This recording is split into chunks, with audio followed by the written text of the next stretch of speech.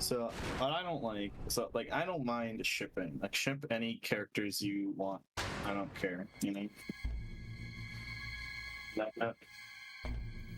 Hmm. So like I don't care about shipping like regardless of the character's like canonical whatever's, you know. I like ship whoever, it doesn't matter. But what I don't like is when people are like, "Oh, character is canonically this," when there's like no evidence. Right. I'm like, no, don't. It's a bit It's misleading. Like, that's you're lies trying to and validate your slander. ship. Yeah. Yeah, you're just trying to validate your ship, which, you know, it's fine to have them, but I don't just because like in Bayonetta, there's a common thing where people are like, did you know Bayonetta and Jean are canonically lesbian lovers? And I'm like, they're not. Like, I ship them, yes, but they're not. Yeah. In fact, that's not true at all. Like, this is like there's like the things they do, like this is kind of a meme for some people where they're like, this is what people say when they're denying gay people existing in media, which is kind of funny because in this case it's true. Where it's like everything they do are things that are like friends would also just do. Yeah. Like one point I hear a lot is they live together, and I'm like, yeah, I fucking wonder why. They're both witches that from a culture long dead, and Bayonetta, like, you know, just basically woken up from like a fucking couple of hundred year slumber. Also, I didn't know they lived together. Oh, that's like in an art book, which I'm like, it's technically not canon. Yeah, it's like art books like, have the artist did like fun art pieces of them living together. Yeah, artists have fun with characters all the time. I actually don't consider, unless I see it in the game, I don't consider any of what an art book has canon. Like, I know that unless they officially stated everything in this art book is real, and it's like, that's not real. That's unless they officially state that, I'm gonna say almost all of it if I didn't see it in the game, because because in the Resident Evil, one of the Resident Evil ones, there's literally a piece of art for a monster that doesn't that will never exist. I'm doing good, Bun Milk. There's a monster that doesn't exist in the Resident Evil. It's in every single art book. It doesn't exist in the game. And they're like, oh, it's the prototype. It's like, all right. It's the prototype. The prototype. And then they actually showed the real prototype in game, and that's not...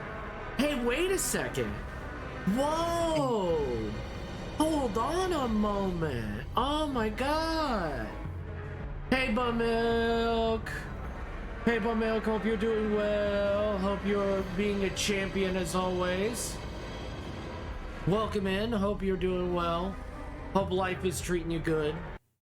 Hope people are giving you the right amount of kuma. Yes. What? So like another thing, like in the Bayonetta art book, it's like someone's like, oh, they sleep in the same room, and I'm like, they don't. Come in. Like, we don't have. They might, but there's no evidence to suggest they do. Like, there's an art piece where it's Bayonetta waking up Jean because Jean's late for school. She's a elementary school teacher, by the way. And it's Jean like sleeping, you know, in her underwear as one does. Yeah. And Bayonetta fucking like standing next to the bed, fully dressed, mind you, like fully ready for her work. Yeah. Like fucking beating the shit out of her with a pillow. Yeah. It's like, I can't say that Bayonetta sleeps in this room. Like, if they were both nude, I'd be like, maybe. I don't know. Well, here's the thing.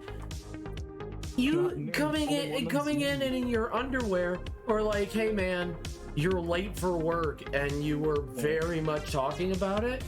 Hey, that happens. That's normal roommate shit.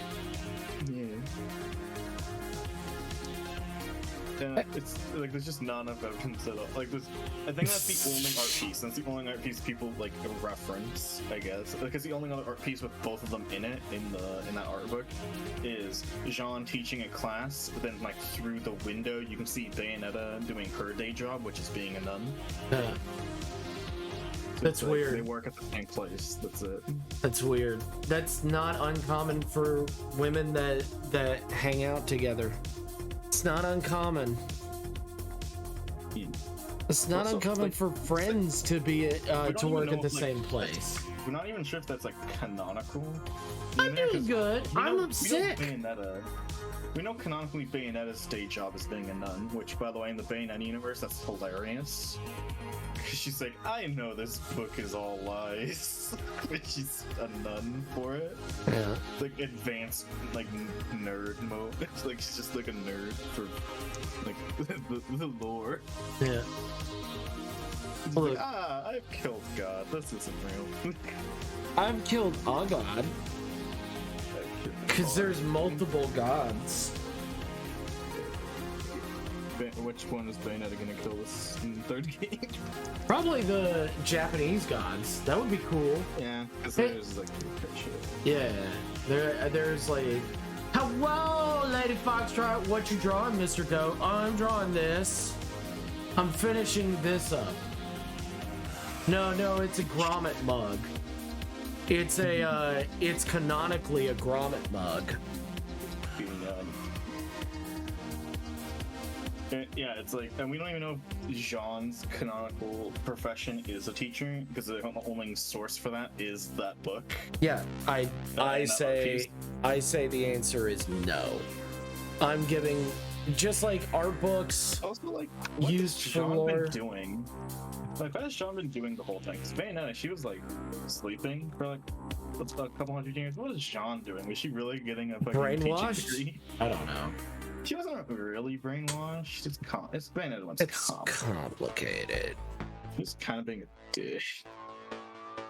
What's Was she the brainwashed in one? I don't think she was. I thought she was. She was being a dick.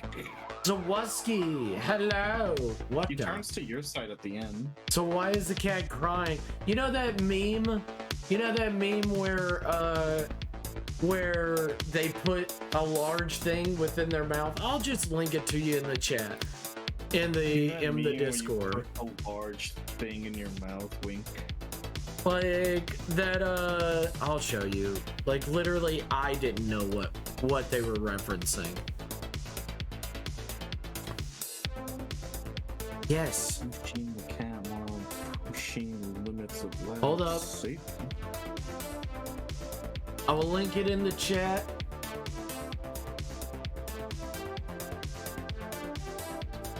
That.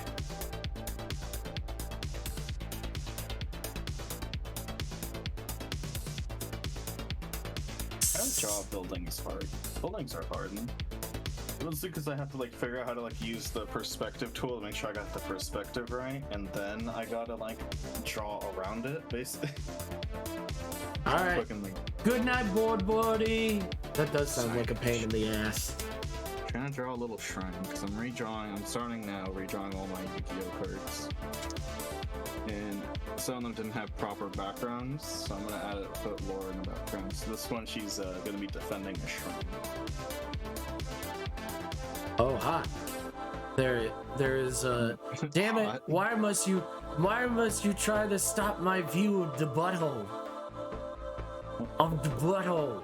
Why would you stop the butthole view? Japan, I don't know. Japan, Korea. censorship, or that too. I don't know what their censorship rules are. She's in Korea. Well, I don't know. I'm just saying. I said I don't know. That's what you draw. Oh, I don't know why. Why, but that is very vor. It's not vor. It's not vor because Grommet the Grommet mug isn't alive. As far as I know. That's gonna learn. It's not even in universe. It's not even in the Grommet. So it's that where he because he's doing it, it's very uncomfortable and he doesn't want to be doing it, so it's funnier this way. Oh, okay. 33% on Rotten Tomatoes, with critics saying this film franchise has ran its course. Damn. It's so sad. So what make horror? You need to eat. When you swallow a person. Yeah. It needs to be somebody alive. No, Lady Foxtrot, we love you though. We'll miss you, Lady Foxtrot. If you need to go to bed, that's understandable. Protection, the everyday skin protection ritual that helps. Look, if you need to go to bed, that's understandable, but we'll miss you. Can I draw something that's going diagonally while trying to use the perspective tool? Possible. Anything, yeah, the perspective is when my brain's tickle. Let's see. Perspective. So you're trying to build a shrine in the background. Well, why don't you get a picture? I have a reference. Okay. I'm streaming it now. It's not at the same angle. I know what a shrine looks like. I'm just trying to modify it to the angle. Yeah, I think it's funnier with tears. I think it's funnier with the tears. Oh no! This perspective line, even dude. One of my perspective. Oh, I guess.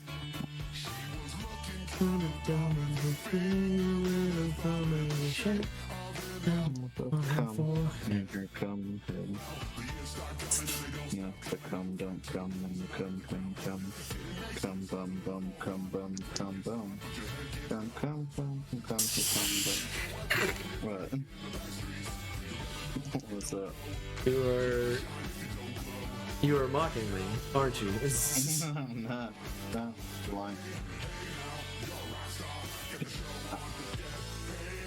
Oh, I should do that. Fuck. It's hot coffee. So I should bring I should have hot coffee just slowly trickling down their face. Oh, that's great. I'm doing it. You got the go. Why are they using the pinky when it's coffee, not tea? I know, but they're British. That's what I was told. They're British, so you just did that. That's what Acro told me to do. Don't get all. You they were British, so you pointed the pinky.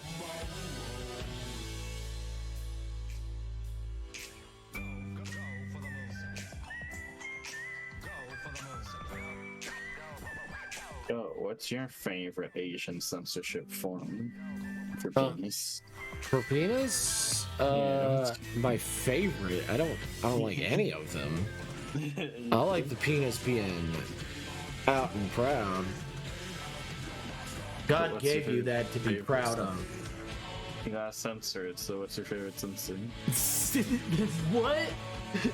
What the fuck is that reference bundle? They're British, so you should put a knife somewhere? What the fuck is that reference? Not get that? No, I don't get it. The fuck is that reference? It's like a joke that like British, like England has like a high like shanking rate. What? It has like one of the highest like getting shanked on the road rates of like any country. And there's like jokes where it's like, oh good heavens, may that lass not carry a shank. You know, no. Have you never heard of this? This meme has been going on for like a while. It's been going on for like 5 years of just British people and fucking shanking. You know, like Americans and their guns. It's demonic. Prison shanks. Damn you, demonic! No. Demonic_Weather gifted a tier 1 sub to Boona Milk. They have given 43 gift subs in the channel. He's gotta stop. That madman needs to stop.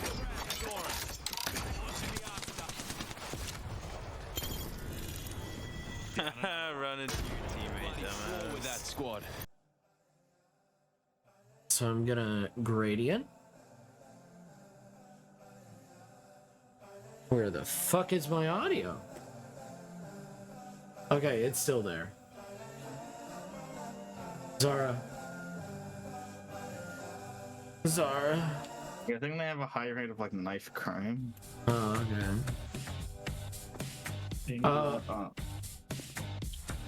Knife crime compared to other.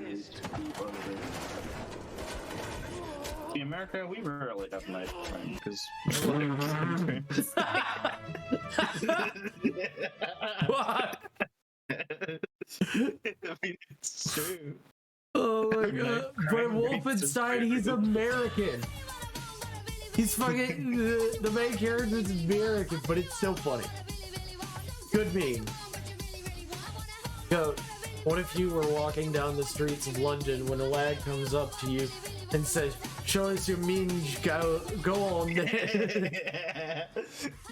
the fuck?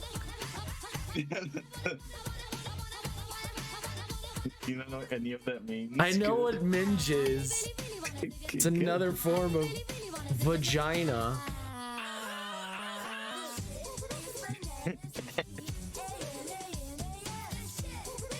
Oh yeah, I don't think they have the highest. I think this is they have a very high rising knife crime. Yeah. Right. Did you going up very high? I wonder what's the did we look this up? Who's the highest crime rate in America? I don't know. I don't think so. Because I think Birmingham topped out pretty high. No, Birmingham. I'm Birmingham. Fucking knife man.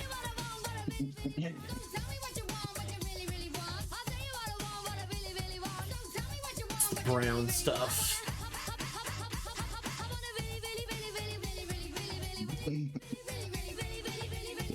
Such a dumb Meat Canyon video. So, have I told you about that Meat Canyon video where James, the premise is that Ellen gets canceled because, you know, real life stuff, and so James Corden replaces her on the Ellen show. So completely unfunny. Yeah. But like, this is the episodes they have like this is an Ellen thing. I don't know. I don't fucking watch her shitty show. They do like karaoke carpool. No one watched.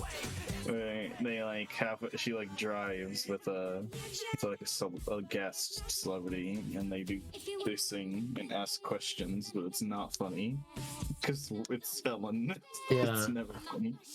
It was never funny. Does that look like some good brown stuff, Bun Milk?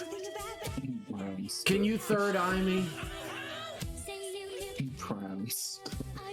Mr. Goat, it's just two gentlemen are having a sharp conversation. Splendid. Does that look like some brown stuff? Your brown stuff. Does that look like the hot? The guest in this Meat Canyon video is Justin Bieber, and they sing a little bit, and then James Corden's like, "All right then, Justin Bieber." Thank you. You like fish and chips, mint. It's really just the stupidest thing ever. Thank you. All ends with like, where you hear like a thing land on the roof. Justin Bieber's still singing for some reason. Cause I don't know, it's stupid. It's me Canyon. You never know what's gonna happen next. But James Corden's like, holy shit, is that what me eyes see? Are you sure that are you sure? He always tries to be like a horror like kind of guy. Yeah. Which is so weird because he's way funnier than he is scary. Yeah, this is it ends with a little bit of horror. Yeah, I don't understand why he does it. Like, it's mostly gross than horror. This is like Satellite City all fucking over again. She's like a demon and she's on the card now.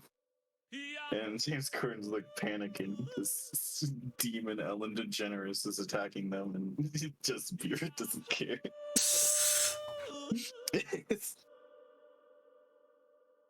And then he gets ripped in half by demon Ellen DeGeneres. Nothing more brown liquid. That's some fine brown liquid. I understand. Both the Raven 404. 404. God damn it. What? Very funny.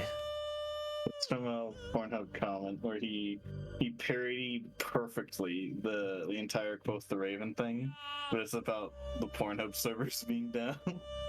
And he goes, Quoth the Raven 404. It's so sad. So sad. There we go. There's some of that brown stuff coming out of his mouth. That's gross. I would put Steam, but I don't know if he'll get mad at me for putting too much adding. He got mad at me for adding a little bit of like red around the face.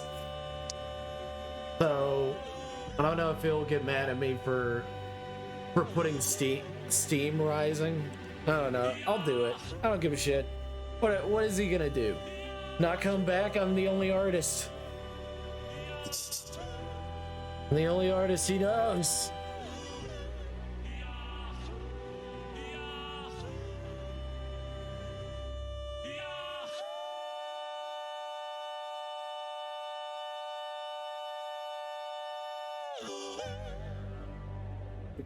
My favorite Me Can video was Can You Count to Three, which is a horror parody of Puppet Pig.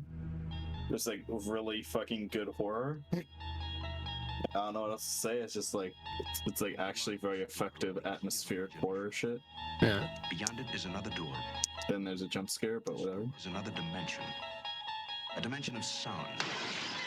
A dimension of imagination. It's beautiful. A dimension of doors. You're moving into a land of both shadow and substance, of things and ideas, and substance, of both shadow and ideas, of things and... What? No. That's what Bun Milk said. Was what? I know, but you just said what? I don't know why she said what. Okay, go. Guess what I did? What did you do this time? I put Out by the Lake on Scar's streaming playlist. Has Scar heard it? No, because it's a really long playlist by this point. Keep adding to it. So it will probably be like 2 weeks before she hears it, but I'll laugh when it happens. Who lives in a pineapple? Let's see. Well, let's see. Where was she at? Let me open this term. Mr. Ghost, how do I draw Booba? How do you... What do you mean? You know how to draw... Bun Milk, you know how to draw Booba by now. I'm calling you out on that. Before Bun Milk, I'm calling you out. We're at 200 at You're 299, and now there's 324 videos. Yeah. Let's see, where were we at? Also got sad news, but I turn back to the good news later. Go ahead. Gift Art Records got hacked. Oh. And they got they just had their videos private, but now they got the whole channel deleted. Which is like 1,000 music songs. Damn. But maybe because this has happened before with some channels getting deleted, that they can restore it. Yeah.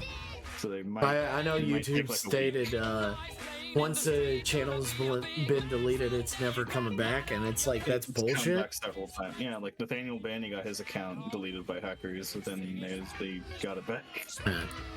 I'm gonna say, Bun Milk, what kind of boobs do you want drawn? What kind of boobs do you want drawn? I kind of don't believe you, but I'll still help you out. I will. I just don't believe them. They're a wonderful being, but I don't believe them. Why not? I got the bean juice over here. Drinking that bean juice. I feel like it does that. The coffee does add to what's actually happening. Yeah. Does make it way better. Adding a little bit of the brown stuff, it makes it realize like what it actually is. I've drawn so many small booba. I don't know how big booba work. Big booba work like I have a lot of references I can send. I have a lot of like tutorial references that I've been using on my phone. Yeah. If you want, send them somewhere. yeah, send it to her. Baba or Bunny, can I get Boba? permission to send to DM? Yes, Also, but let's see. Scar's on like 222 at the end of stream, and let's see where the first out by the lake is number 291. So that's gonna take like 3 weeks to get to. But it will be a fun 3 weeks waiting for it to happen. But and man, I put it in again at 298. if you want, he can private DM you all of those references. I can give you a base rundown. And then I also put Xavier Renegade Angel lay off the soup video. Lay off the soup. And Red Letter Media loves Rogue One. Those are back to back. Oh my god! See what you will. Ah! Lay off the soup. Lay off the soup. Bamba. I also put Racist Coffee in there because Racist Coffee is a good song. You heard it yet, Kat? Yes. Probably a good train. Mama was a train, but I'm turning baby prison. Oh, I can't be free. This coffee's white, this coffee's black. Let's see. We can get both ways so that we won't get flagged. Let's see. Okay, so when drawing Booba, you obviously know when drawing Booba, you're a high-level student. So when you draw the Booba, you always go with the base first. That means it's coffee. Yeah, how'd you feel if you try and drink coffee at like a cafe and then someone told you not to drink racist coffee? I'd be confused. Just, what are you doing over here? Doing building stuff. Now remember, don't be racist. That's a good video. Or we'll haunt your dreams. Just talking about building stuff, like racism. So, as you know, and then with a lady comes in a little bit more when you're drawing. But I mean, it's up to you, however skinny or anything. So when you're drawing big booba, I always do this. I always over-exaggerate the first time. So it's gonna be a big C and a big C. I'll draw it in a different color so it's way easier to tell.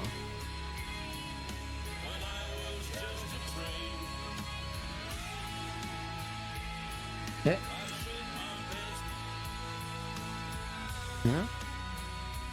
Talking about building stuff.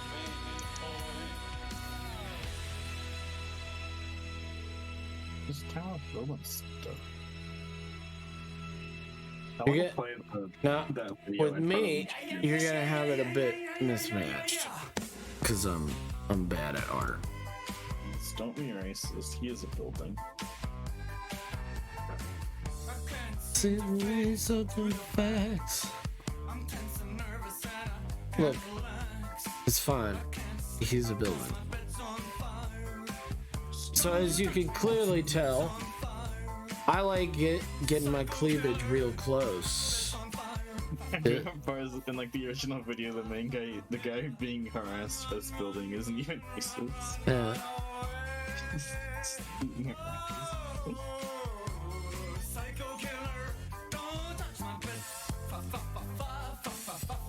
So when you're drawing them, just remember the weight. Remember the weight.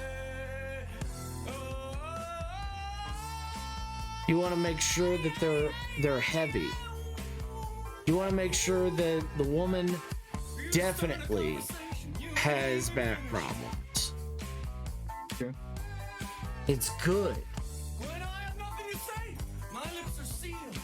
Say something once, why say it again? Say something once, why say it again? Let's see. Glad we know.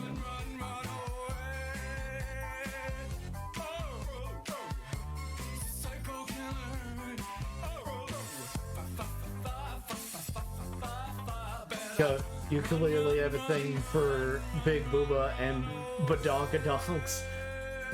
What do you find in a guy?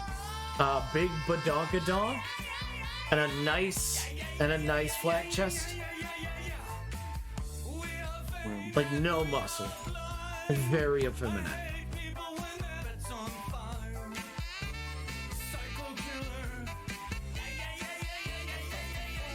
So 100% back problem. So when drawing the boobies, remember the nip-nops. You can't draw this. So they're not always going to be perky. But do you want those references that I got?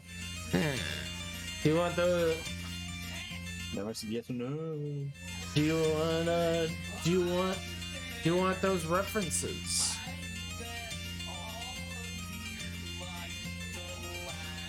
Yay or nay? Yay or nay? Sure, okay, there we go. Where is it? Where's my folder titled references? Steam. And you feel zone.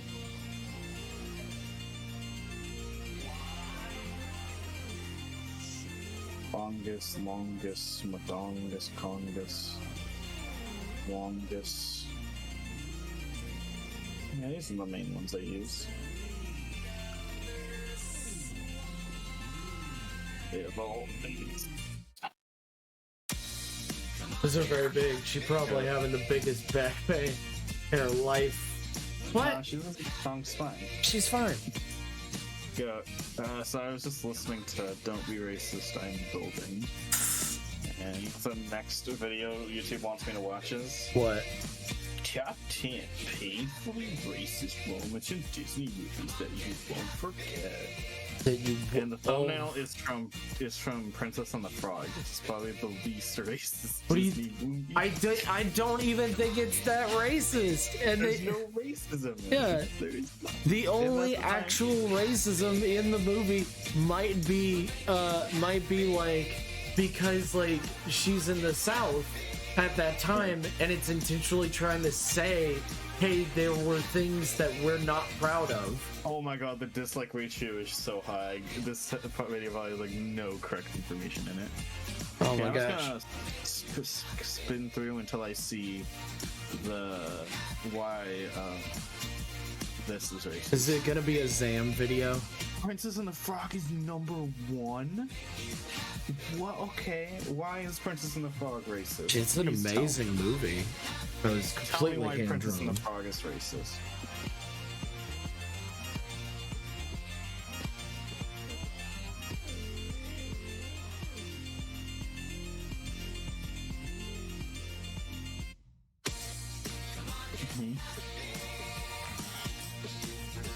As my dad always told me, son, if you ever become gay, get jacked like Arnold Schwarzenegger and make yourself really handsome man and a great catch for another man. That's all I ask of you.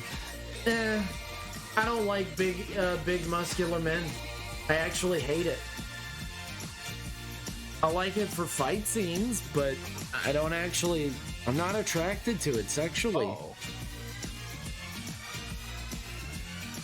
Oh, so the person who made the video is racist. Oh.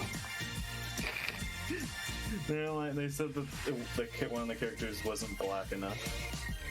Okay. Don't know how you quantify that, but go off. How do you become more black? Go ahead. Tell us the true path. You obviously have all your marbles together. So, like, the black guy wasn't, or one of the black guys wasn't played by a black guy, he's played by a Brazilian. Oh no, the horror. It's definitely more racist than that time that they had the black character with the big red lips. Yeah. Definitely. I don't even think that was in the video. I skimmed through it. I didn't see that one.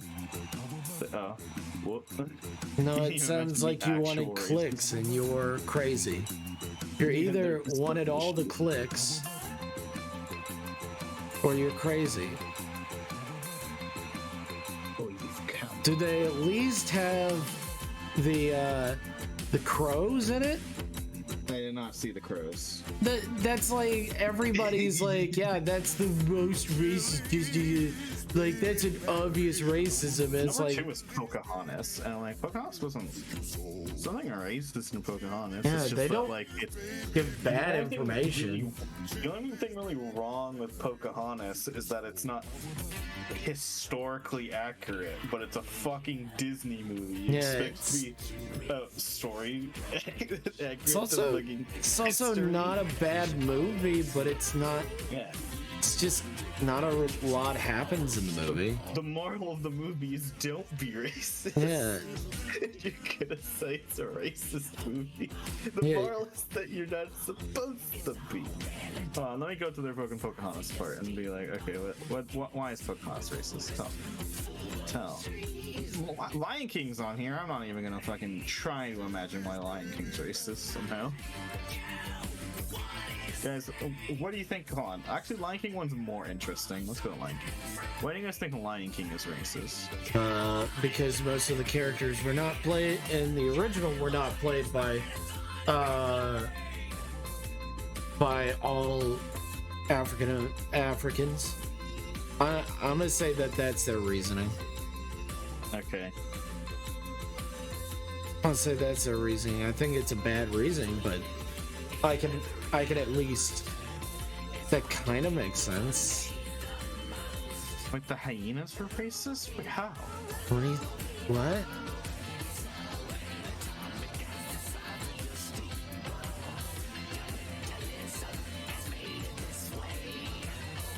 That's not racist. What? It's the what? Is that the hyenas, because they're stupid, are racist? Actually, they're not stupid.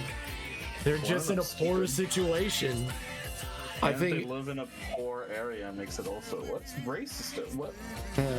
So if I think what he's gonna say is that there's supposed to be black stereotypes, but they're all in Africa. They're all technically, they're all African. Yeah. There's a small group. And also, of them they're played. One is played by a cholo. I mean, you could say that that's like, look at him. He's in the projects and he's played by a cholo. It's like, okay. If anything, I thought people were gonna go for the with the hyena thing. On that, if you were gonna be stupid, like this person is clearly. Oh, they're way stupider than we thought. I wouldn't even have gone for the hyenas being racist. I would have gone for the hyenas being offensive to disabled people or something. Yeah. So a lot of stupid people go for that. But he's so stupid, he advanced his stupid. He's advanced stupid. He leveled up and took a -7. He's like, what? The hyenas are racist, guys. Guys, if you think the hyenas are sexy, you're what a wise father. Monkeys. Yeah. We must go back to monkeys. Why must you be gay to have the body? I want my man to have that body. Chili's baby back ribs. Thanks, Goat. Next time I'll try to be a little less racist next time.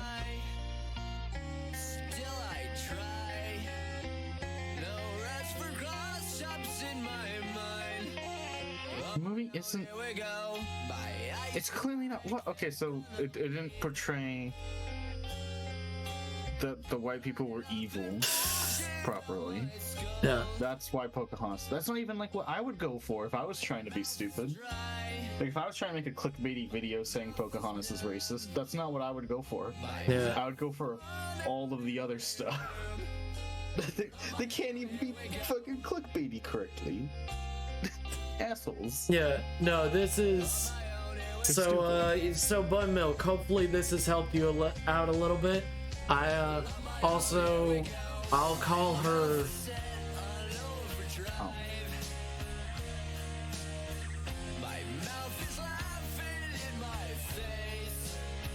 Oh, you call her no? Are you dead? Janny. What? Janny. Her name's Janny.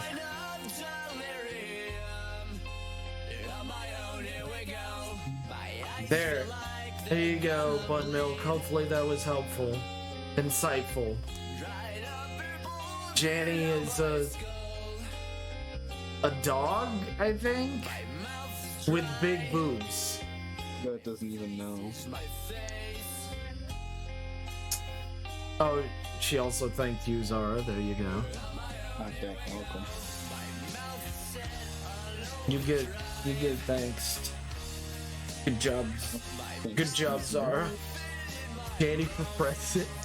She just was created. How old is she? You gotta be over 30.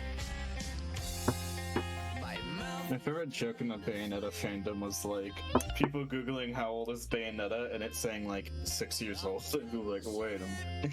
Where is it? Because obviously Google thinks you mean the video game. Like the release date of the game. Wait a sec. I didn't know she was only 6. God. Janny, what a name. It's such a dumb name. That's why we gotta vote a president.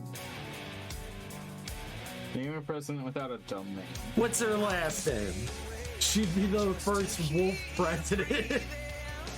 No, there's one in Dragon Ball. Oh no, he's a dog, isn't he? Yeah. Should be the wolf president. Technically, dog can apply to wolves. Could be, but they're not. He's not a wolf. Okay. You know what I hate so much? And I fucking finally like just got screenshots saved so I can send it to people who are dumb. Right. Is when people are like, foxes aren't dogs. They are though. They're part of the canine family. They're part of the Canidae and the Canis or whatever it is, like what? Groups, which are like where dogs are. They're canine, and dog Jane means McBride. canine. Man, I'll open the official Fox Wikipedia page right now. He is president. They elect the king in Dragon Ball. That's a president. That's like me saying like, oh, the Prime Minister of the United States. It's the same thing. The synonyms in this case. The king of Dragon Ball planet. We're not trying to elected. start an argument. We're just. I am. Please don't Dog start it. The king in Dragon Ball is a president because he's elected. He's not fucking. He doesn't get it through monarchy. Fucking has like you get to elect him every 4-year term. Like a president. I don't know, because you keep looking at her boobs. Maybe she's just confused. He doesn't. Oh, I go. Yeah. Character trait. I love that character trait when characters are like they don't understand why. Why are you saying their boob even though they're ginormous? Why are you looking at my breasts? Yeah, she just doesn't know that they're sick. It's like, Dudette, have you seen how big your boobs are? It's like, don't look at them. But I know what you mean, but like when you say love living in a village, I'm just imagining a fucking D&D hut. You fucking waltz into like medieval times. The no village is just like there's like sizes. What counts as a village basically? It's like the population count basically. When I know that's a thing. Whenever I hear village, I'm just like, yes. Medieval town. Go down to the tavern. Yeah. They're in the foxes are in the Canidae family, and then the subfamily of Caninae, which are both canine. Yeah. They're canine, and I will punch anyone who says that's in a video game. Why would you fight them in a video game? Canine. Dog is a canine. So.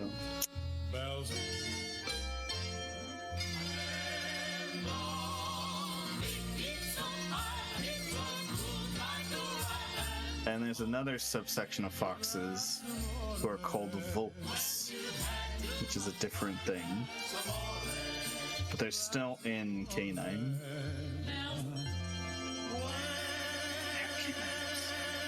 Foxes are doggies with speed.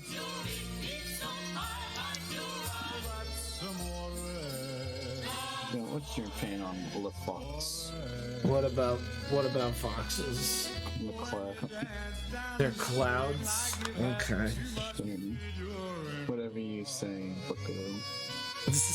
They're defo. They're defo fox things. What do you want from me?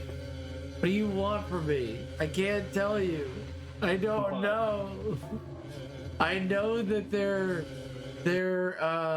in that category of being like platypus, where they have evolved in such a way that they were originally considered a part of the cat family because their eyes act like most cats. They have slits in them. Thus. So, which is why. Are we talking about platypi now? Huh? I'm confused. Are we talking about platypi now? I'm confused. Foxes. Yeah, what about them, though? Yeah. She's brought up platypi, though. Yeah. I brought up platypi because they're in that weird space, just like platypi, of being in being in one category while acting like another category. Because platypi are in the beaver category, but they are not actually. But they have many different features. Because evolution is a fuck. But then why? Why does it do with foxes? So foxes have cat eyes. So yeah, which almost all dogs do not. No other canine has cat eyes. And also their noses point down like another critter. I forget which one. It's either badger or it's not bear. But the way that their faces naturally slope, they slope down, which is a very specific thing about. Like, it's a very prey thing to have the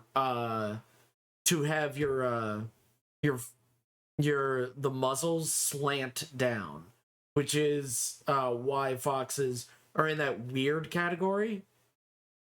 So, like, they're an interesting bunch. They're the fun missing. A lot of people believe they're the missing link, but I don't really know if that's what. Between cat and dog. I'll miss your link. Okay. Zara's fighting style is known as brawler style. Speaking of comics, do you guys remember the Zootopia fan comic called I Will Survive? Yeah. What? What is that? You not remember? That was like a fucking big deal for a while. Was it the pro-life one? Yeah. Oh. I have. Like, it's very good art. But it's like so poorly written that it ends up being pro-choice. They don't know how to fucking write. Yeah. Look, if you're pro-life, at least be good at explaining it. Just try. Be good at writing. It just ends up being pro-choice at the end. It's like, what? Because Nick abuses her for choosing. It's like, oh, that doesn't paint your side in a very good light, no, does it? Yeah. Oh, yeah, our side's abusers. Like, oh, we shouldn't do that. You should have written that differently. I mean, I have a picture of Nick from that comic because like Judy slaps him. Yeah. And I have a picture of that panel, but Judy's photoshopped out and Shaggy is photoshopped in, punching him. That's pretty good. Really I had it as my phone background for a while because it's really funny. The Shaggy punching Nick Wilde. Let's see if we can find it on Google. Ultra Instinct Shaggy. Yeah, here it is. Oh, what? This one's even better than the one I had. Because the one I had Shaggy still in color. This one, they took the color out so he matches the manga. Like manga art style. Yes, this is even better. I'll set it not to VC, but to Goat streaming channel chat. Oh, I'd be wrong, but I'm in love with Stacy's mom. True, I should put on Stacy's mom right now. Oh, good. I remembered a video thanks to Oni Plays. Chuck E. Cheese saying poggers. Yeah. Poggers! So disturbing. And like, Oni Plays describes it, he does a weird little moan at the end. And then we watched the video, and it's partly true, and I understand why people think it's a Where is this picture? In streaming channel. Oh. You're trolling, you get trolled. Oh damn. It is there. Look at him. See, it's really good art though. I know, but it's really funny. It's such a... So sad that it sucks. So the reason why it sounds like he's moaning is because for some reason the puppeteer just can't stop like jittering his mouth. But like it's a noise from the game he's playing. He doesn't actually make the noise. But it's just so imperfectly timed with his mouth that it does look like he's moaning for some reason. Now, have you read the other comics taking place after I Will Survive? No. Oh, why would I? They're gonna suffer that much. Fun. It's a meme. Look, I'll try the right better than they will. I'll try the right better than they. Than them. So it makes sense why my character is actually race. So go, in that universe with the don't be racist building, what would be the pro-racist object, since it can't be a building? Buildings are anti-racist. Very anti-racist. I'm gonna say fire hydrants. Fire hydrants. Fire hydrants. What do you mean? Why not? Why not fire hydrants? I don't know why. Why is it the outside of a building? It isn't. I just picked a random object and then was like fire hydrant. When I think city, I think fire hydrant. What? Why? Yeah.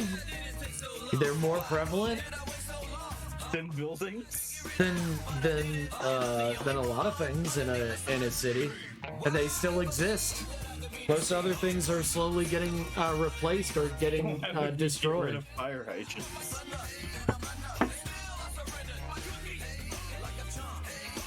I'm not saying they will. I'm saying that fire hydrants might last longer. What do you mean might?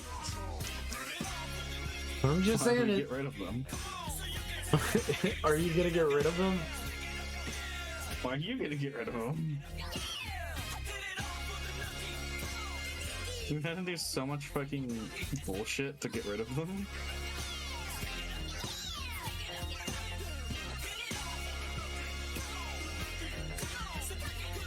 Judy falls in love with the vixen. I don't know if that's true. You're just gonna call them out like that? Nito Keto, I'm gonna call you out on that. Calling you out. I don't think it's real. I'm calling you out. I know I rarely ever call people out on my stream, but you know what? I'm calling you out on this one. Stacy's mom has got it going on. I want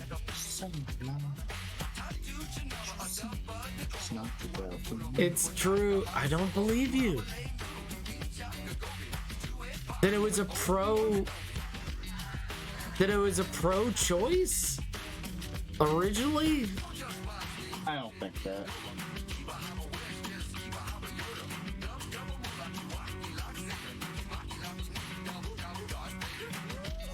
I am not gaslighting. It sounds like the original must have been a pro-choice then. If that's the case.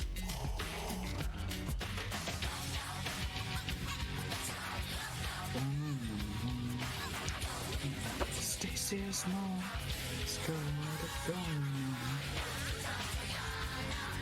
Yo, what'd you do if Stacy's mom had a going on? Well, she does, so, I mean, it's not... Stacy's probably hot right now. From the music video. I don't know if we can confirm that. Huh? Can we confirm that? Can we confirm that she's hot? Oh, God. Let's go having existential crisis. No, I'm trying to fix this so it doesn't look like fucking ass. Doesn't look like Stacy's mom had got it going on. Saw one where they put on a different meme song, but I can't think of any. I mean, choose whatever you want. The world is your... Don't oyster your world.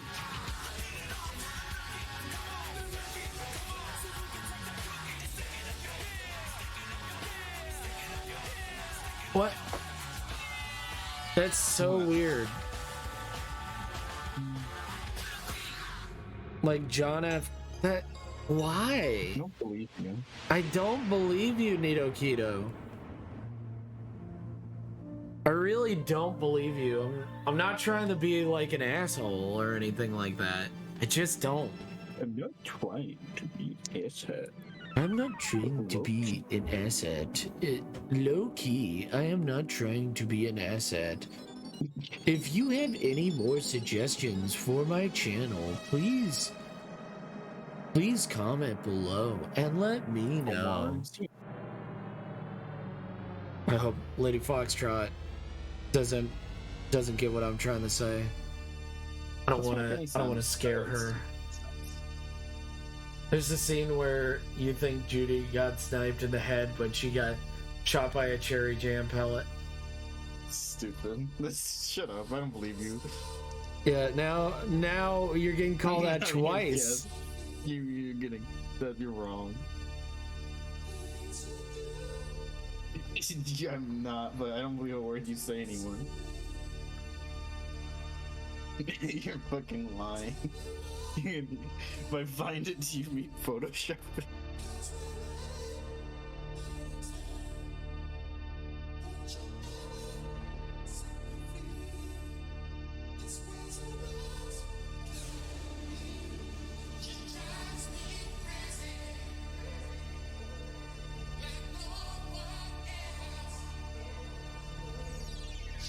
Keto tries to gaslight us in videos.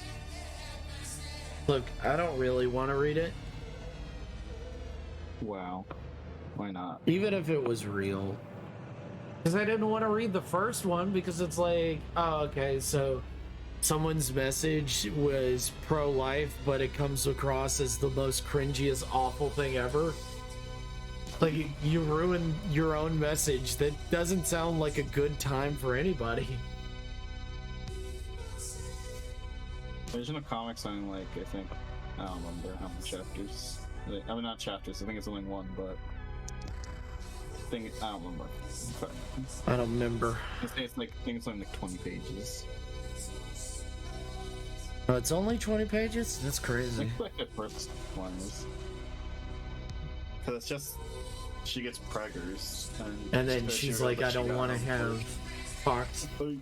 Okay, so, yeah. And next thing he hits her. Whoa. How dare. Oh, and you know that? Oh no, man, it's a Vine. You don't know it. You got that. It's a Vine. I love it. Immediately you're like, wait, hold up. You stupid, yeah.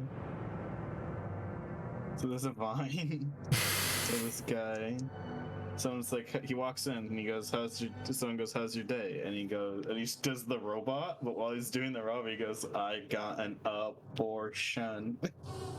I don't know why he says it like that. It's really funny.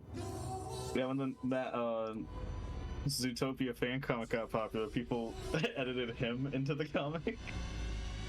Like over Judy saying that she did. It's really funny. Pretty funny.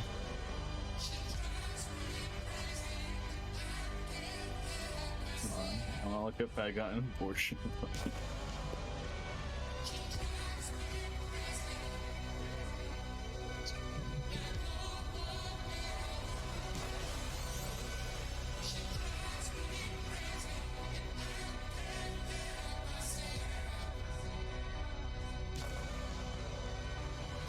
To you Twitch chat. Oh my god, why am I getting this song again? Fuck, I'm gonna remove this song. I don't want it anymore. Yeah, that's such a... It's stronger than... Or not stronger. Do It For Him from Steven Universe, but it's like... And now, our presentation. That's like... Isn't that weird how that's the best? Because they brought a guest storyboarder for that episode, you know? Mm-hmm. And because the storyboarder knows how to, you know, do his job. Right. Dallas. The animation episode's really good. But it's also one of the shittiest written episodes. Soda pop. They got a storyboarder to write an episode, and he was like, I have something to tell you. Listen. guys, I'm a storyboard. Bar shit. Mom. I don't I have exactly something to tell write. you. Listen, honey. I got an. And they're like, fuck? Really stupid. Yeah, the entire production is YouTubers. Or dumb.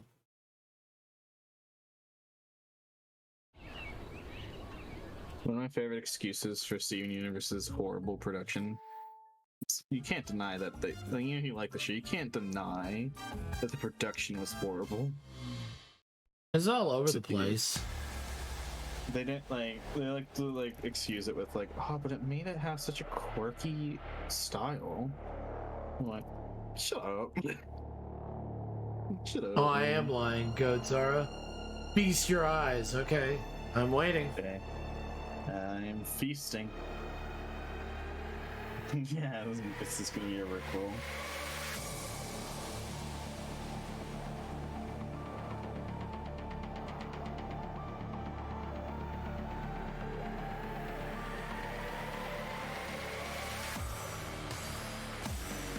There's nothing.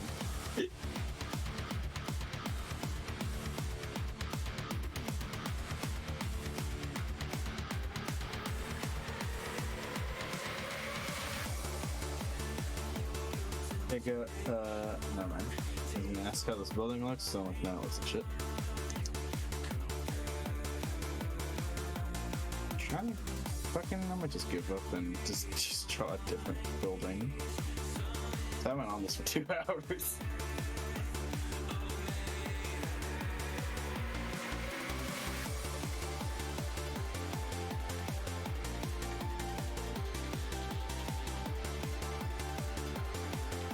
Oh, okay. So it is a thing.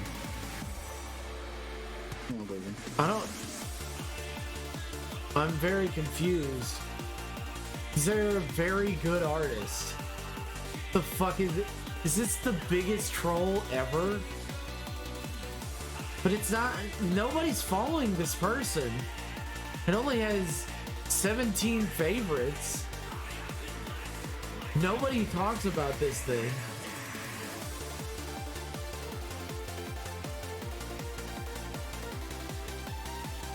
Oh well.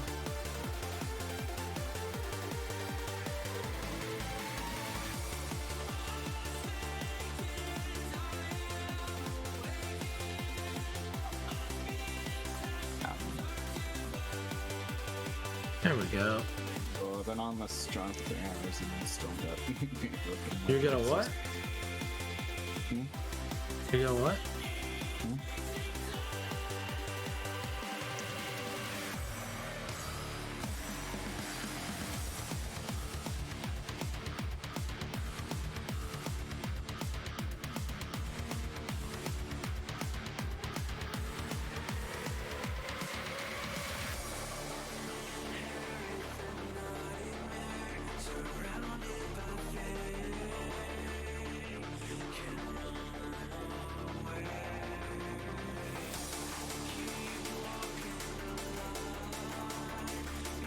There's a lot of comments over that. Don't ask me how I know that. How do you know that? How do you know that?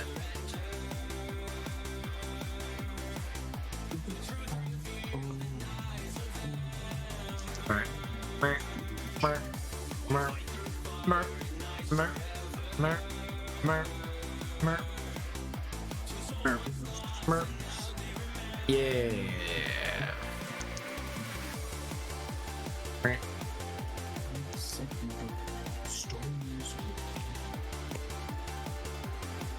Still trying to think of that joke I forgot to tell Goat that one time. I don't know. I'm still thinking.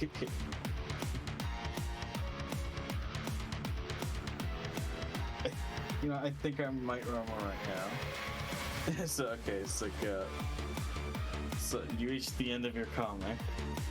Elma's fighting the BBG. The what? The BBEG. Okay. What's that? You know what that is. It means big bad evil guy. How are you Oh, okay. Fighting the bad guy. And you just end the comic with almost saying, you know, I'm good. GG. And the end. And she like, you know, she like sits down and like stretches when it's like, hey, you got this. And that was the end of the comic. That would feel. I think everybody would love it. What do you mean? It does that.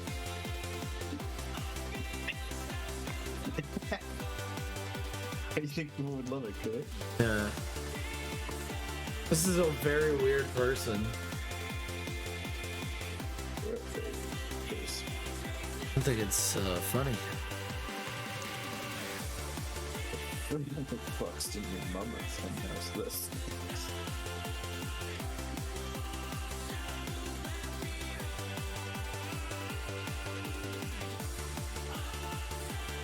I'll work on it tonight. I'll work on it tonight, Lady Foxtrot.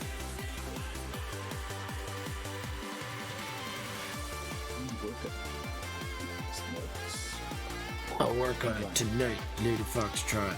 I'll do it. I'll do it in a moment. I'll do it in a jiffy.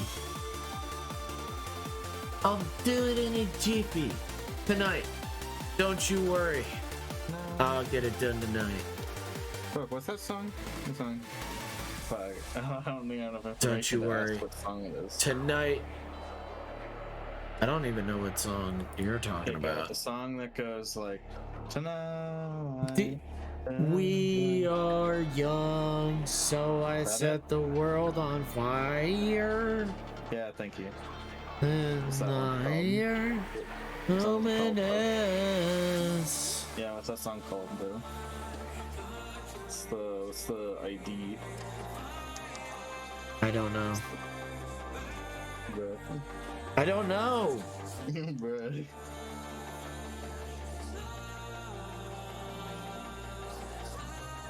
Young.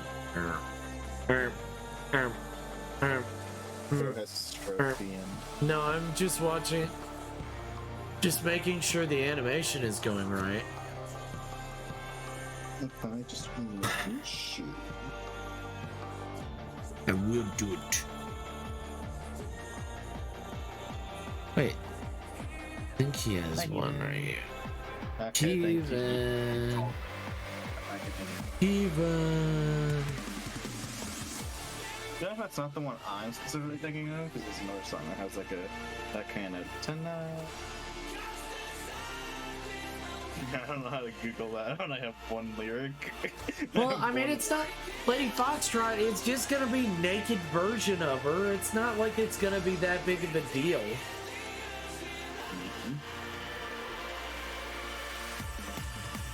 It's not like you're missing much, Lady Foxtrot. It's not like you're gonna be missing much. You're just gonna be. Hello, beast. Oh fuck! I was gonna make a command where if he even shows up, I just type in exclamation mark Heaven, and it was gonna do something stupid, but I forgot to. Oh, hello, Heaven. Oh yeah, that's the one that Goat was singing, but it's not the. I don't think it's the one I'm thinking. But I hate that I can't remember any of the other stuff. Oh my god, Goat! I glanced up at the music video for "We Are Young," and it shows someone texting on their phone. Oh Not my only god. are they the slowest texter I've ever seen on the planet, but they put the footage in slow motion on top of that. Damn. Why? Why did they do that? Why did I glance up to that terrible moment? Well, the whole video is in slow motion, but then they had to get the slowest typer ever. That's funny as fuck. That's hilarious.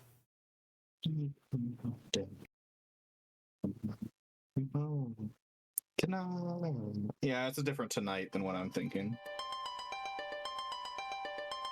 Bleh. But I want to be able to drool over her. You'll be able to drool over her afterwards.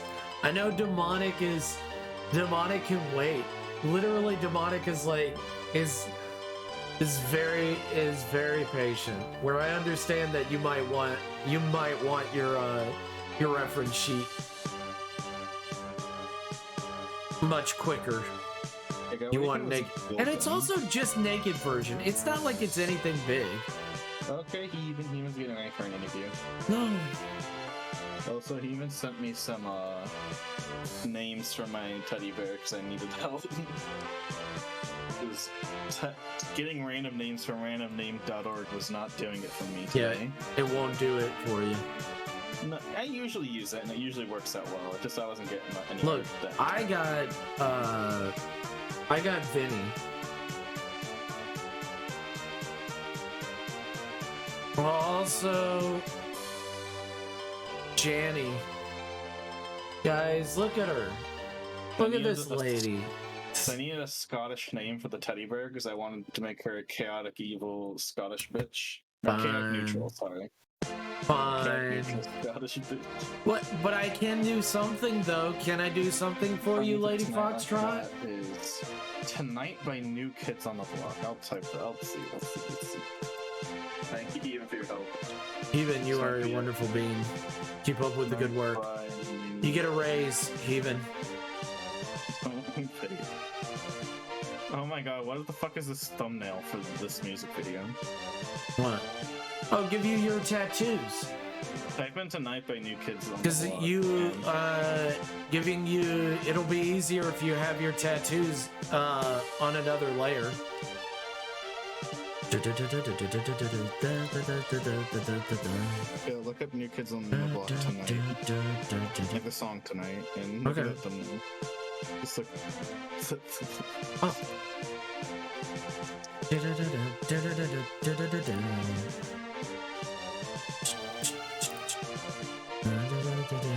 Stand up.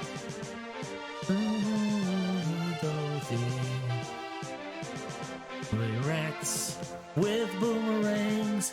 Link, is that your win? What song is that? Oh, it's Bruno Floss's Zelda 2. Oh, I haven't seen that one in forever. I know. Oh, yes. Yes.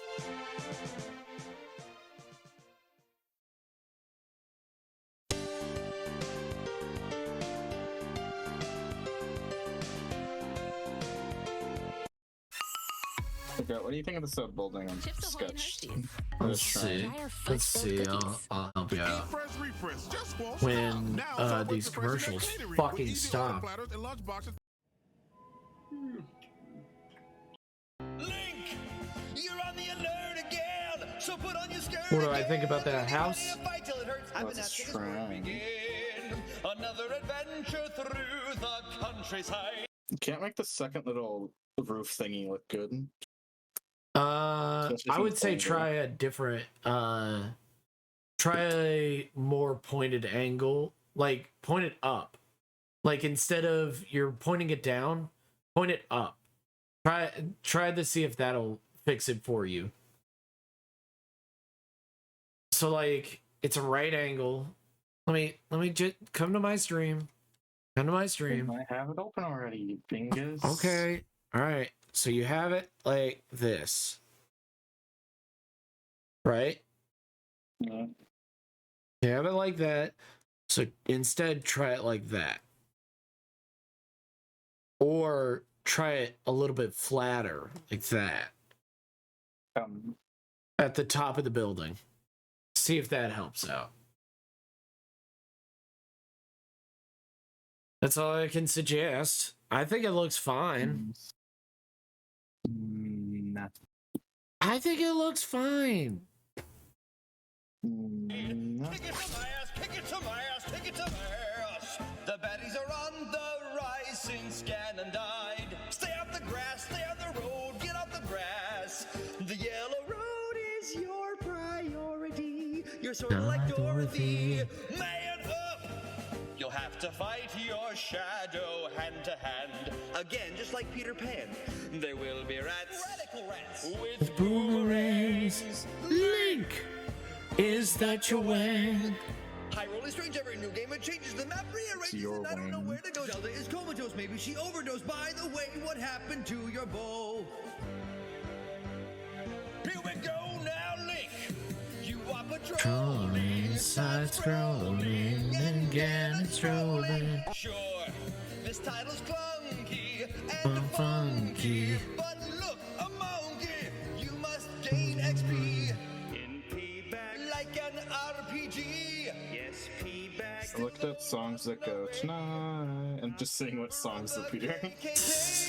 What the Link? Go stab a statue so that you can heal your ass. This one's not ringing a bell.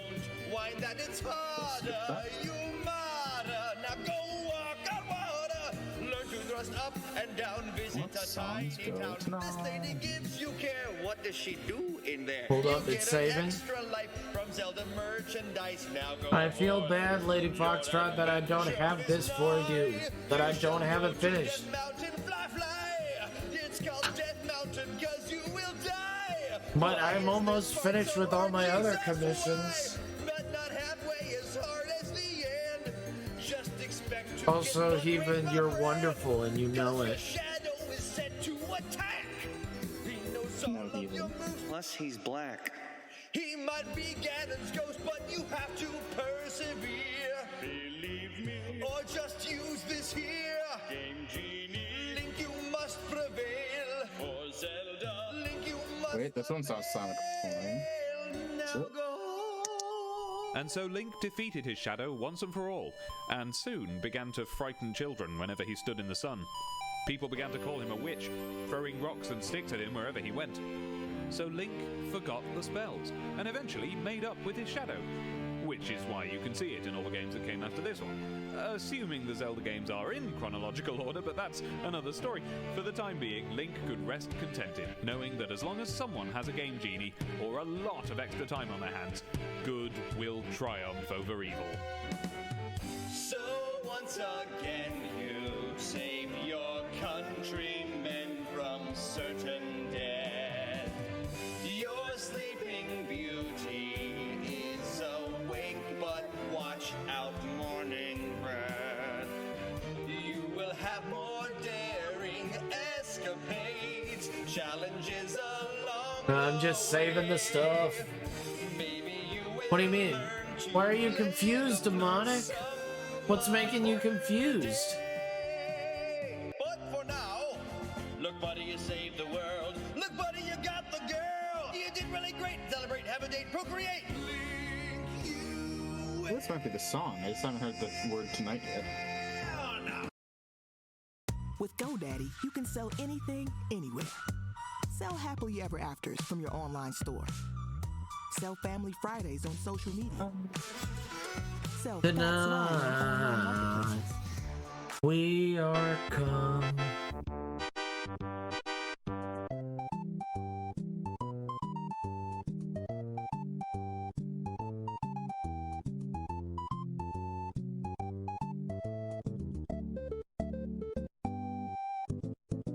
And then I glanced at the lyrics. Tonight is not said once.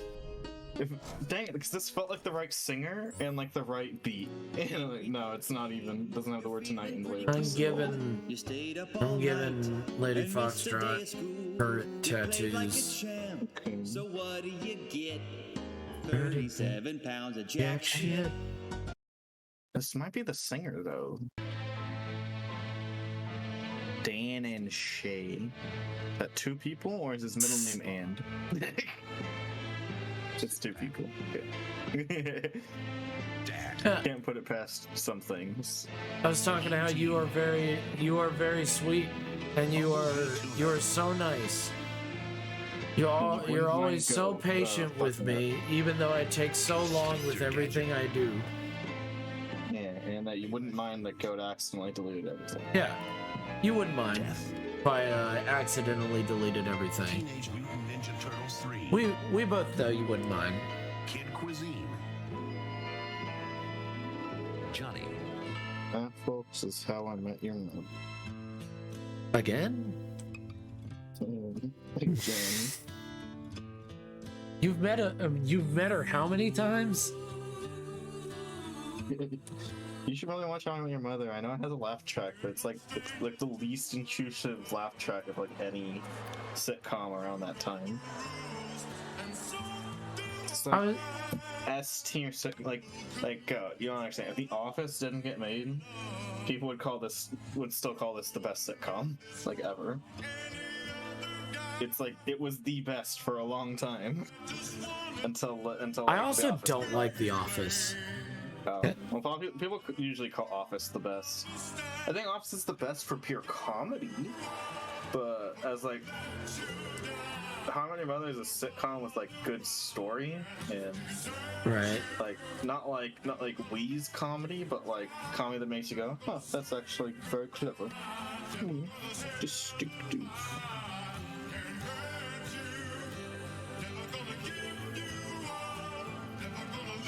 So cool. I think it's 8 seasons. And it's really good. Well, fun fact for How I Met Your Mother fans out there. The first season was like they wrote the show in a way where in case they didn't get more seasons, it was gonna end.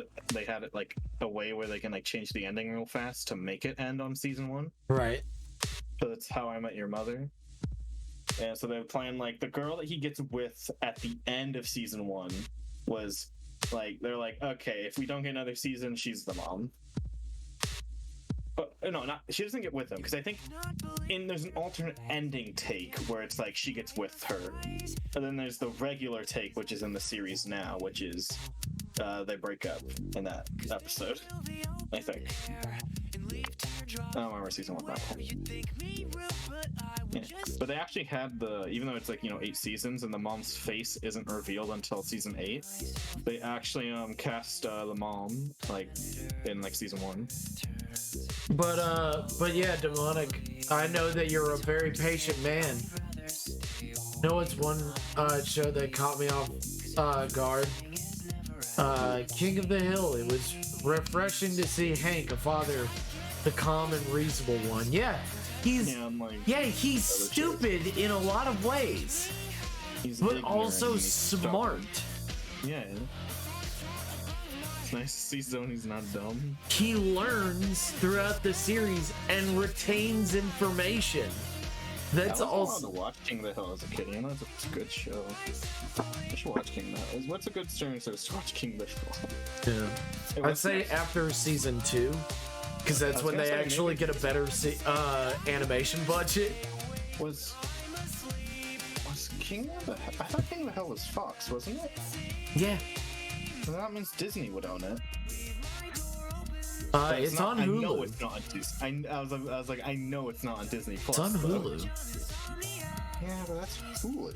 But Demonic, what I'm saying is that you are a very patient man, and you understand that if I'm like, hey, I need to do things. The problem with Hulu is that no one wants to use it. It's just that they steal all like the sitcoms. Yeah. Basically. And a few anime, because they still own Fullmetal Alchemist 03. Thank you, like, you can't watch that anywhere except Hulu still.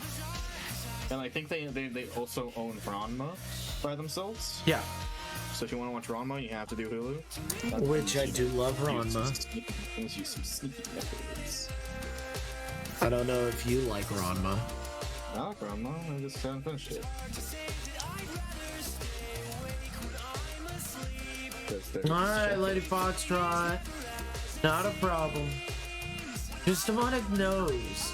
He knows I'm gonna take a little bit of time, and if I said, hey, I need to go do something else, Demonic would be like, oh, okay. Demonic is that kind of guy. Nah, Lady Foxtrot. I will work on it later.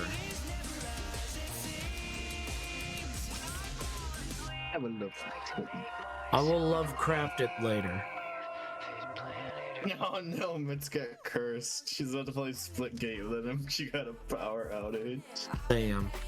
You know, fucking. I don't know whether to laugh or cry for her. I think you should do both. Just in case. Moonrise!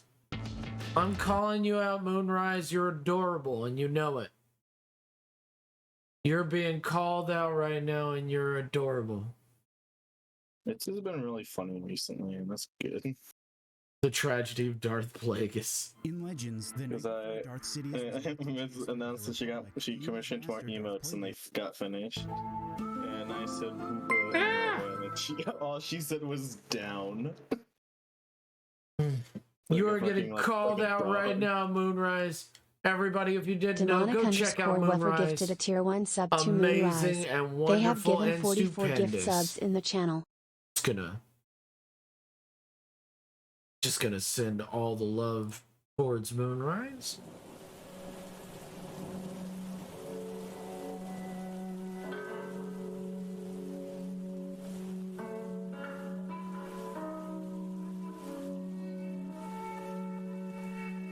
I got, you know, it's another good country song, similar to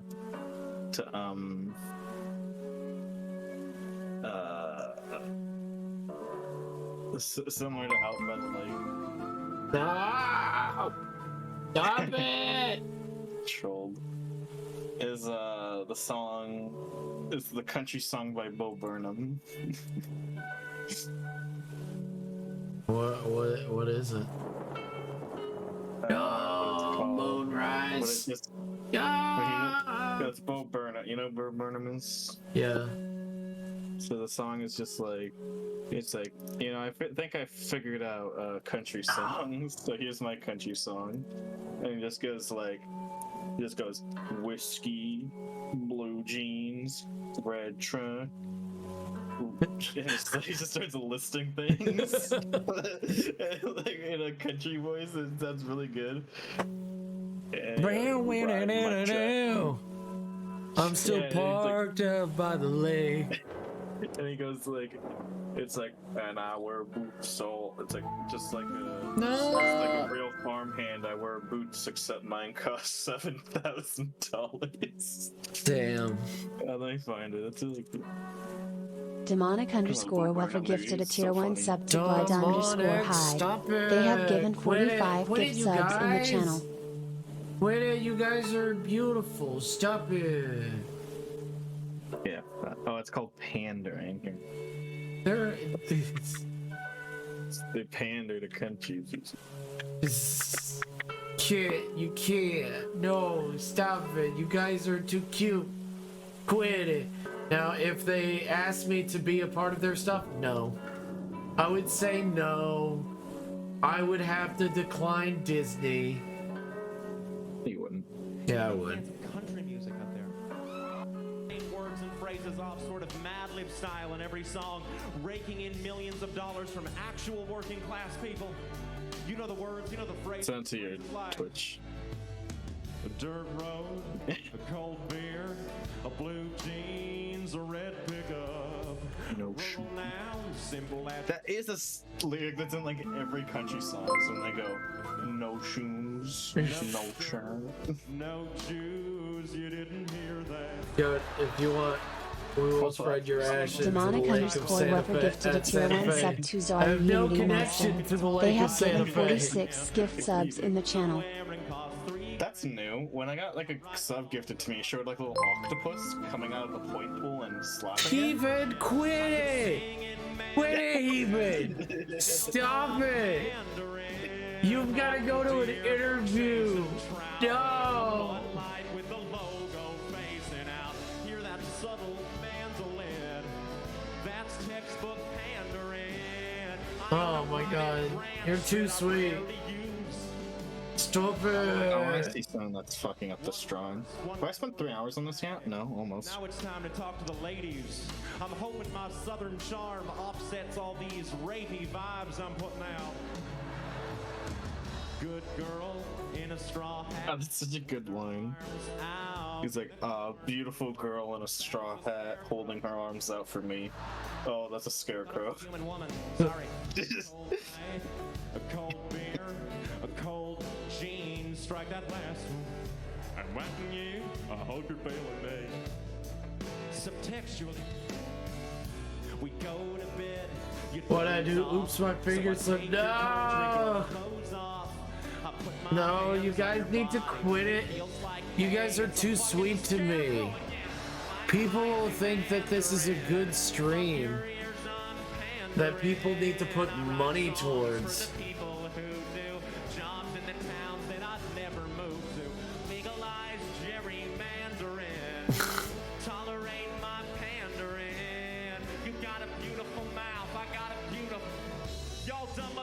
Want a key change, thematically meandering, emphatically pandering. I got a tight grip on my demo's balls. Say the word truck, they jizz in their overalls. You don't know what land you're in. I'm in the land of pandering, and I'll be up front. I'll do what I do, cause I'm a total. This is a good stream that deserves all the love.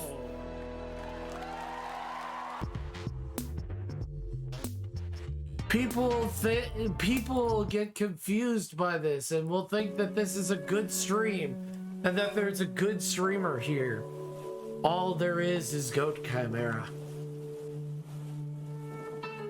Will nothing save us from this unholy...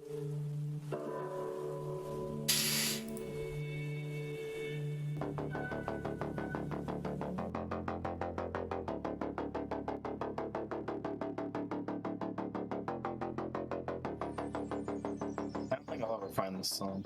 It is a good stream and a good streamer. No.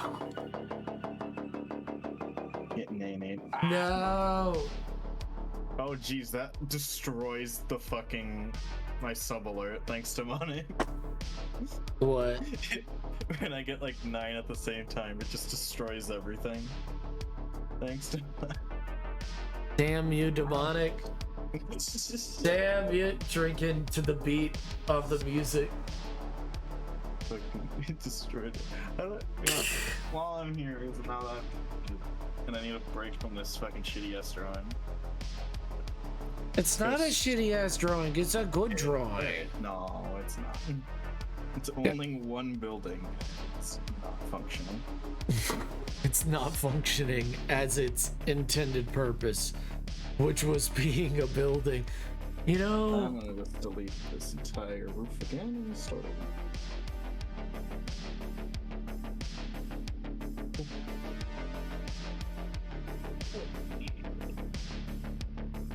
Let's see, how do I fix this? This change. Don't be racist. I am a building and I've got news for you. Let's see if I can turn off the fucking spray when someone follows and shit, 'cause it's so bad. How would you feel if the joke was on you? Blacks, whites, Indians, and Spanish, they all came from the sea. Yeah, this one's not the song either. No. Share the God, do you think I'll ever find this song? Won't you sing with me? Through one word. Hey, Stan. Hey there, Trixie. What you singing about? What you singing about? Fucking 80s or 90s. Like racism.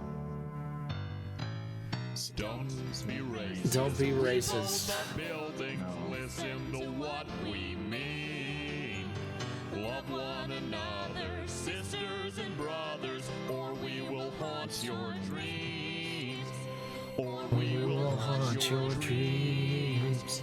Or we will haunt. Yeah, there's no way to turn off that fucking shitty ass emote spray that looks horrible. You received a level 2 hype train emote. Thank you. Thank you so much. I really appreciate it, guys. Get really is a cool. You guys didn't have to.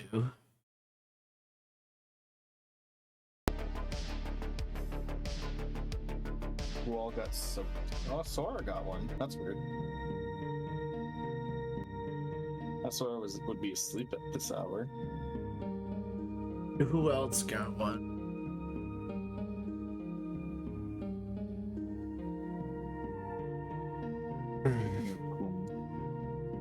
Look, you guys need to quit it. You guys need to quit it right now.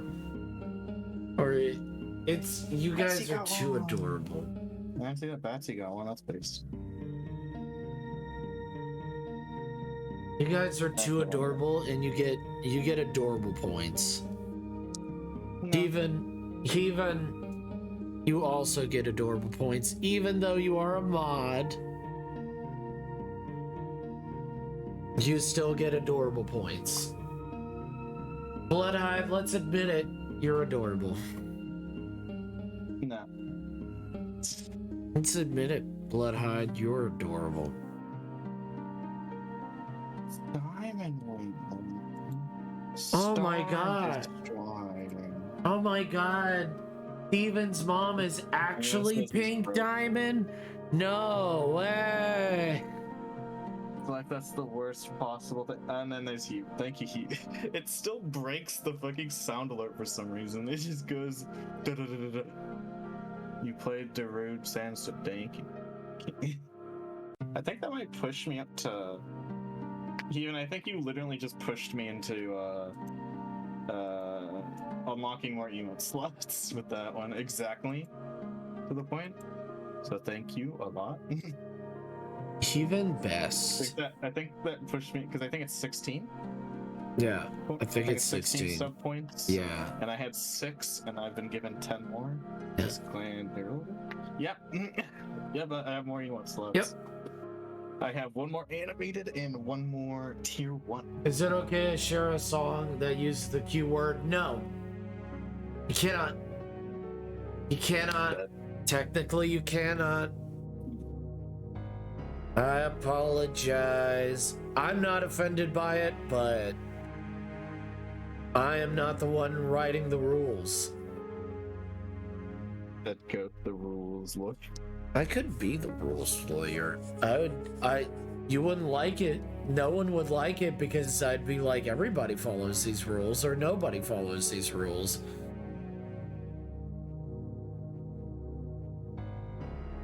What's the rule? No sex on stream. What about everything else? Well, I didn't see it, is what I'll say. Just put the tag family friendly if you are. If you aren't, come on. You mean come on? If you're showing breast and you're family friendly, I don't know. I'm gonna be very miffed at you. No. I wouldn't necessarily. Hi, oh, hi, it's Genie. Hello. My God. Person who's never alive. Just kidding. But yeah. Oh wait, Genie got one. Oh yeah, with Heathens. Hell yeah. Wait, who else got? Gyaru got one. So Tilly. Did I get one? What's this? Oh, right. Oh, it was written in a weird way where it's like cut off on my screen. I was like, who that? I don't know. Jenny. Hello, Jenny A1. A1 steak sauce over here. What the fuck are you talking about? Go. You throat. Just look at Up Hank Steal the Cowboy in your free time. It's a country song that's similar to Santa Fe. Alright. Wait, this person's chatted in my chat before? Who the fuck? What? It's just a weird name. Floppy Snow? And they have. No. It's a funny name, though. Floppy Snow is here. No. It's going good. I'm suffering with this roof. And I've been on this roof for 2 hours, 20 minutes. Very specifically the roof. This roof will never be finished, and yeah, this art would have been done by now. I didn't draw this. This art would 100% be done. Yeah. He's getting murped at. By the way, Demonic, if you're there, do you want it to be oscillating murps, or do you want both of them to murp at the same time?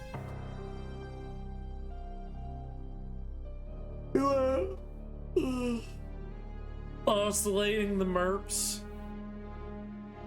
Do you know what I mean by oscillation? To sulfate. You even know that meme? No. It's like a fucking shitty ass meme from like a science textbook. And it's just like, hey, how are you? And the beaker goes copper to sulfate.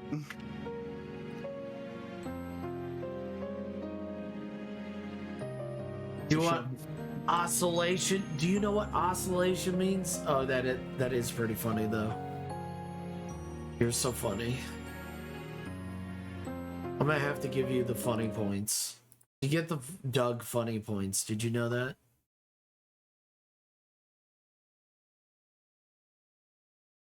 Oh yeah, it's like someone leaning over to like a beaker and says, "Hello, little chemical. What's your name?" And the chemical just says its name for some reason. It's so dumb. Well, damn. Well, it's not from scratch. I have a reference. It's just the reference isn't at the same angle, and I don't know how to draw it. Thanks for the memories, Mega Man. Damn. It's like two little like pointed roofs, but the first one is at a very steep angle. You kicked his ass, and now you're running through some grass up to a mountain pass. Much like the time we watched you run in Mega Man 1. Remember that? I do. Okay. Wait, you see. So that's where it'd be going if it was. Because dude, you're high. You shot a sconce that's constantly surprised. Plus dragonflies. Make a perspective tool for this. High above his castle flashed those bedroom eyes. Creepy eyes. The robot fleas were tough but not half as rough as the bees. Or the cyclops with boobies. It was curtains for that penguin squirting out babies. Yes, these are my childhood memories. You're part of me now, Mega Man. Right from your blue, straight down to your cyan. I'm a fan, and I still have dreams of filling up your weapon screens with stoppers, shields, bombs, and beams. You rarely matched the subtle themes of their color schemes. Well, guys, I can tell today's daily drawing is gonna be shit sketch, so I can't finish this. I think it looks good. It doesn't. I mean, objectively, you're wrong. I could draw you a building. That wouldn't help at all. I could draw you a build. I could draw the building for you. I don't know. Buildings have been very easy for me so far. It wasn't a conventional building. It's not a conventional building, which makes it way more difficult. Died a canine and your dog became my submarine. That was weird. Your shadow blade sliced your bro while he frolicked and played. Thus you threw some shade. Get it, folks in future? Get your robots neutered and or spayed. Fuck, I don't know. If it's like Nemesis, I'm fucked. I'm not Jill Valentine speed. Like literally time slows down for Jill Valentine. I don't think I can. Well, that's a bit presumptuous. What are you talking about? If you're a Nemesis zombie, I'm fucked. If you're turned into a Nemesis zombie. Well, Nemesis, you're a zombie. I'm just saying, I don't think I have a chance. That thing can go through buildings like it was butter. And it also evolves to fight to fight her, so also I don't know what Not a fault to fight you now, is it? So like the ending from the original game, Jill Valentine says, "Stars? I'll give you stars." And then she takes out a revolver and shoots it in the head. That's so cringe. In the new game, she says, "Take a hint, buddy." That's even more cringe. Yeah. They made it worse. Yeah. Went from cringe to cringe. Well, no, the original is bad, but it's 80s or 90s movie bad. It's intentionally like, yeah, it's kind of cringe, but it's also like kind of funny because it's trying to be cool. Sure, you can call it funny, even though it's wrong. I mean, you don't think it's funny, there's nothing I can change. I mean, if you right.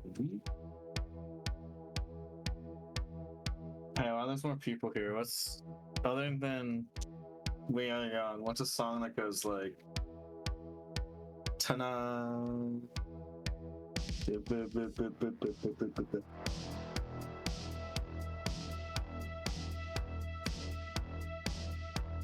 I don't think Zara. I think Zara would still kill me because it's a nemesis monster. I don't even have to be a nemesis monster to do that. What? Why would you do? Wait a second. What?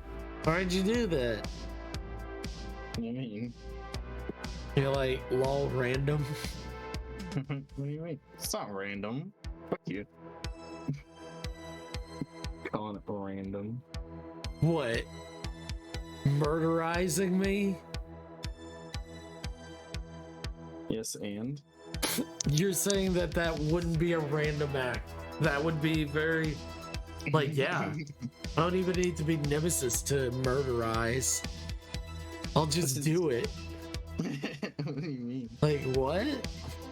What's up? Are you plotting something over there? I don't know what you're talking about. I'm just asking simple questions now, Zara. You're the one who's trying to dodge them. You're dodging them. What the fuck? What question have you asked me? I said yes, and? I think you are trying to say that you don't need the nemesis monster to be a murdering sociopath, is what you're saying. I didn't say that. You're lying now. Now we can't go in the water. Yeah, it's my lie. What do you mean? Yes, it is. What do you fucking mean? I don't know what you mean. Chill.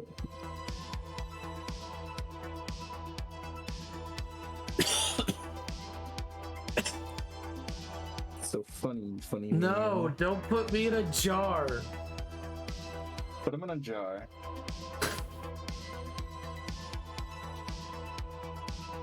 How do I escape this? Gee, the problem is, I only know one word from this song.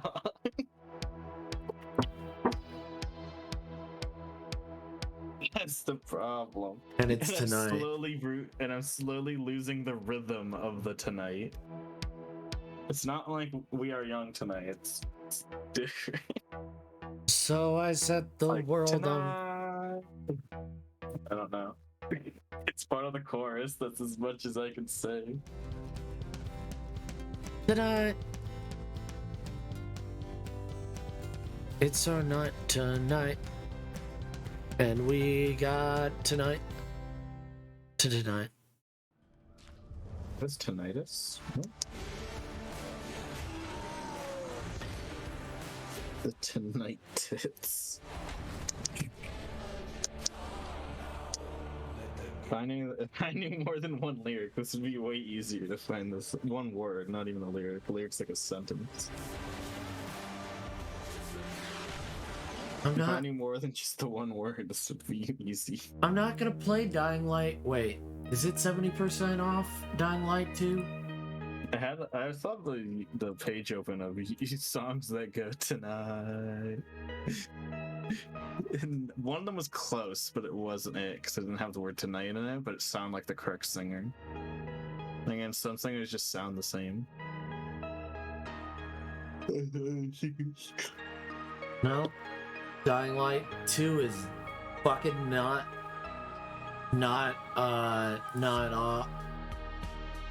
wait, where does it say up to 70% off? Up to on dyinglight.com, but yet not on its Steam page. Yeah, trying to get you not to use. People are trying to not use Steam because they want to make the market worse. Why do they want to make the market? It's not I'm like trying to do what streaming services do, where they just made a bunch of streaming services and now everything sucks. Streaming services. Yeah, nobody wanted this. Well, the big corporations. No one uses the Epic Games launcher except for the sometimes where they give you free games and then you get the free game forever. Yeah. It's like people only get your service Epic Games for Fortnite and for free games. You're making no money off the free game. They're free. They're like, we're taking away customers. You are not. You're not. No one goes, oh, let's open Epic Games Launcher, the shitty launcher that sells all your data to China and also, like, doesn't offer anything and sucks them, like, is, like, the worst launcher ever. Oh, let's open it and look at the sales. No one does that because Steam has the better sales and they have more sales. And also, they have the sales go on for longer. Steam has a really low commission price. Yeah. Like not commission price. What is it? It's like whatever. Whenever you buy a game from Steam compared to other launchers, they take a less cut than other people do. Yeah. So as a company, you get more money from selling your game. Even GameStop, they get more money than GameStop. And then they're like, well, no, GameStop. Oh no, yeah, the company goes. Yeah. But the biggest thing why they're doing it is because they think that if it's all on one system, they're gonna jack up the prices and make it difficult for other people. But here's the thing. Here's the thing. Gabe Newell is not you. Gabe Newell, because if you had it your way, that's exactly what you would do. Yeah. If it was you, if everybody was actually on the Epic Game Store, you would jack up the prices randomly. There's also like GOG Launcher, which is I have like one game on it. It's because I got a free game from a Humble Bundle that only goes for GOG. What's the game? Yeah, it was Star Wars Jedi Fallen Order. Oh, okay. It's like I got Jedi Fallen Order for free, and guess what? GOG is worse because you know what about GOG Launcher? You can't run a controller through it, so I have to play Fallen Order with a keyboard and mouse. Oh, then Steam, you can it's run a controller through unplayable. Steam. It's unplayable. It's kind of playable. I just had to rebind every button. I had to rebind like most of the buttons, but it's like fine on a keyboard and mouse. But like, none of the other launchers even have controller support, so you need to like not even try unless you have controller support. Like this Epic Games Launcher, I think only has like controller support like for like Fortnite. Like Epic Games is just all the other companies trying to take away like things from Epic Games is just stupid. Epic Games is better for the gaming companies to go for Steam, and it's better for the user to go on Steam.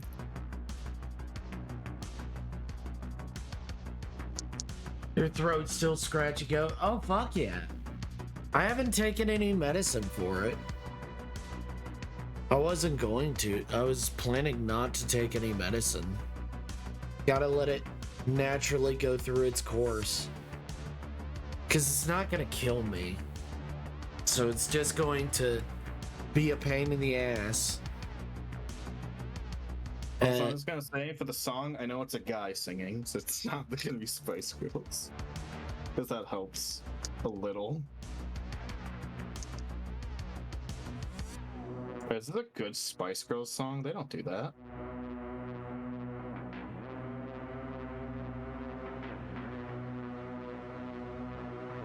But yeah, like, freshly baked croissants. I only use Epic Games for free game. Yes! Exactly, that's what everyone does. Epic Games is, I don't know how they're making money. Are they making They money? aren't. It's probably just Fortnite. It's probably just Fortnite. It's just like Stadia. Like, Stadia is making no money. Nobody wants Stadia. And they're like, no, everybody wants this. No. Google Stadia? Eat a spoonful of honey. Okay. Oh, I'm just saying that Stadia fucking sucks. Don't use Stadia. Don't use any launchers like Steam, because it's the only good one. What are the sales for Stadia? I hate enough that some Steam games, because they don't have like full rights to it, you can buy like Assassin's Creed on Steam, but then you have to launch it through the Unity launcher or whatever. No, Stadia is not 4K resolution. That's not true. Stadia is the resolution of what you're porting it through. It has nothing to do with the actual console itself. It has everything to do with what you're putting it on. So it doesn't matter if it's 4K if my TV can't handle it.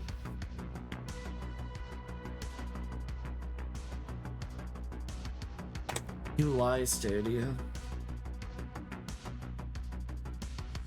But I guess they say up to. Up to. Well, but is it stable? Is it 30 frames per second? I don't believe you.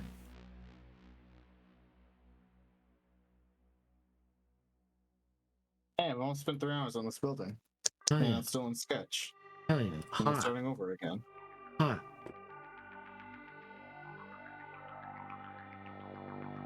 I can't, because everywhere is...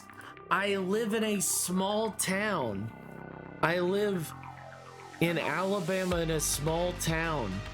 This city sleeps. I can't just go out and get honey. You get honey earlier than don't. Yeah, but I didn't. So I'm just gonna have to suffer now.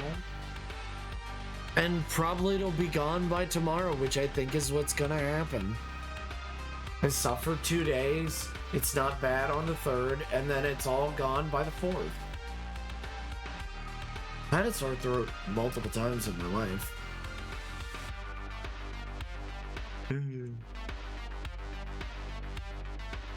Yeah, but that takes time, and I don't want to do that.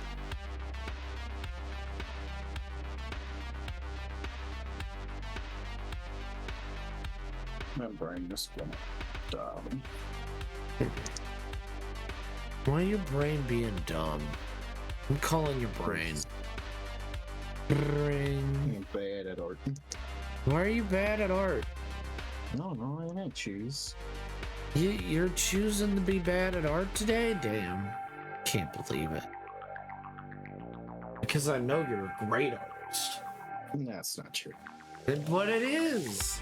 Guys, have you seen Czar Unity Master's art? He's the master of Unity. How could his art be bad?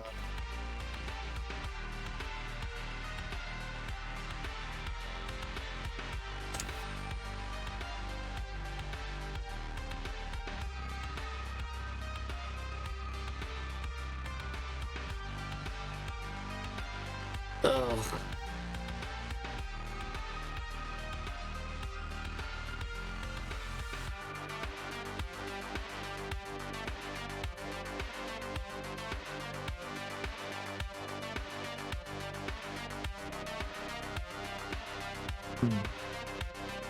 But yeah, that's still work. I want to have 0 work, and I could just take a Tylenol right now, and I'd feel a little bit better. Most likely. I'd feel a little bit better with some Tylenol. Look, if I'm feeling really bad, That's feeling real bad. You'll come. I'll probably just end stream. I'm not. Come. What? You knew it. No. Yeah. I didn't know it. I knew it. And knew it. And drew it. Can't say that in 2020. What about saying stuff in 2020? You can't. Can't say what? Shut up. What do you mean? What do you mean?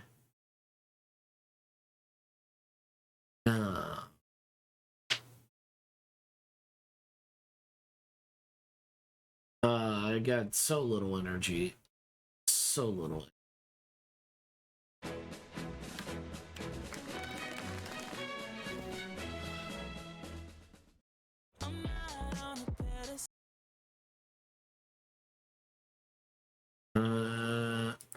This last one did the trick and the world came into focus for JJ. He looked around the room. Did we win? Yeah, we won, said Valentine. How'd I defeat him? My memory's a little fuzzy. He choked you until you passed out. Trudy saved us via shovel. Did I kill him? Trudy asked fearfully. Valentine examined the man on the floor and saw his body heaving up and down. No, you just knocked him out. Trudy screamed and raised the shovel over her head, ready to deliver the final blow.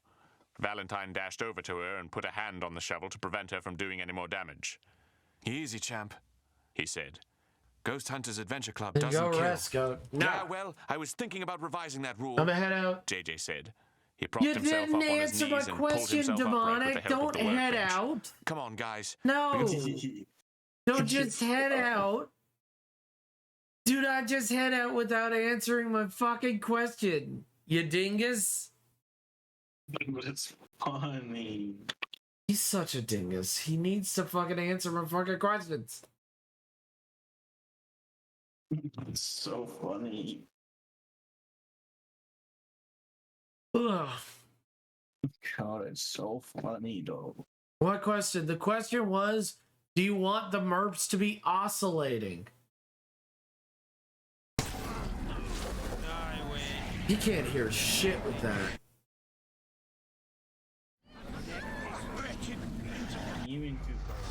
God, that's... God, Demonic, just get rid of that fucking clip. Please get rid of that, where I'm just going to tell everybody in the mods to never fucking shout you out again. Oscillation. It means where one is merping, while the other's mouth is closed.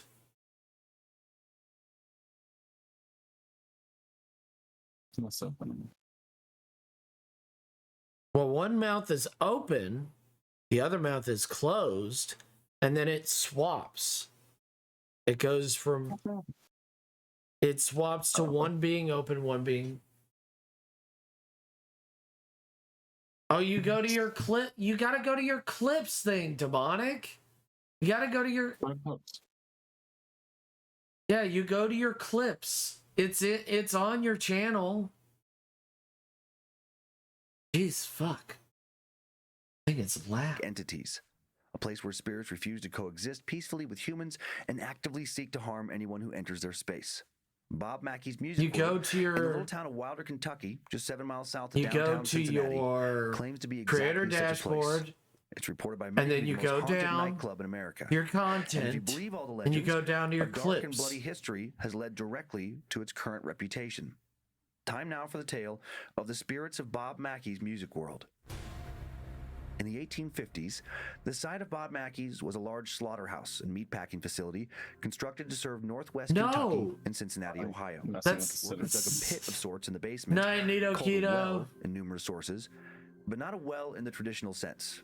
No one was taking any water from it. They were feeding it with all the blood and waste from the animals slaughtered there. There are rumors that the slaughterhouse owner would dispose of just about anything in this pit, or anyone, if you paid him enough. How many humans' remains may have been dumped into this pit are a mystery. The slaughterhouse closed down in the 1890s, and shortly following this closure, more rumors soon began to circulate. God, I'm a dumb wolf. You need to go to your channel. And that they used the old pit. You need to not use your phone. You need to go to the main website to go to your clips. Next in the lore of the you can only affect it while you're on the Twitch website, around it, not on your phone. Extremely gruesome murders over the years. Perhaps the most disturbing is the murder of 22-year-old Pearl Bryan. Pearl was a young woman from Greencastle, Indiana. You have a boyfriend that has a fairly popular channel that goes through the. How do you not know? To just ask him. Some think she'd been killed at Bobby Mackey's right Silly Billy. Or something she'd been at Bobby Mackey's right before she was killed, that maybe even was killed there, and that her body was then dumped a few miles away. An examination of her body revealed that she was 5 months pregnant when she died. Oh, shoot. Scott Jackson, Pearl's boyfriend at the time, and a student at the Ohio College of Dental Surgery, had convinced her to come to Cincinnati so he could arrange an abortion. Pearl left home on February 1st, 1896, telling her parents she was going to Indianapolis, and she did go there, but she kept going all the way to Cincinnati and just beyond it. According to the legend, instead of taking Pearl to a doctor or a surgeon, how would you feel if she chose Toad? Attempted to perform the abortion themselves. Oh my God. They first tried inducing a miscarriage with chemicals and cocaine. When that failed, they used dental tools. I don't even know. God. And they went to the old abandoned slaughterhouse to do it where no one would see them. I don't even When no one would hear know. Pearl scream if something went wrong. And the surgery did go wrong. Pearl died. In an attempt to cover their tracks, they placed her body in an empty field and her head so she couldn't be identified. They almost got away from all this, but they left Pearl's shoes on her feet. It sounds like you're singing that song. Of those shoes. I'm not singing We Are Young. I know, but it sounds every time you're like tonight. Murder charges. Okay. One word. All right, Demonic. That was your fault. To talk about. Tickets were sold. Okay. Over 5,000. All right, Demonic. I guess you just have to keep streaming so we can make more clips. Bro, what? How did you do that? To make her remains harder to identify. He and his roommate, Scott Jackson, were both found guilty of murder. In 1897, I don't believe that. I don't think there's a button that says delete all clips. Jackson and Walling were supposedly both offered life in prison to be spared the death penalty if they'd only reveal the location of Pearl's head. But they refused. Unless he's joking that he only has one clip. Could they have been possibly hiding that would turn I them would do something like that. I'm sleepy. Both men were executed on March 21st, 1897 in front of thousands I would do of witnesses. something like that. And while standing on the gallows, how though? Furious, But he'd also been given the death even penalty for being dragged into his roommate's How do you can't? There's no button for that. How do you do that? You can select all and delete it. But why would you press select all when you only want one? Satanic cult I don't know. meet and There's make a box to sacrifices in mark the old them all, slaughterhouse, and I and click Pearl's head must have been delete. used in some kind of Why ritual did you do inside the that? slaughterhouse. He's- And the two men would he's the admit any of best. this because Like they would the supposedly best. suffer some they revealed the location of her head. Bloodhounds used to find Pearl's head led investigators to the abandoned building, now known as Bobby Mackey's Music World, but then police couldn't find her head once they got there. Was it thrown down into that old slaughterhouse pit? The remains of the former slaughterhouse completely demolished in the early 20th century, and then the lot sat empty until the 1920s, when a new building was erected that served as a casino, nightclub, and speakeasy. Scott shuts you out right now, and there's no clips. I don't believe that. They really don't. That's impossible. The building and named the nightclub and gambling hall Primrose. I don't He know. operated It's the club okay. successfully I for didn't around a like the decade, clips. and then that I'm success caught stupid the and attention of the sleepy. Cincinnati mob. Okay, They tried to buy Demonic. him out, but he refused to sell. Mobsters then started threatening Buck and his customers in the parking lot.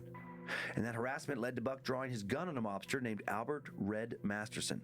That incident caught the attention of local law enforcement, and then Buck was charged with attempted murder. Then there are two different accounts of what happened next.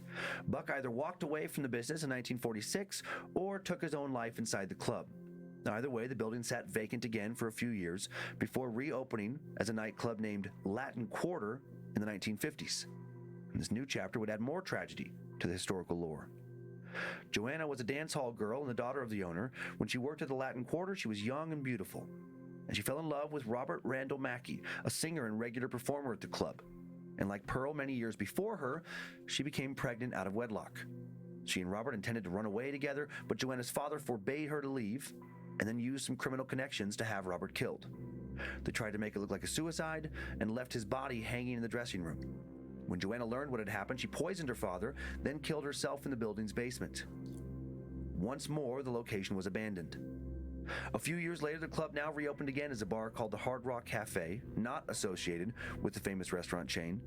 Nearly every night was full of violence and crime, drunken fights, shootings, drugs, illegal sex work. There were rumors that the mob owned the club. What is currently the men's restroom was supposedly the answer yes or no. There was allegedly a trap door. Can you run straight down to the old and hide from the eyes of Notre Dame? In 1978, after a series of shootings and other crimes at the club, local authorities shut it down. Later that year, you didn't disappoint me. I'm sick and I'm not feeling good. He turned it into Bobby Mackey's Music World. You didn't disappoint me. I'm just sick. Bobby claims he's hasn't seen anything himself, but as you'll soon find out, that might not be true. It might just be what Bobby tells himself. Even though he doesn't necessarily trust what he has seen, he believes much of the lore about what's happened in, around, and under the building he's now long owned.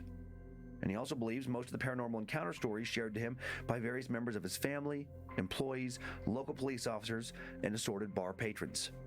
Interestingly, Bobby Mackey's real name is Robert Randall Mackey, the exact same name as Joanna's supposed former lover. The man left hanging in the dressing room. Bobby's mother originally named him Randy, but a day after his birth, she decided to change his name to Robert Randall. Another interesting coincidence, the railroad track behind the building runs all the way to Bob Mackey's childhood home, as if fate is somehow linking him to the bar, as if the bar chose him to reopen it. Bobby came across the abandoned building that is now his business while out driving one day. He didn't tell his wife Janet about it until he'd already spoken with the real estate agent. As author Douglas Hensley wrote in his book, Hell's Gate: Terror at Bobby Mackey's Music World, he had inspected the abandoned casino prior to bringing Janet to see it. And when he did, he found himself experiencing some sort of deja vu. He had never stepped foot inside that place until that moment, but he seemed to know the layout of each room before entering it. He could not quite put his finger on it, but it's replied crying. Trying to be patting her head after she heard it cut out, her power cut out and going to like gay. Yeah, because even nature wants her to stop. Investment to her. Janet, not nearly the biggest fan. A biggest fan is a place. I'm gonna send a gif of Armstrong flexing, and I'm just gonna say, after she and her husband, she's gonna hold you. No, the other Armstrong from the building. She claimed that on her first visit, she saw something moving at the top of a set of concrete steps above the first door. And then later, during the same visit, watched a metal door open all by itself. As Douglas Hensley wrote, once inside the darkened nightclub, Janet felt a slow, uneasy trepidation creep over her. A fear. Don't you love how his mustache isn't that big, yet he doesn't have a mouth, it's just his mustache moving? Yeah, he's got tiny mouth syndrome. It's not even big enough to cover. A shadowy figure in a large mirror. And then she heard Bobby call out, "Hey, lady, wait a minute. Hey, lady, wait." But then when Janet... Like on a normal anime head, there's the space where a mouth... Her imagination. Bobby also blames his own paranormal encounter that day on his imagination. He said, I was up there on the stage, imagining the room filled with people dancing and singing, you know. And then I thought I saw a woman in a white gown. Also, Lady Foxtrot said that she would stuff my teddy bear. She disappeared in the dark by the door we came in. When did she say that? I just let my imagination run away with me, that's all. I'm gonna fucking break the bones of this artist. As they passed the ballroom, they're just saying, they drew their character and they said they're just enjoying some nice pasta. Francis, you and aren't invited. Janet. The picture, the pasta, it's pasta and there's red stuff on it, you know? Like pasta. But there's a bottle next to it that just says ketchup. You fucking monster. I'm gonna fucking destroy in the room with an overbearing sense of evil. I'm gonna go grab some Tylenol. Ketchup, nauseating hot. Not even tomato sauce, it's ketchup. Feeling that something inside these walls would show a violence emote at the ready. She didn't get out. The air inside the room was still and close and smelled too much like a crypt, a tomb, waiting to swallow her very soul at any hint of animosity. She slowly scanned the area with her eyes and felt something now watching her from somewhere in the shadowy recesses of the room. She felt as if 1,000 tiny, dark, evil eyes were staring at her from somewhere in the darkened shadows of the room.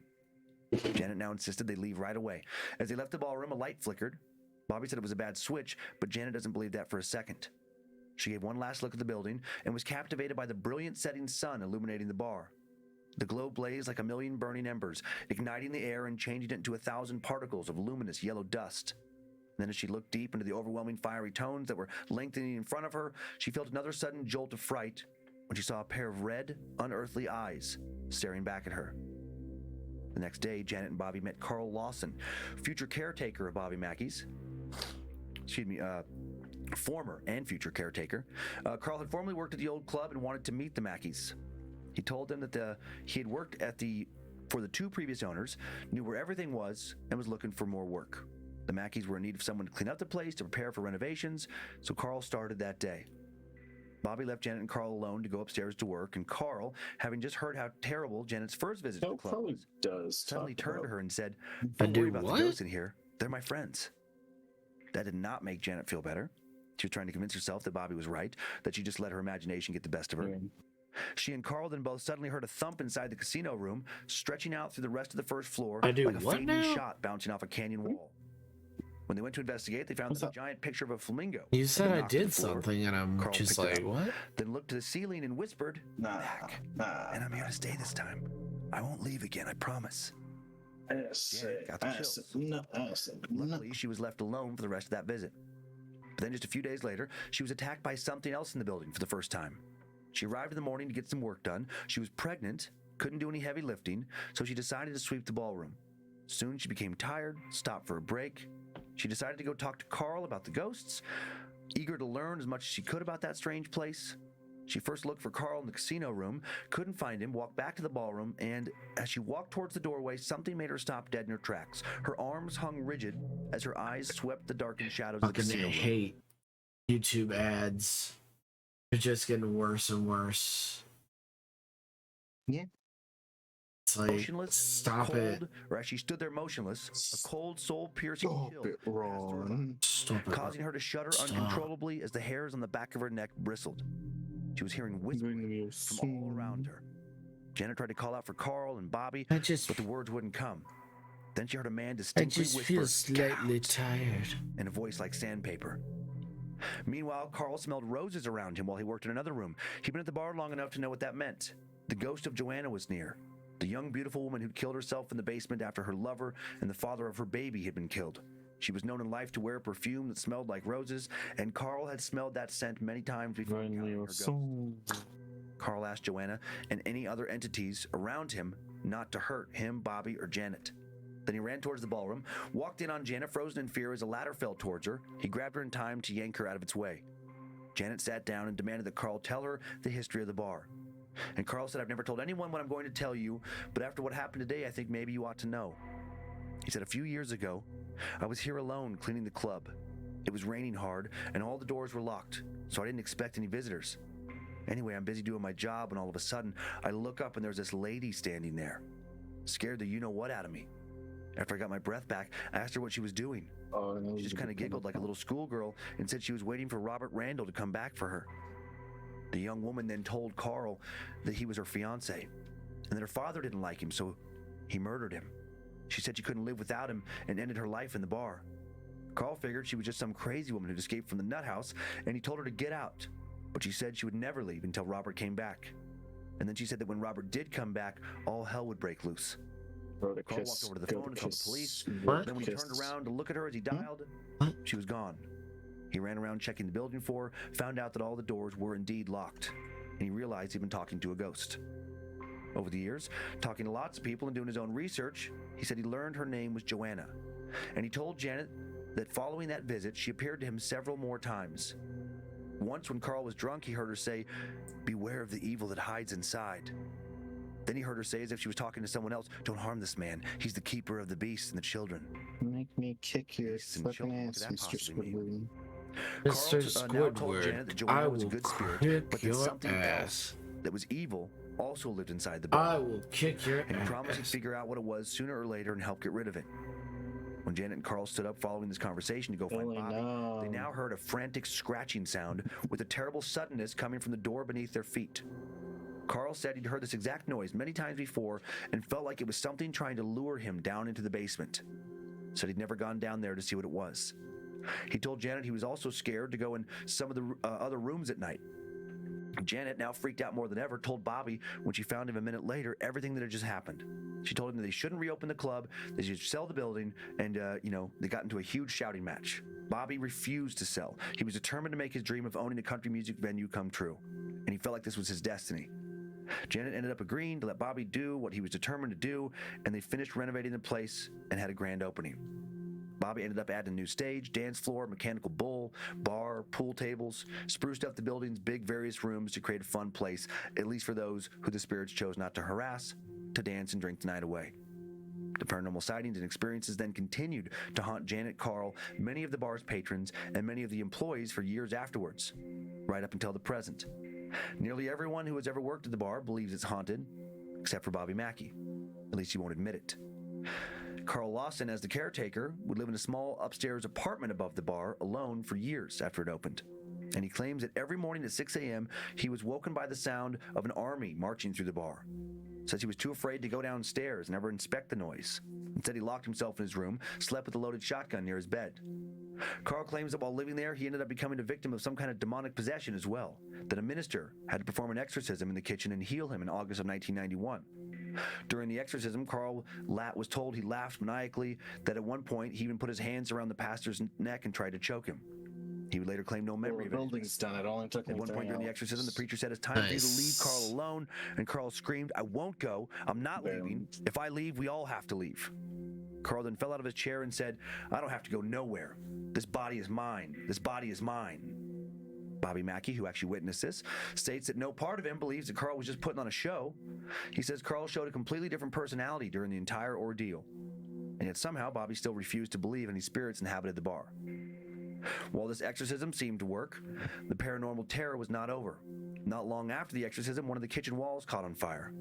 The fire department never could determine the cause. Not long after that, Rich Lawson, a regular patron, said he felt a suffocating presence in the men's restroom one night. A metal trash can flew across the room. What? Why are you bullying after the me? trash can flew through the air, he saw a man with a mustache standing behind him before just disappearing. Yes. Before he disappeared, he asked the man what his problem was, and the bathroom became intensely hot, and the man repeated over and over, "Die game, die game, die game." On another occasion, Janet claims she was overcome by the scent of roses in the basement. She says she was a target almost every time she set foot inside the bar. The last time she ever visited the bar, Janet was in the upstairs apartment. Carl had now moved out. He couldn't handle it all anymore after his exorcism, and she felt an invisible force grab her around the waist. She claims it picked her up, floated her through the air, and almost threw her down a steep flight of stairs. When it tossed her down, she heard a male figure scream at her, "Get out! Get out! Get out!" And she did what was commanded. She's never been back inside the club since that incident. Sightings and encounters have continued since Janet stopped coming. Old photos of Pearl Bryan match witness descriptions of a headless ghost in odd clothing seen by a few staff members. Photos of former owner Buck Brady also match descriptions of spirits seen at the bar. The paranormal hotspots seem to be the spotlight room, the catwalk above the stage, the basement well, the old china room, a platform area near the kitchen, and an odd staircase. A set of stairs near the basement well have been deemed the stairs that lead to nowhere, because they truly do lead to a blank wall. Some who've been brave enough to venture down these stairs have reported hearing phantom footsteps behind them. The basement itself, sometimes called the Room of Faces. Several different people who have ventured down there have reported seeing evil faces appear on the floor and walls. Club manager Laura claims on a few different occasions when going through the building and closing down for the night, she's found the lights on, the doors unlocked, and the jukebox playing the anniversary waltz. There's a terrifying because the jukebox is unplugged when this happens, and the anniversary waltz is not a song in the jukebox catalog. It was a dropped concept. Also reported feeling the building shake while she closed up one night. Fearing an earthquake, she ran outside. Everything stopped and the building was perfectly still. If there was an earthquake, it was never reported. Another employee once said he saw a dark, angry man behind the bar and the spirit of Joanna. Cards, all of these claims to the interest of Zach Baggins and the Ghost Adventures crew. To foreshadow my name is Kate, and I'm the founder and dietitian behind has the same Funky stand Wellness. So, Funky as they pick, well, then because the world already exists, so he redraws another card. Right. Yeah, that doesn't happen. What happened? Ever. What happened? No, he just draws a card and it's the card he start platinum. Oh, okay. The reason why I don't know. There's this joke video on YouTube that people believed for some reason that edits that to be real, and that's like the earliest source of this misconception. But it's clearly a joke video, right? And the dialogue like change, like the subtitles change size and change font because it's a joke. Because it just added more subtitles. Yeah. And the description of the video is like, "This is a funny epic meme." The people like believed that was real, right? Is this stupid? Because they're laid off.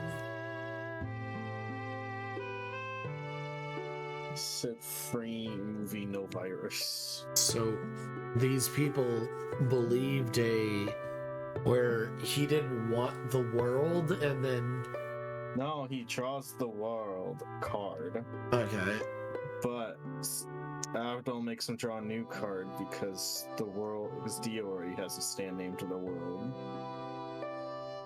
so you can't use it. So he draws a second card and start playing them. Okay, I don't remember that. This didn't happen. That's what I'm saying. No, I'm just saying that I agree with you. I completely agree with you, Zara. Because it didn't happen. If you didn't agree with me, I was destroying that section. Well, I am a JoJo fan, so I might have to agree with them, you know? What are you doing? I thought you were a JoJo fan. Yeah, because I read it.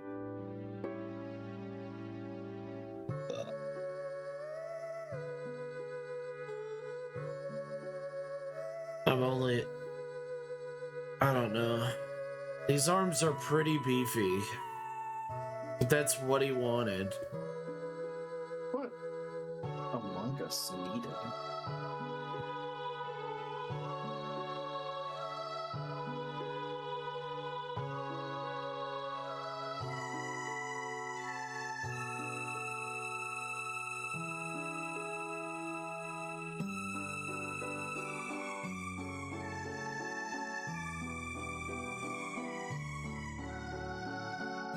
Did you know that Yusei from Yu-Gi-Oh! Can time travel? Crazy. Bobby Mackey's World, I had said no for the series premiere idea. back on October 17th, 2008. They would interview Bob Mackey and Carl Lawson about their experiences.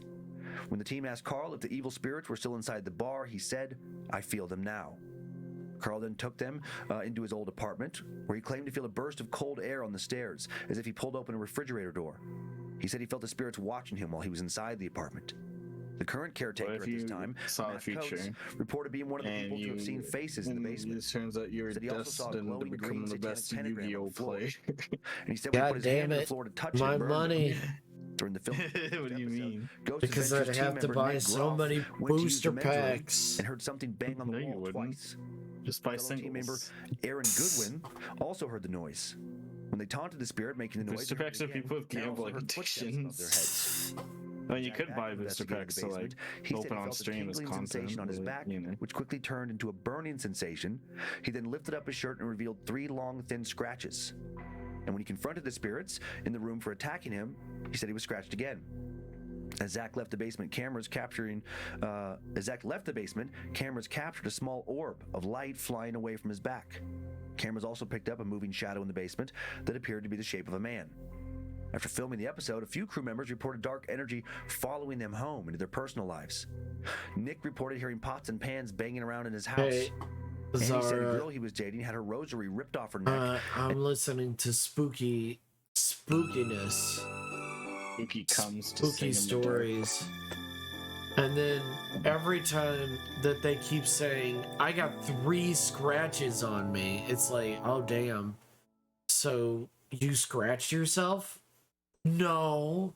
It's like, well, if something went at you and scratched you, you'd wake up. No, like you would have 5 places where they scratched you, because they would have dug in their fucking thumb like a normal person. But if it's you who scratches you, you know what you do? You're pretty. Yeah, you're doing it with 3 fingers. what should I do with my emotes?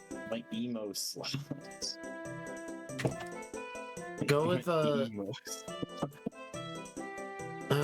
let's see, what's your emotes so far? Let's look at your game. Your emotes game. Alright.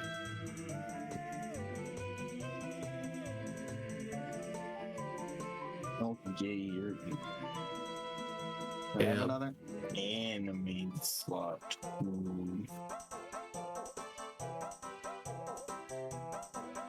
Guys, if I get 10 or 9 more subscribers, I can get another.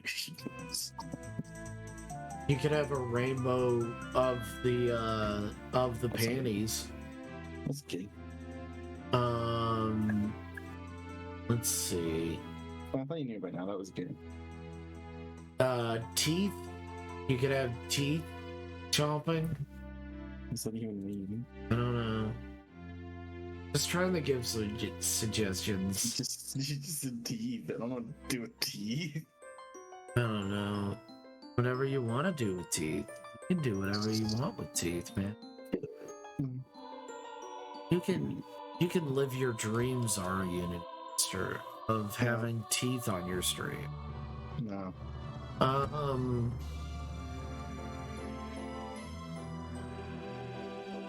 Let's see.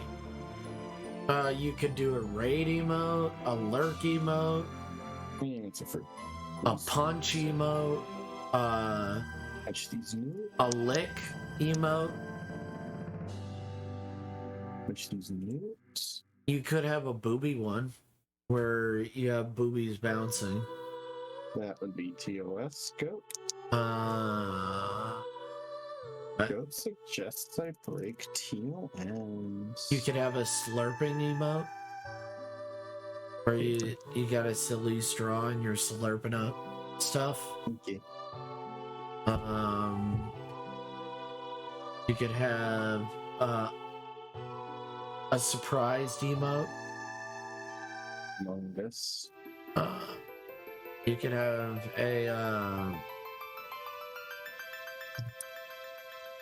a high five emote. What? I don't know. I'm just giving you suggestions. They're not really great. They're my suggestions, so I mean, do whatever you want with them.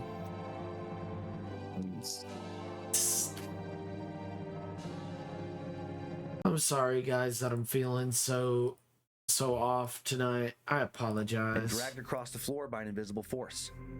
Aaron and his wife actually separated after their investigation. They both started sharing the same nightmare about Bobby Mackey's. He believes that the investigation led to the end of his marriage. Despite all of this, the Ghost Adventures team later returned to the bar while filming episode 29 during season 4 in October of 2010. Once again, they claimed to encounter a lot of paranormal activity. A special guest of theirs, Bishop James Long, felt sharp needles drag across his hand and discovered 3 scratches. An invisible force also knocked an EVP device out of his hand. When Bishop James put blessed oil on Zach's forehead, his skin burned. When he put a special medallion on caretaker Matt Coates' neck, his skin burned as well. While filming this episode, the team used a spirit box to try and communicate with entities in the building, and they seemed to have made contact. They heard, "I can't go back in there," when asked why the spirit couldn't come up from the basement to the bar. Spirits also seemed to target Bishop James. The spirit box picked up, "It's going down with the bishop. Bad day." When asked who was going to have a bad day, they heard, "The bishop." While Bishop James performed a blessing on the building, Aaron Goodwin said later that he started to feel angry. When Bishop James threw holy water, Aaron imagined himself beating the bishop up, and then he told Bishop James that he wanted to kill him. He was later extremely disturbed by these feelings. He'd never been so affected by a paranormal investigation before. Despite all this activity, the bar remains open to this day, and Bobby Mackey still runs it. Matt Coates, still the caretaker, at least was a few years ago. He thinks something there doesn't want him to leave. He said he's tried to quit multiple times, but always keeps coming back. Several different clergy members and psychics have tried to cleanse the bar, drive out the dark energy, but nothing has ever worked. So why is Bobby Mackey such a hotspot of dark energy? Plenty of other locations have been home to more murder and suicide and tragedy than this club. Locations that don't share the same amount of paranormal activity. According to some people, the bar's basement houses some kind of portal to hell itself, or at least a gate into another realm. The Ghost Adventures team proposed a theory that Bobby Mackey himself unknowingly fuels the demonic energy in the building with his presence. He was attracted to the bar by some unseen force and now continually brings in new people for the spirits to interact with. And he does seem to have many strange connections to the bar. Bobby doesn't buy this theory, though. He says it's all just strange coincidences. Although supposedly not a believer, Bobby has capitalized on the spirits. The bar's slogan is "Come for the ghosts and stay for the music." Alrighty, I'm gonna go pass out. You all have a lovely rest of he and his Big your Mac evening band night. play at the bar at 10 p.m. a lot of Friday and Saturday nights. You can check their website for the schedule. Don't worry, or if you're I'm feeling more also adventurous, you can tired. book a private tour and search for the spirits yourself. Sorry, Just be careful. guys. The spirits there seem to love nothing more than terrorizing anyone who dares to wander downstairs. And if the Ghost Adventures team members are to be believed, you might just bring something back home with you. Wait, we can't go because our marriage will end.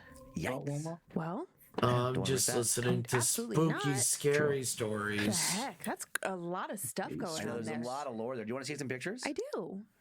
This first one is a picture of the back of Bobby Mackey's Music World and the train tracks that connect it to where Bobby grew up. What? So it does have a very honky What tonk, happened? rural kind of feel to this place. Like just an old building, not really nice looking from the outside. That looks like I'm sorry. it came out of a So quiet little place. energy tonight, Zara. It does. Doesn't yes, that movie, yeah, absolutely. This next one, haunted disclaimer sign keep inside the going. bar. They were actually once sued for $1,000 by a patron who claimed that a ghost assaulted them. Oh, was that the wrong picture? There it is. Warning to our patrons. Oh, sorry, Joe. I skipped one. That previous one was a picture. We can go back one. A picture of Bobby Mackey's from the front. This guy. I skipped a number 2 picture there. There we go. I mean, it's not even exciting looking. Yeah, just a rough old country honky tonk bar. And then this next one's that sign. Yeah, sorry about that. That's okay. Warning to our patrons. This establishment is purported to be haunted. But what about you, Management is Zara? not Underlined. How's responsible your and day cannot be been? held liable for any actions of any ghost spirits on this premises. Liable, not Yeah. liable. Those are two different things. I hate that we have liable and libel. I know. Yeah, so close. This next one is a picture of an alleged spirit taken on the stairs to the basement. Okay, I mean that is fucking creepy. Yeah. Damn. Mm-hmm. Okay, so for those of you listening and not watching, you can find these photos on Scared to Death's Instagram Or Facebook. Or Facebook. But what we're looking at right now is the outline, a human outline that is very, very white and translucent, and it's coming down a set of stairs. That is, whoa. Yeah. And I'm sorry, I kind of zoned out for a second because I was staring at the photo. Zach Baggins got this or somebody else?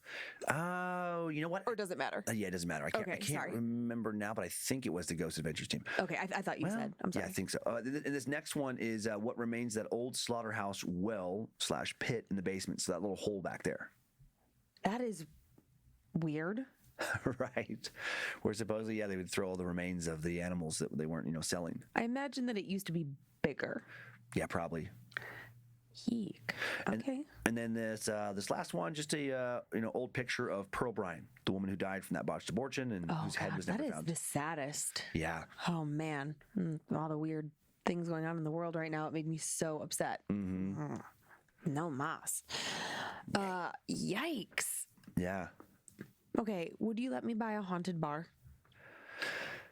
I guess it depends on what your plan was. I mean, let me. Would we buy a haunted bar? Right. No, I don't know. There's, I guess maybe, there's that one like Madame Delphine's house in New Orleans that if we had lots of money, it is a cool old house. I might want something like that, but I don't know. I don't know. Money's not an object. Let's play that game. Yeah. Money's not an object. So you buy that, but then I don't ever want to work there. What are you I don't want to doing? go in there. Somebody, it would just be cool to be Nothing, able to go, not I own a even haunted place, but- drawing, just nothing. You were thinking about things and then you were like, nah, not even thinking about things.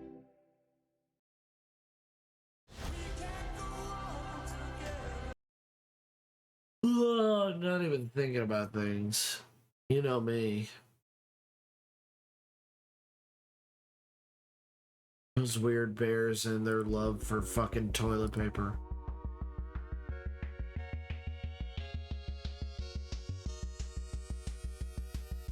I'm just jealous that you don't live in a shitocracy. A shitocracy? I don't even know what that is. I gotta get some more energy. I gotta be more entertaining. The government based on shit. It's rates and government policy all on shit. I'm taking a shit. On taking shits, damn.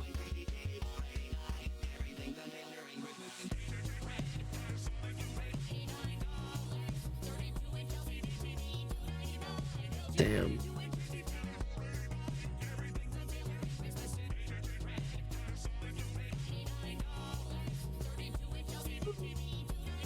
Jeannie, are you gonna stream today? Oh, does Goat have to call you cringe? I don't know why it randomly went from Prime Gaming and 1 month subscriber to nothing. Genie AI. I already told you that. I already said mention that. What? This Bash is gonna win. Crazy. How life works out like that. What? It's crazy how life works out like that. Are you insane right now? I'm just sleepy and tired. I think you're insane. We should turn this to the sleepy and tired stream. You're like, no, don't. What's doing? I don't know. Tie this guy up, get moving, and find the next clue. No. His knees buckled and he dropped to the floor. Valentine rushed over to him. You gotta rest for a bit. You're in no shape to be solving this mystery right now. Says you, said JJ.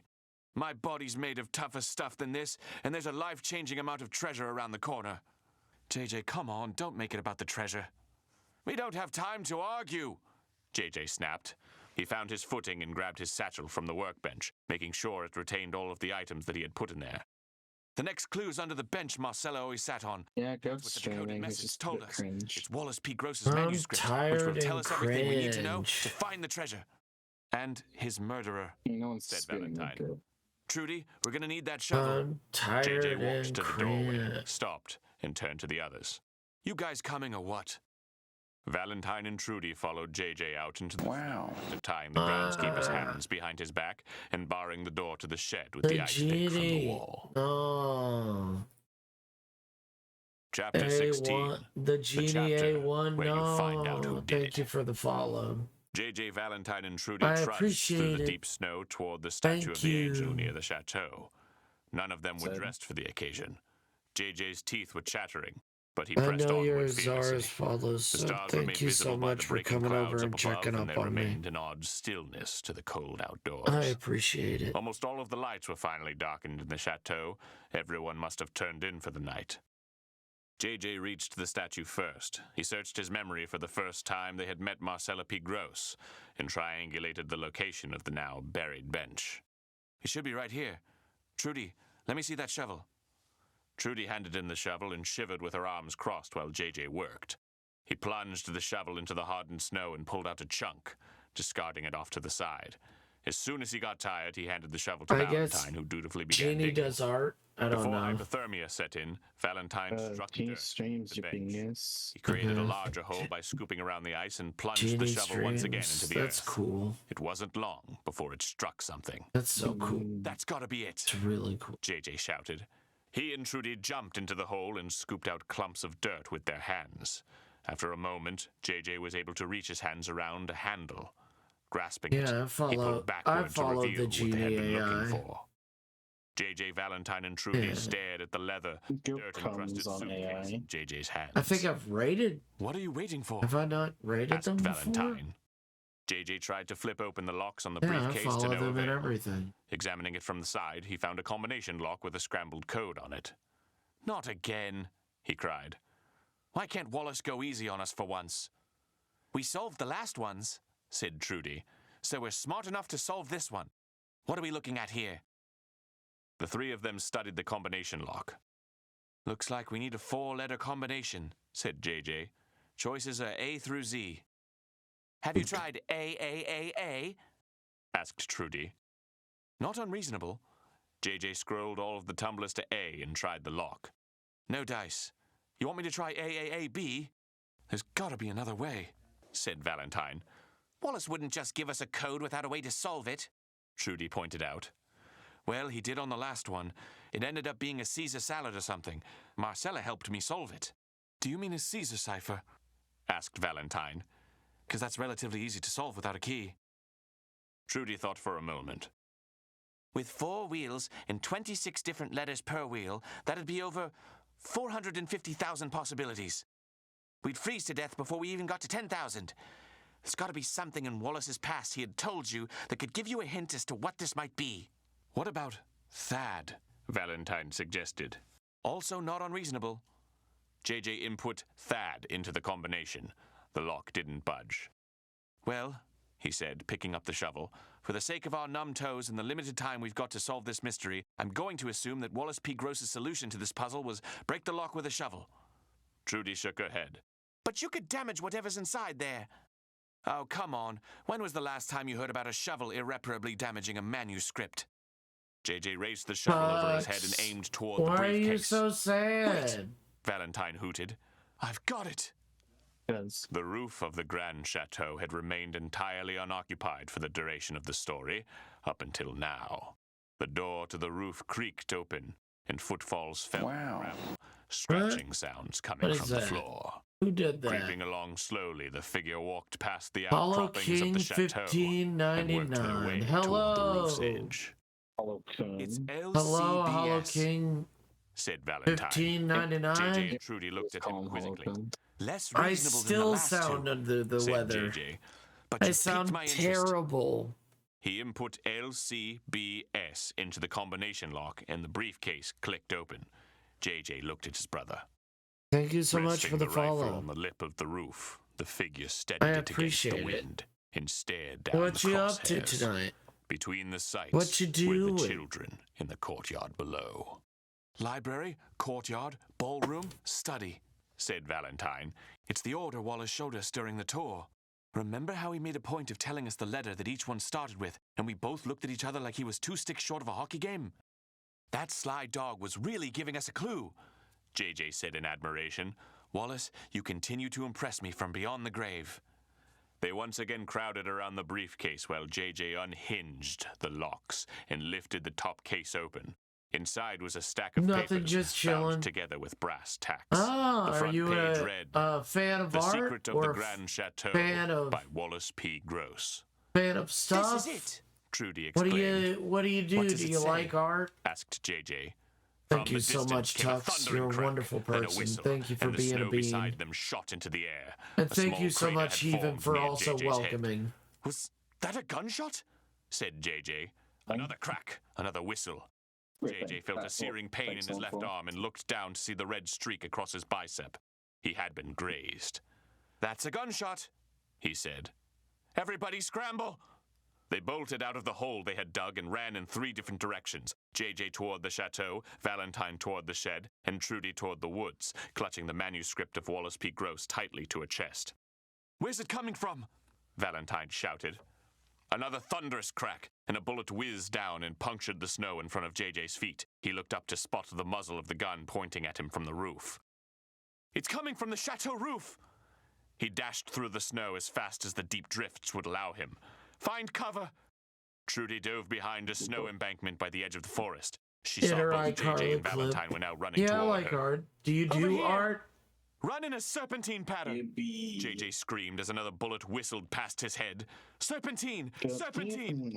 Valentine made it to Trudy's safe embankment. He slid through the snow and hunkered down next to her, You were making really sure to keep his head hostile down towards below Gibby the on drift. set. Come on, JJ! Who's Gibby? I'm coming! JJ zigged and zagged as fast as he could through the snow. Another crack splintered through the cold air, shattering the head of the angel statue he had just passed.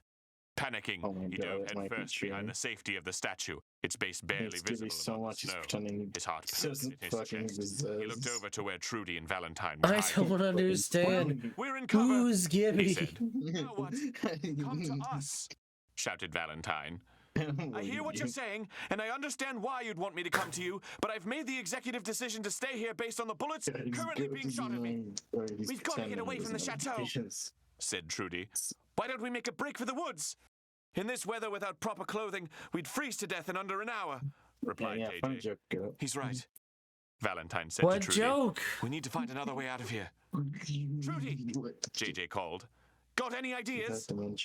Trudy searched her mind, then her eyes lit up. Oh, God. JJ, remember how we saw that vent in the secret passageway before we fell through the wooden planks? There must be an entrance here in the courtyard. Well, that sounds awesome. I'll let you know when I can start searching around after this person stops shooting at me. Check the base of the statue, Trudy shouted back. JJ seemed to get it. He dug at the base of the statue I'm in the middle of doing an animation for someone. And half-melted snow. Here's what He it looks uncovered a like great so far. vent where the statue met the ground. His hands were numb. I've got something here. It's like what we found in the ballroom, and there's nothing blocking it. We'll come to you. Valentine moved to get up, but Trudy put her hand on his shoulder. The shooter might have a bead on us. JJ, is there any way you can distract them? Good. JJ took a deep breath. I don't know anything about Let Yu-Gi-Oh! the record You state know that that. I'm willing to put my life on the line for my friends. I know He what jumped out of you his hiding know place about and waved Yu-Gi-Oh! at the Which assailant you on the have chateau told me. roof. Other You're a than terrible that, shot, milk breath. I'm very He bad immediately at dove back remembering behind the stuff angel about statue, Yu-Gi-Oh! narrowly avoiding a bullet that would have That pierced was his heart years a moment ago. sooner. Now, shouted JJ. Trudy and Valentine got up from their embankment and raced towards the statue, sliding behind the base of the angel just before another shot rang out. Couldn't stand to be away from me, huh? Asked JJ. Not now, Valentine snapped. Where's this exit? JJ pointed to the metal vent by his feet. It was just wide enough for them to slide into one by one. Valentine wrapped his fingers around the metal grate and pulled. It won't budge, and all these screws look tight. Is there a rock or something we can hit it with? Back by where we were just hiding, there might have been a few, Trudy said. If we can't get into here, it'll be suicide to make a break for the chateau. Wait, said JJ. I know what we can use to open it. He reached into his satchel and produced a motorcycle kickstand. I knew this would come in handy eventually. But thank you for coming Dr. in. Cecil I H. really Mills, appreciate author you. of this book, checking in again. I promise I'll be shorter this go around. I received a note from my agent in an earlier draft of this book stating that this motorcycle kickstand revelation was a little too deus ex machina. For those unaware, this means the children were saved by a seemingly random and non-foreshadowed act of God, and by extension is a suggestion that I am a bad author. I only disagree with people when they're wrong, so I'd like to take this paragraph to remind you that I guaranteed the motorcycle and its kickstand will not be mentioned again in this or any other book in Chapter 10. This is what we intelligent authors refer to as a classic misdirect. You thought it didn't have any relevance to the story because I was speaking about it outside of the story. This was intentional. I lied to you. Here it is again. I am a good author. Still, if you'd like to complain, I've included my P.O. Box info in the matter of this book and will happily forward any hate mail you send over. Wow. Literary agent. I'm sure he grows tightly to a chest. Who was that? Who just followed me? No. No, I'm very quiet today. What's happening? Z Dinos. Oh my god. Where's it coming from? Valentine Z shouted. Dino. I wasn't Another even paying thunderous crack, attention and a to the bullet whizzed story. down and Hey, punctured the DJ snow in front of Kyle. JJ's feet. He looked up to spot the muzzle of the gun pointing at him from the roof. Oh my god. Coming from the chateau roof. He dashed through the snow Meant to as fast put as the deep drifts hail, would but allow the him. meaning is the same. Find cover. Trudy dove behind a snow Hello, embankment by the edge of the forest. DJ. She saw both JJ And and thank you Valentine so were now much, running toward her. Dinos. Thank you so Over much here. for the follow. Run in a serpentine pattern. Z JJ screamed as another Dinos. bullet Do you whistled like past art? his head. Are Serpentine, you an artist? Serpentine. Valentine made it to Trudy's Do safe you embankment. like big He slid tits? through the snow and hunkered down next to her, making sure Do to you keep his like head bar down below the drift. boys? Come on, JJ. I'm coming. JJ zigged and zagged as fast as he could through the snow. Another crack splintered through the cold air, shattering the head of the angel statue he had just passed. She's a Panicking, mom. he dove headfirst behind the safety of the statue, its base barely visible above She's the snow. got a baby. His heart pounded in his chest. He looked over to where Trudy and Valentine EJ, what are you gonna do when your child we're in goes cover, through he emo said. phase? Now what? Come to us, shouted Valentine. Or may not be a phase. It may be a lifestyle. You don't know if it's a phase, but What if they realized they were goth the entire time? Yeah, but if they're like, Mom, it was a phase. I'm not emoing. Mom, I need to go to the Hot Topic. I need to go to the Hot Topic and wear all black. Guys, I was gonna say it, emo sucks.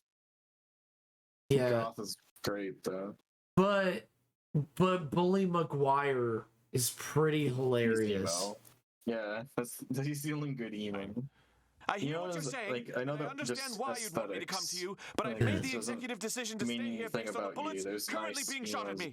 We've got to get away from the chateau. Emo is just a shit-looking aesthetic, honestly. Why don't we make a break for the woods? Goth's an alright aesthetic, but it can easily go freeze to too death far in under an and be hour. ugly. Replied JJ. Shit. He's right. Valentine said. And there's like pastel goth, which I think is just kind of bad. Trudy, JJ called. Like got any ideas?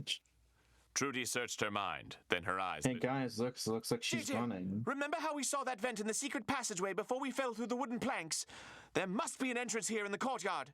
Well, that sounds awesome. I'll let you know when I can start searching around after this person stops hopefully shooting she'll get to bed.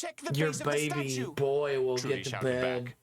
JJ seemed to go get to bed, sleepy baby. Go to bed. Your ass layers of dirt and half-melted snow. He uncovered a grated vent where the statue met the ground. His hands were numb. I've got something here. It's like what we found in the ballroom, and there's nothing blocking it. We'll come to you.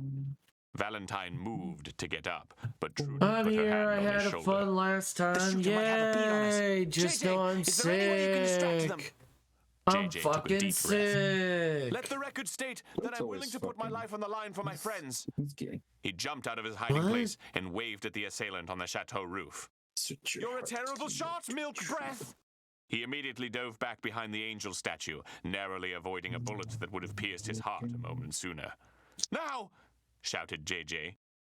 Trudy and Valentine got up from their embankment and raced towards the statue, sliding behind the base of the angel just before another shot rang out. Couldn't stand to be away from me, huh? Asked JJ. Not now, Valentine snapped. Where's this exit? Because it's good, Casper. It was just wide enough for them to slide into one by one. I heard Sign In Happiness's video opposite day. It's a really old all these screws look tight. Is there a rock or something we can hit it with? I think like, where we were just hiding. Everyone's doing opposite day. Trudy like, said. The firefighters are shooting like gasoline at a house. Wait. Someone's stuffing eggs into a chicken. We can use to open it. He reached into his satchel and produced many other things. Like a guy who just got out of bed would come in handy started the video with putting pants on his head. Cecily H. Mills, I'm gonna stay inside. Checking in again. I promise I'll be shorter this go around. I received a note from my agent in an earlier draft of this book stating that this motorcycle kickstand revelation was a little too deus ex machina. For those unaware, this means the children were saved by a seemingly random and non-foreshadowed act of God, and by extension is a suggestion that I am a bad author. How would you feel if you got invited? I only disagree with people when they're wrong, so I'd like to take this paragraph to remind you that I guarantee the motorcycle and its kickstand will not be mentioned again in this or any other book in chapter 10. This is what we intelligent authors refer to as a classic misdirect. You thought it didn't have any relevance to the story because I was speaking about it outside of the story. This was intentional. Hypotheticals I lied to you. Based. Here it is again. Hypotheticals are funny. I am a good author. Still, if you'd like to complain, I've included my P.O. Box info in the back matter of this book. Okay, so hypothetically speaking, you get a little genie link. I'm sure he'd love to hear from you. All right, back to the story. And Valentine. A genie who looks like Nosferatu comes out. Okay. Yeah, it's the Count from Sesame Street's voice. And he goes, "What is your wish?" You get 3. I want the perfect sandwich. Okay, he says wish granted, and then he goes 1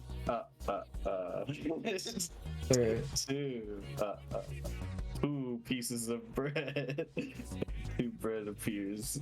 He just does that for every like ingredient. That's fine. Fair. Including like tomatoes. He's like, does he toast it? Does he toast it? Well, if that's your perfect sandwich, then the bread was just toasted. Yeah. Good. No, when he puts it in the toaster, he counts the seconds. Turn to toast. Okay. I'm not bothered by this. Yeah, but he's the count from others. Alright. I have no problem with this. Like, I got what I wanted. You get your perfect sandwich, and he goes 1 sandwich. Alright. And he counts up to 2 for 2 wishes. Okay. So my second wish, I want to hear my trick for snagging a little extra family time? Dinner! I want $4 billion in non-taxable Tap the banner to learn more. solid assets. Yeah, you know what he's gonna do. Yeah, I know. We're gonna be here for a while. It's worth the wait. It's worth the wait. He's gonna count the dollars. Yeah, I know. And I'm sitting here just parked out by the... Why'd you do that? So instead of being a goat chimera, they're a snake chimera. Ah. What if I was snake chimera? It's not an oxymoron. Snake chimera over here. Parked by a lake. That's so weird. You joined his shit and immediately got bullied. That's never not gonna be funny. It should have been clipped. I would have clipped if I thought to clip it. I was like, all we would have had clipped really is the chat in the corner, which is kind of hard to read. Yeah. And him and Goonie being confused that someone's getting bullied. Yeah, immediately. It was instantaneously. You didn't even get it. I was like, hey, I really like what's going on here, and immediately, hey, isn't that an oxymoron? It's like, cool. It's not the definition of an oxymoron at all. Yeah. Like an oxymoron is like, it means that it doesn't make sense. Yeah. Like, if anything he meant to say isn't that redundant. Yeah. That's what he was supposed to say, but that's not what I got. Yeah, it's like an oxymoron is like I funged some non-fungible tokens. It's like, well then, what? It's an oxymoron. It's contradictory.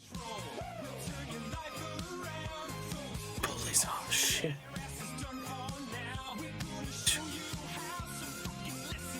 It's so fucking weird.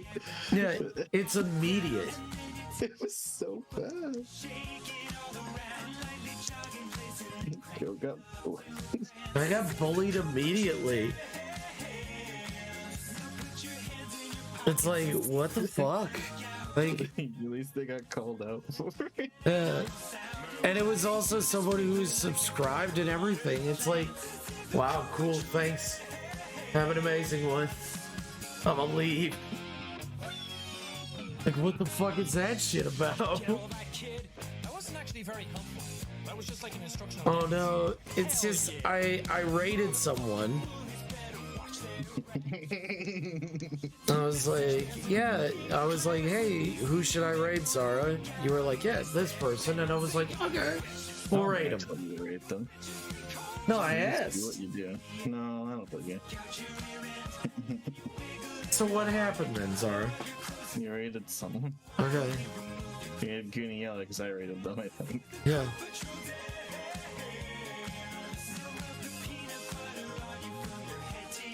So I raided them, and I was like, hey, I really like what's going on in this chat. That's all I said.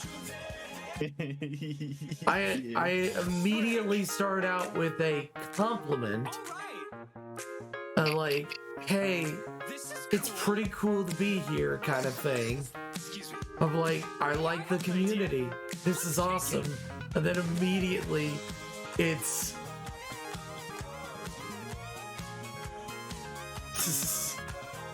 an immediate reaction though. Yeah. It's funny. It's like, what the fuck? Who the fuck are you? I don't even remember their name. I want to remember their name if it was gonna be stuck in your head like this. Because I'm pretty sure they had a furry name. It's just so funny. You didn't do anything wrong. Yeah. You just get fucking bullied. Yeah. Okay. Hey guys, listen up. You put I your mean, hands in. Zara, can you tell DJ the story? He might actually be dead. What do you mean? My throat hurts. My throat hurts. Go got bullied.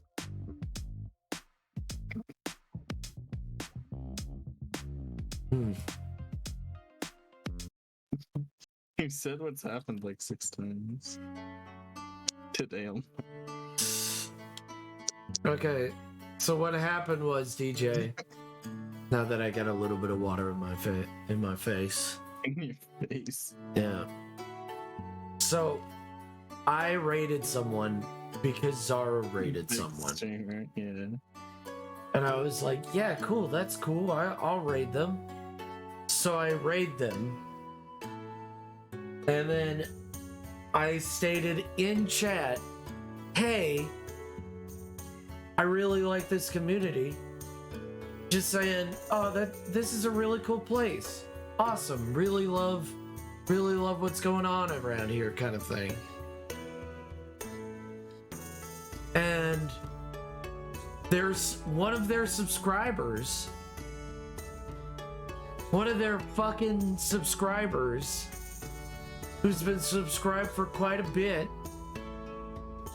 was like, hey, Go Chimera, isn't that an oxymoron? And I was like, what? Yeah, aren't chimeras already part goat? You don't need to say goat chimera then. I was like, oh, thanks, man. My next statement was, I really appreciate it. Thanks so much. You got timed out at least. Yeah, you got timed out for it. It's just so funny. Why did he do that? Yeah, why did he do that? Why? There's no rhyme or reason.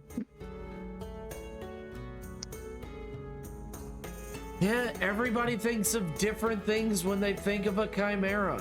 When I think of chimera, I think of just the definition of it's just animals combined. Yeah, or you could go with the French definition, which means it's a non-existent statement, I think.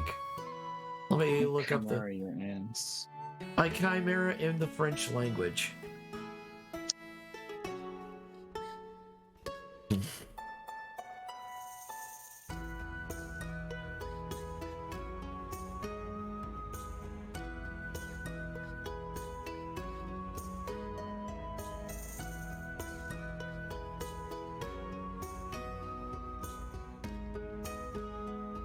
This is so mean.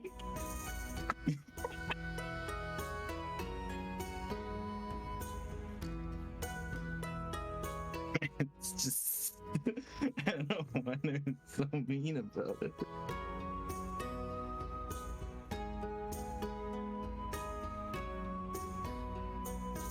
Yeah, it's a in French, it's a thing that is hoped or wished for, but in fact is illusory or impossible to achieve.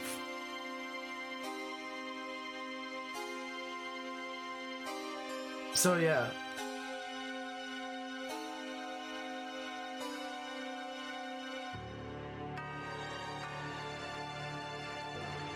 so like people have that as a definition of a chimera. Like literally someone was like, oh, so you're illusory, not real? I was like, that's a pretty good insult. He's like, no, that's the definition. And I'm like, what? Oh, okay. That's the definition of a chimera. It's not real.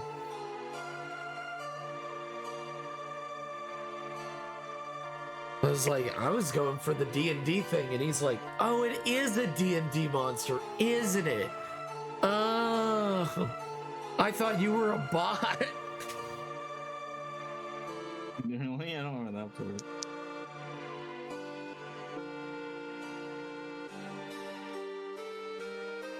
Have I told you that story before? Not that part, no.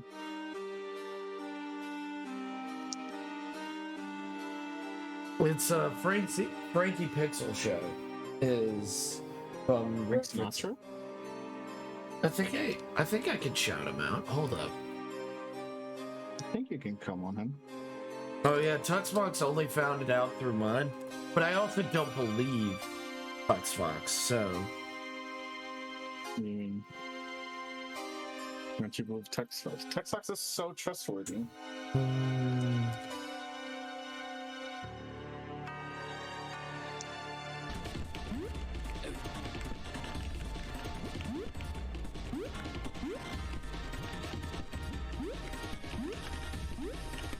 But why not? You know why.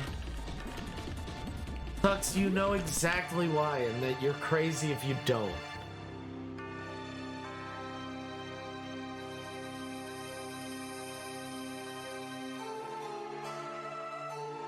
I wonder how many alt accounts you have, TuxFox, that I've banned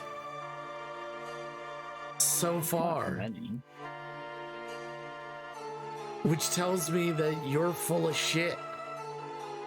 Not trying to be a dick ass or call you out on my stream, but I'm just telling you, I have to take everything you say with a grain of salt. Only one. I look up anime characters with no mouth.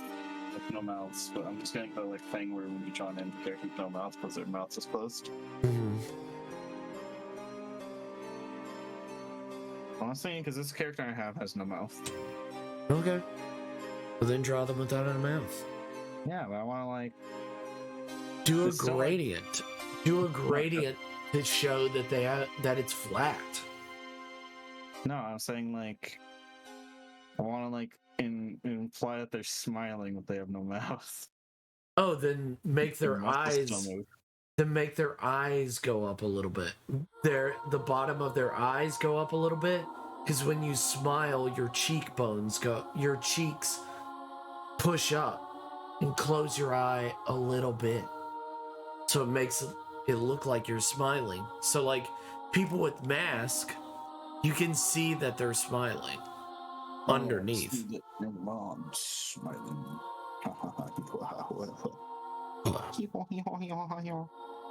That's what Kanoni Place says. I thought that was his face from Star Wars Clone Wars. The fuck are you talking about? I'm talking about that hut person. What? The posh hut person. Posh? Yeah, from the Clone Wars TV show. Posh. What are they then? They're not gay though. I know, that's the funny part. Jar Jar. Jar Jar is actually a good character in Clone Wars. He's a bro in Clone Wars. He only had like 3 episodes, and all but one was good. In the first one, he's people think he's a Jedi, but he's not.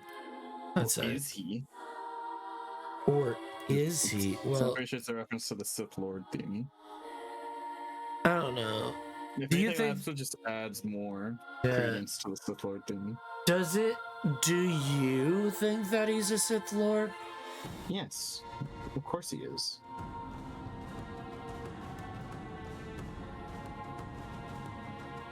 He's a Sith Lord. What you have told me is true. You have gained my trust. What you have said is... It's not what you said before. They're elegant, not posh. What if... No, he's flamboyant. And he has a gay lisp. I don't understand where this gay lisp is coming from. I didn't want any. The guy from that new gay Pixar short have a gay lisp? Oh, wouldn't that be fucking hilarious? If they just changed, it was just the same shitty short, but he had a gay lisp the whole time. He had the biggest lisp. It'd be so fun. I have a lisp. Can you hear it? Yeah, it's pretty gay. It's pretty gay. Damn it. I love how you can't deal with lisp. You can't say lisp. Lisp. I can say lisp. I don't believe you. I just said lisp. Lisp.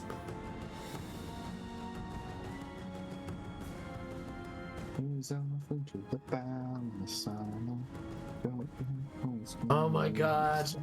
Y'all a bunch of cuties? No, stop it. No, I'm not. No. It burns. How did it get burned? How did it get burned? Songs from Encanto. Oh, that's a...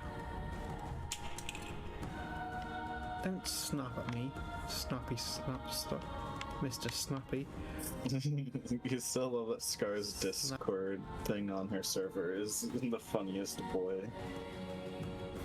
It's so funny. Can't wait till we get Scar another nickname. So that we can replace it. It's just funny. What's Mitz's name gonna be today? I don't know. Yesterday it was Panty Thief Soup. Come Lord Thieves. Come Lord Sue. Got burned because you're too hot. Damn. No, I didn't. Get workers comp.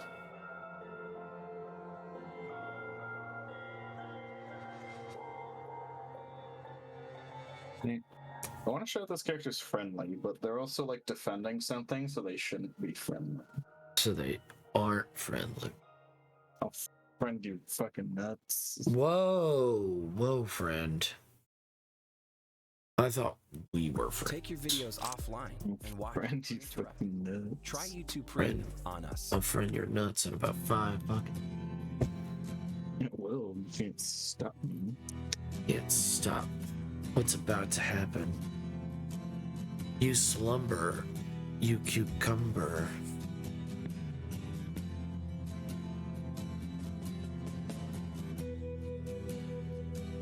You snows, you lows.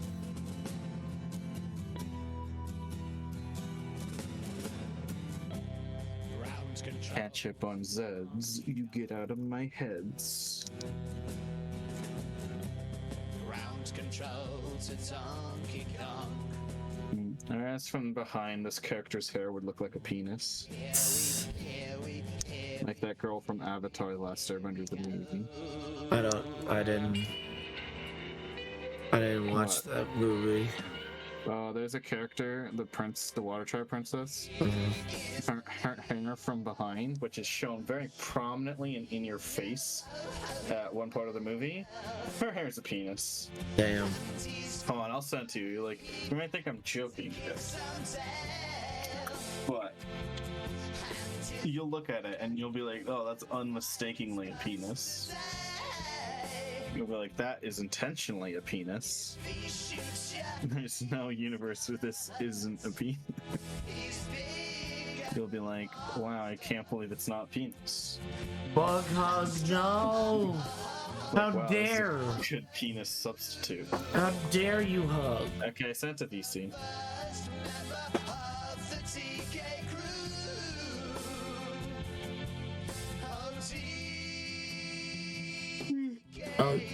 What the fuck?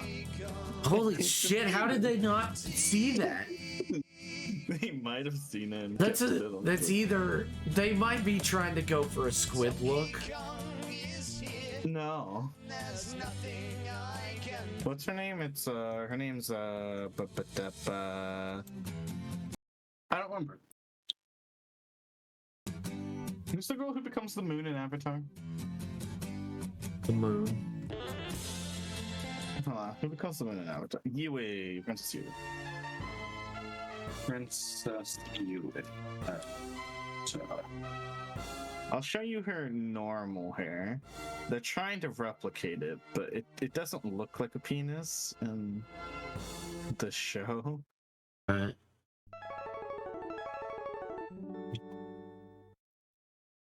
What do you guys think about the pronunciation of Ong in the Avatar movie? It's terrible. Isn't it Ong? It's Ong in the movie. Ong in the shitty movie.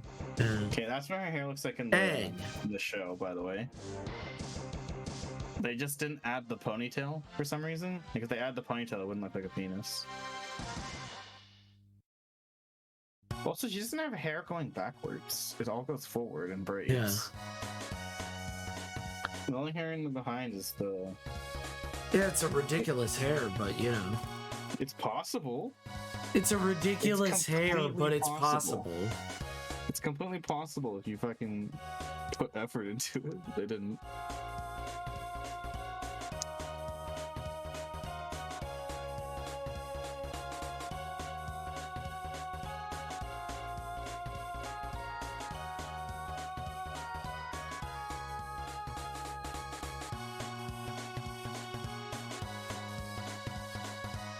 Aang, not Ong. Ong your fucking nuts. Look, all I'm gonna say is the ground is where is just who you are. Why did they fucking shut up? Why did they fucking literally put the Earthbenders on a camp made of Earth and not like? And also, the Firebenders in that universe can't create fire, so they need fire, and they just don't have like a bunch of fire lying around. Yeah, you don't just have like a giant campfire or something like that. You don't have like 6 bonfires, so they can't take them all out. Yeah.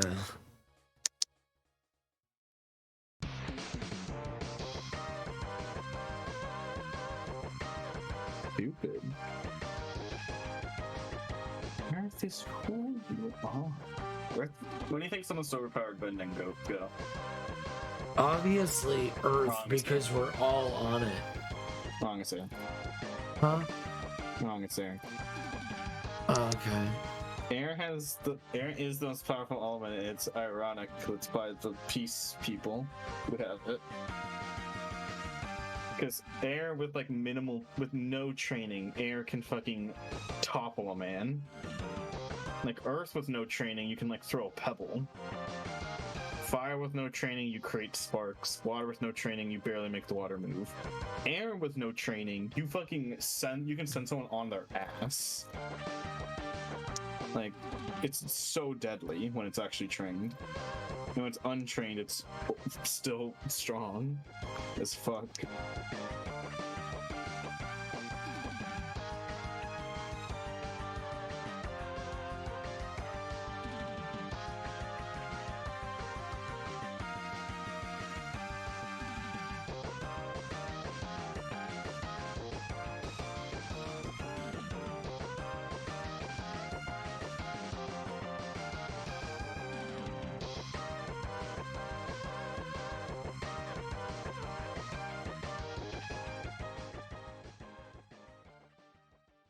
Like you said Earth because we're all on it, but not air that we all breathe. No. I know what I said. Yeah, you know that you were wrong.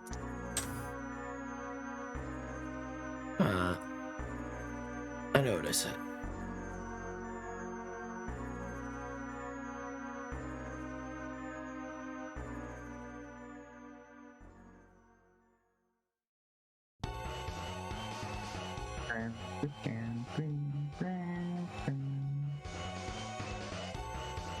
ago was a young boy. His father quickly knew to the come.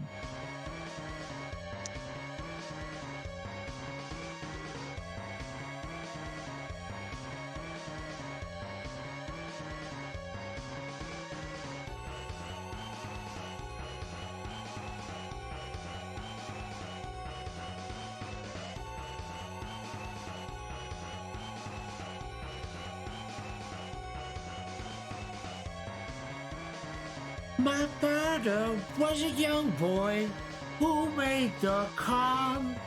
He can't help it, he is a baby. I just have work to do.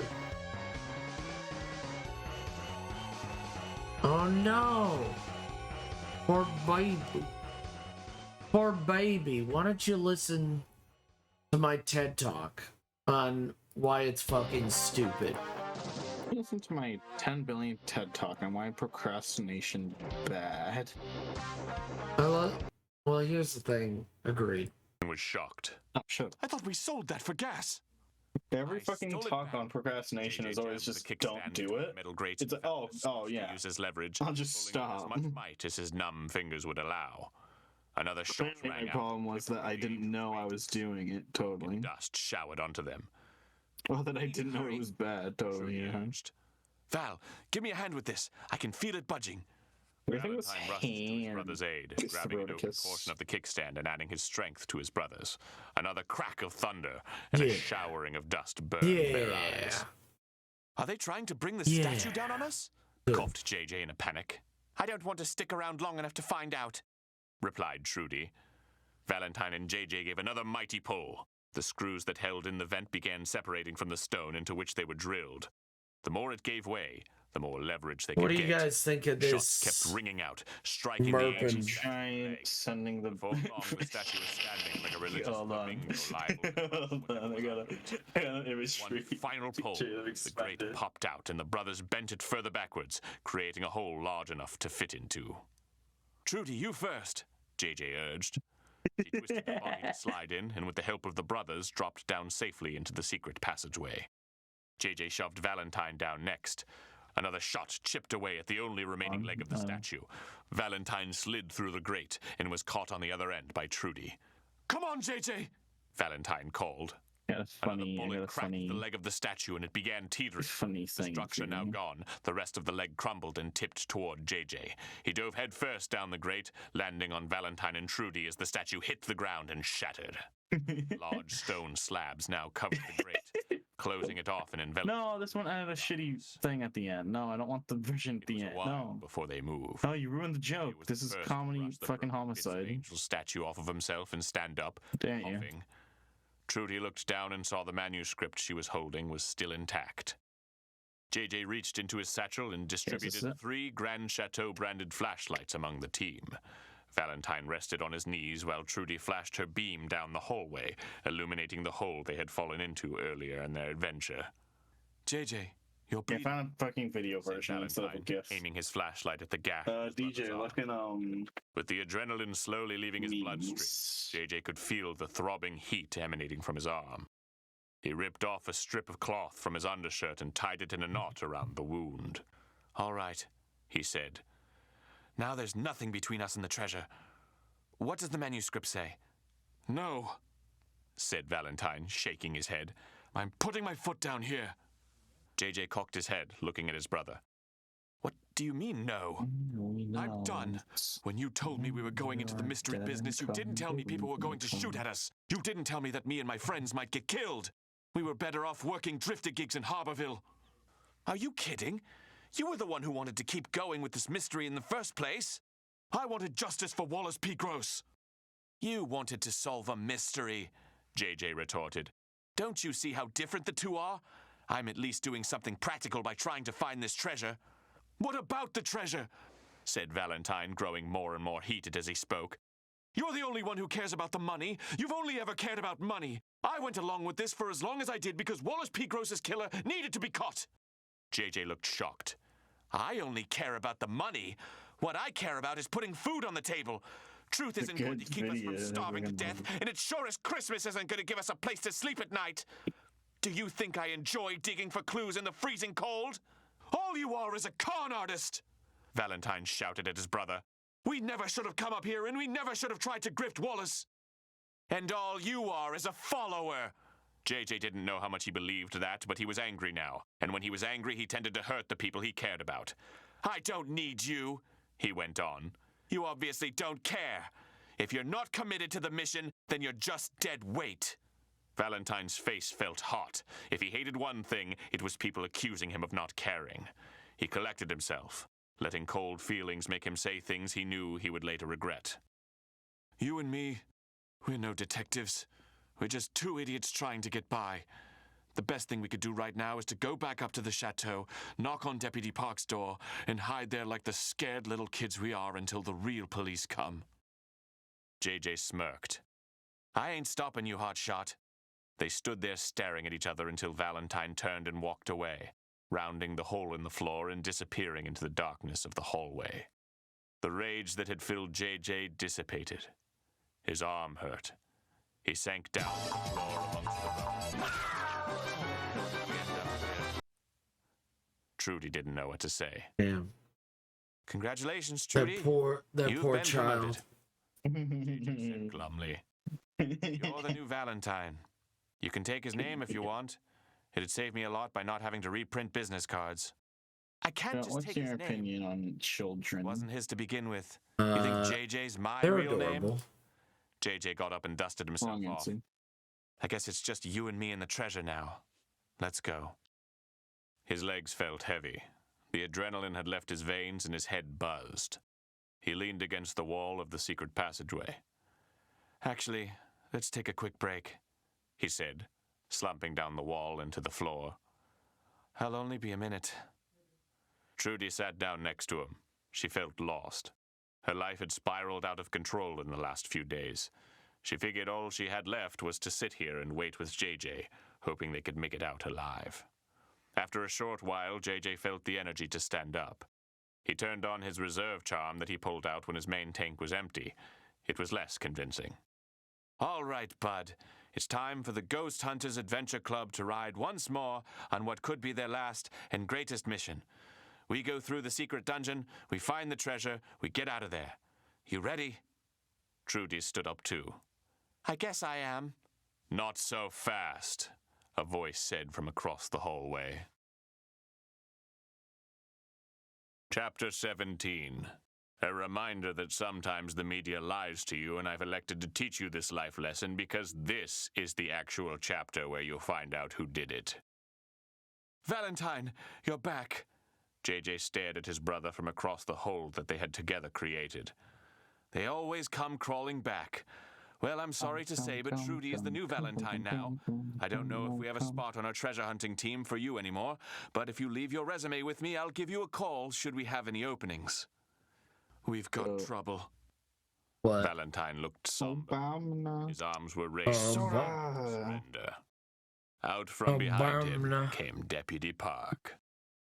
How'd you find the secret passageway? I love that movie. JJ asked. If you're arresting us for being down here, I'd like to formally request trial by combat. At least he's hilarious. Trudy looked the officer up and down. I don't think he's here for that, JJ. JJ whirled to Trudy. At least prove me wrong. He's hilarious. He has his hands up, and he doesn't have his pistol in his holster. JJ turned back to Deputy Park and examined him. Sure enough, Trudy was right. The deputy was unarmed. All right, this is Dr. Cecil H.H. Mills, the author, chiming in again. I've made the sobering realization that my Madame Fournier accent is not good, but we've already spent 3 days recording this, and I am not going back and changing it. So here is Madame Fournier in a different voice, and this is not a spoiler because it's literally happening in the next sentence. Back to the story. You children are idiots, a familiar voice said from behind the officer. He stepped to the side, revealing Madame Fournier. A rifle was slung behind her back, which Trudy recognized as the one hanging in the lobby days earlier. One pump chump. In her right hand was Deputy Park's service revolver, now trained on them. Damn. Madame Fournier! Who knew? Shouted JJ. What are you doing down here? Valentine sighed. Damn. She's The murderer. Here's the A blank animation so expression far. formed on JJ's face as his brain disintegrated into a variety of oddly shaped puzzle pieces. Murderer? Who, me? Madame Fournier snickered. I'm just a little old hotel manager. I don't know what you're talking about. JJ managed to reassemble the puzzle pieces in a socially acceptable amount of time. You're the one who was watching Wallace. And you're the one who must have shot him when he was about to tell us everything. And the one who caught me down here and marched me back to you, added Valentine. I'd do it all again in a heartbeat if I had to, said Madame Fournier. For years I've been searching for this treasure before Wallace caught wind of it and tried to take it. So many and now I have it all to myself. The Christmas you do, said JJ. You know, for as dumb as you all are, I'm impressed. You figured out how I killed Wallace, how I had the groundskeeper shatter the window to throw off the police. You just attributed it to the wrong suspects. I'll even give you points for finding and saving JJ. It's too bad it's come to this. Your attention to detail would make you all exceptional employees in the hotel hospitality business. Deputy Park, said Trudy, what are you doing here?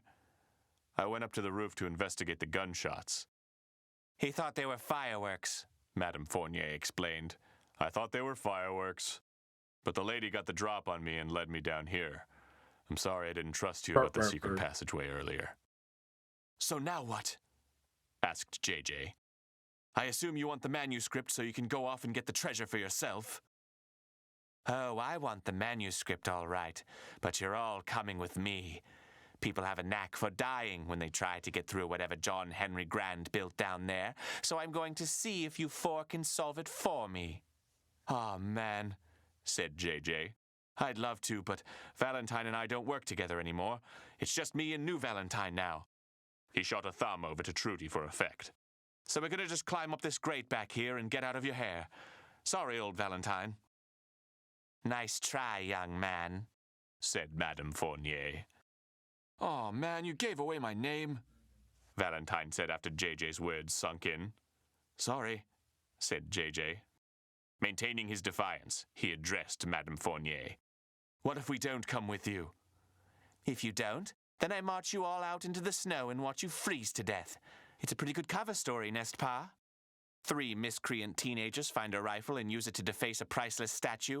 What do you think will happen if I go to genius.com? They all get lost in the heavy snow and succumb to the elements just you go to hours genius.com before the and snow what? plows arrive. JJ, Valentine, Trudy, and Deputy Park all grimaced. They knew that Madame Fournier as a question. Corner. I guess we have to go along then. Okay, go for JJ. Barbie Girl. He looked then. over to his former brother, hoping he had planned to get them out of this. listening. Valentine was hoping No, the same I'm from listening. JJ. I am Who has the listening. manuscript? Asked the hotel manager.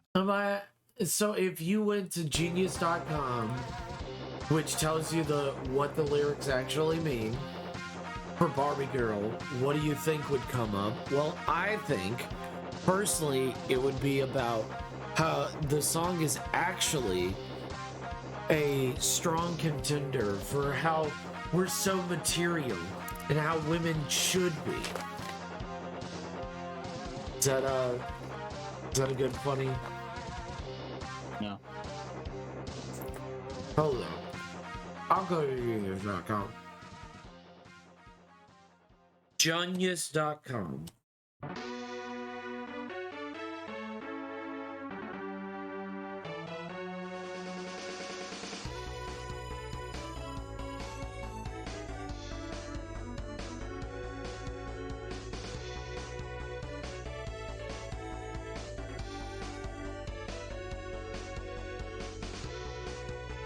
Barbie Girl.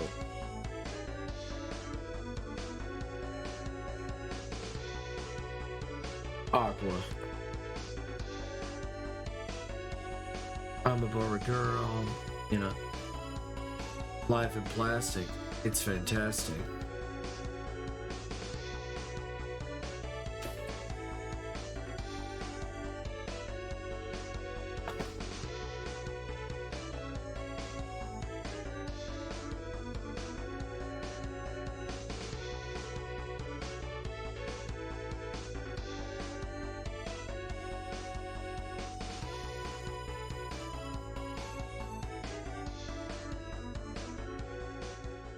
Well, I'd love to see it. Bizarre. I would really love to hear it. Is it a bad idea to not sleep? That's up to you, Flop.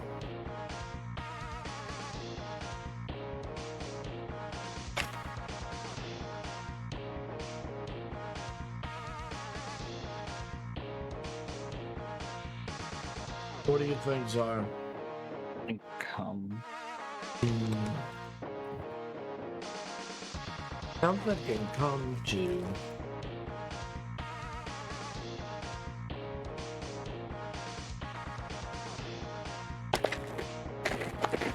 Thinking of Mr. Cum Man. Give me a cum.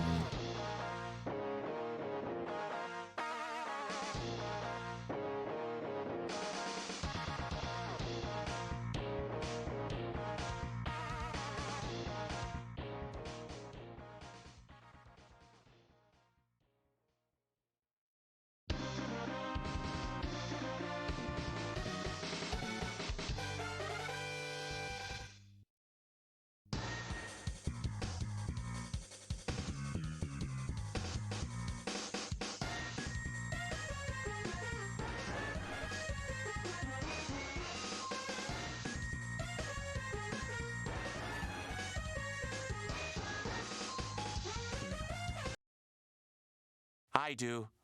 Trudy produced the pages tucked in her arm and fanned them out. Splendid, said Madame Fournier. Shall we carry on? Chapter 18. The Labyrinth. Madame Fournier led the Ghost Hunters Adventure Club and their uniformed compatriot down the slope created by the collapse of the first secret passageway. Making sure to keep them at a safe distance and within sight, she jumped down into the stone room. JJ, Valentine, and Trudy looked around the room for the second time in as many days. JJ spotted the words carved into the wall by the stone door. Beware the monster at the end of the maze. That isn't Wallace's handwriting, he whispered to Trudy. What? I've seen his handwriting in his letter to Marcella. That's not his. Maybe it was written by John Henry Grant, or another earlier explorer. Madame Fournier tapped the tip of her pistol against the wall behind the team. Secrets don't make friends, Floppy? Young adventurers. Looking around the room, she spotted the long-ago triggered spike trap, as well as the bones and tattered clothes of the victim it had claimed. Clifton, she said. So that's what happened to you? You knew this guy. Guess who you got a sub from?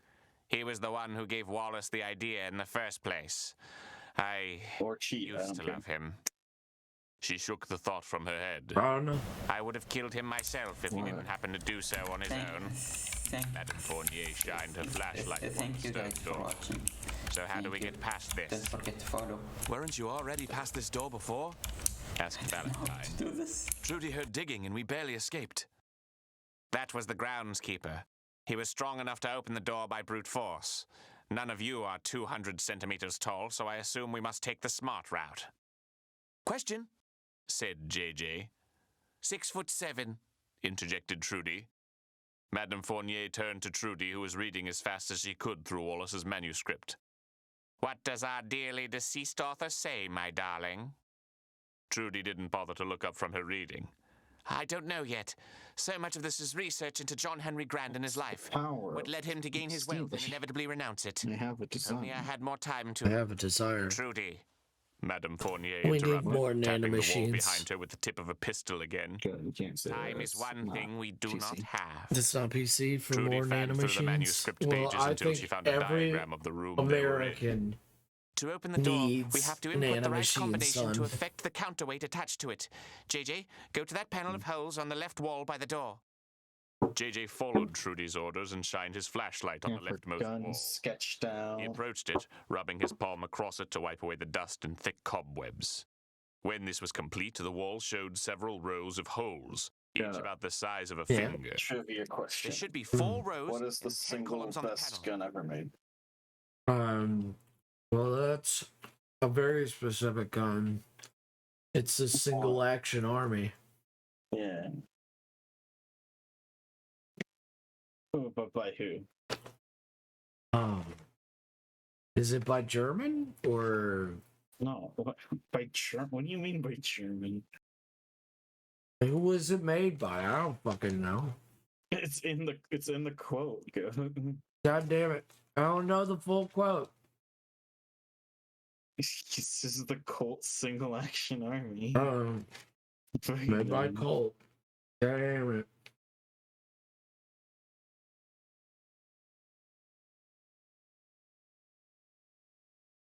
I'm sorry. I'm sorry. Are you? Look, if you asked me to quote my own fucking comic, I'd probably give you nothing. You'd be like, man, that was a really cool line that this character said. It was really deep and meaningful. Could you quote that quote? Could you quote that very specific thing? Huh? Yeah, could you say it exactly the way that I remember it? No. What do you mean? Nah. Yeah. Nah.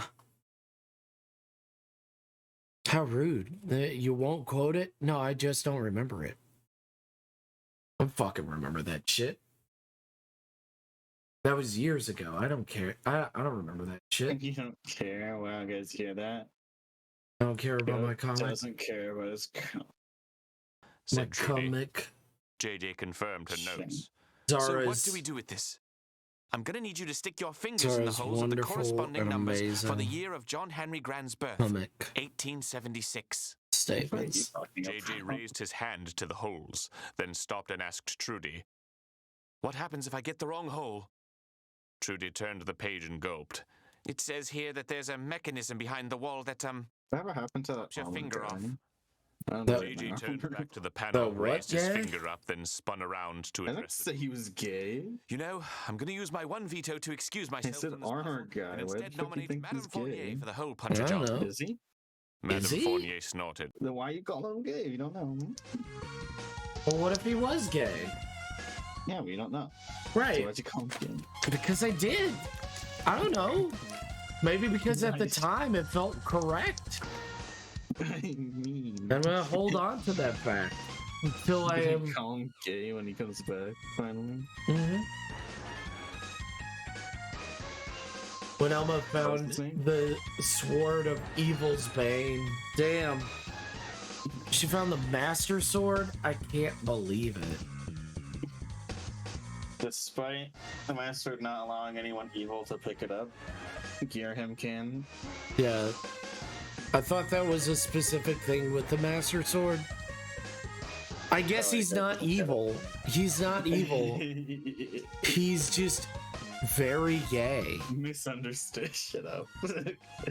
You being gay is not a crime, okay? Do you even know the asterisk on that sentence? No, I don't. It's because the only way you can get him to pick up the Master Sword is by refighting him in your memory when you have the Master Sword. So you don't the fights where you have the Master Sword, he doesn't have the ability to pick up weapons. But in the first fight, when you don't have the Master Sword, he does. But if you refight that fight using your memories, you can't get him to pick it up. That's weird. Because that's one of his mechanics, is that he takes your sword if you're stupid and bad at the game.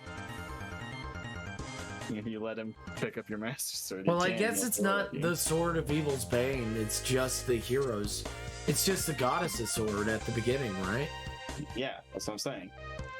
When he can pick it up, you only have the goddess sword. Yeah. And he can't, But using your memories, he can pick up the memory of the Master Sword. Yes. No, it's your Master Sword. It's a memory of Gearham. Yeah. But it's not evil. Real. Yeah, it's not evil. It's just a memory. It's your memory. I'm just trying to follow the logic here. I'm sorry. That's what they all say. Whoa, you're too gay. Yeah, you are.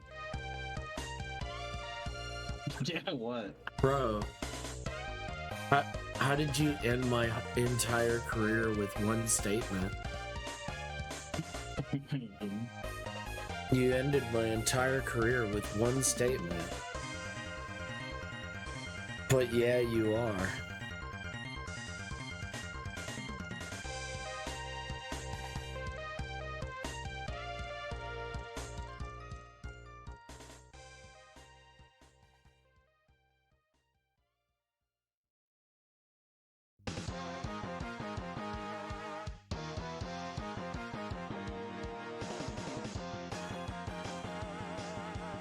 Do you even know what Ocean Man is?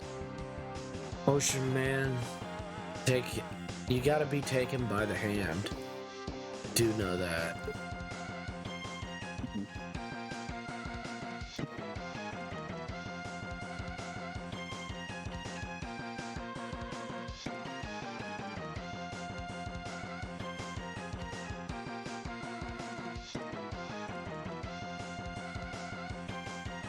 Who is an Ocean Man, you know?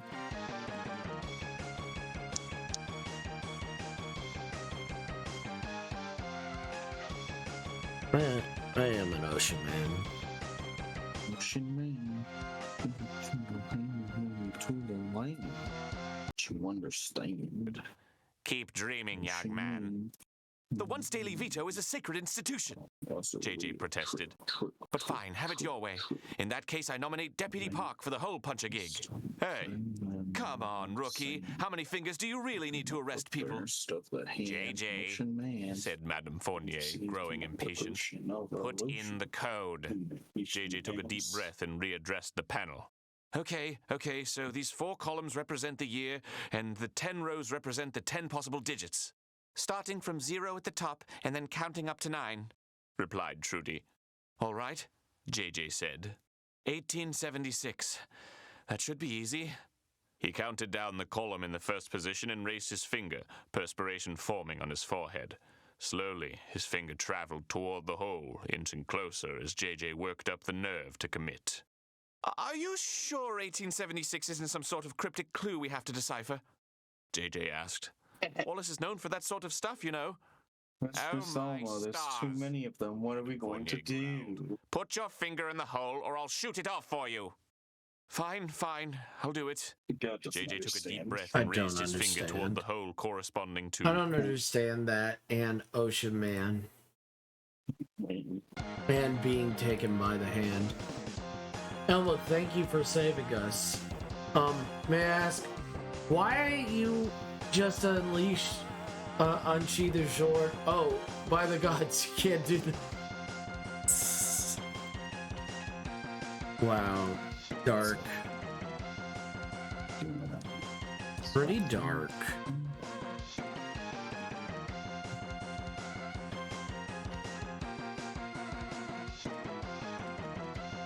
Looking at this video, someone like, oh no, you don't know the Vine because you're fucking uncultured. What do you mean? There's a Vine. It's like, hey, how you doing? I'm fine. I lied. I'm dying inside. It's just like a little mini song someone wrote, and it's really good. And I have this video on my music playlist where someone, a fan of that song, turned the entire thing into a full song. Nice. He wrote extra lyrics and played the guitar for it.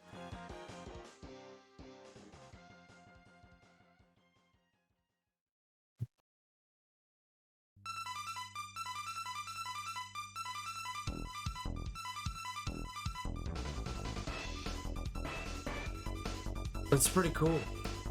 I'll give it a props for that. There we go. Some animation.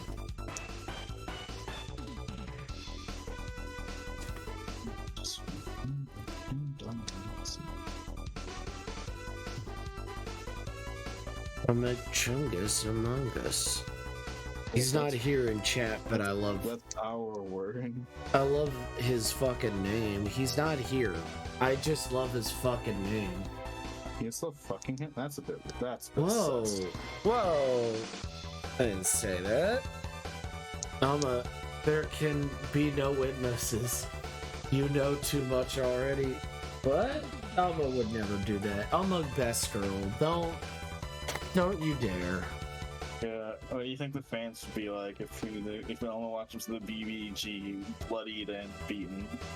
If I'm fighting the hordes, Okay. And he fights BBG, and then she dropped her sword. She tosses it forward onto the floor, into the dirt. Okay. She goes, "I must go all out just this once." All right. And she her hair goes straight up, but not super. It's not super. It's not super. Okay.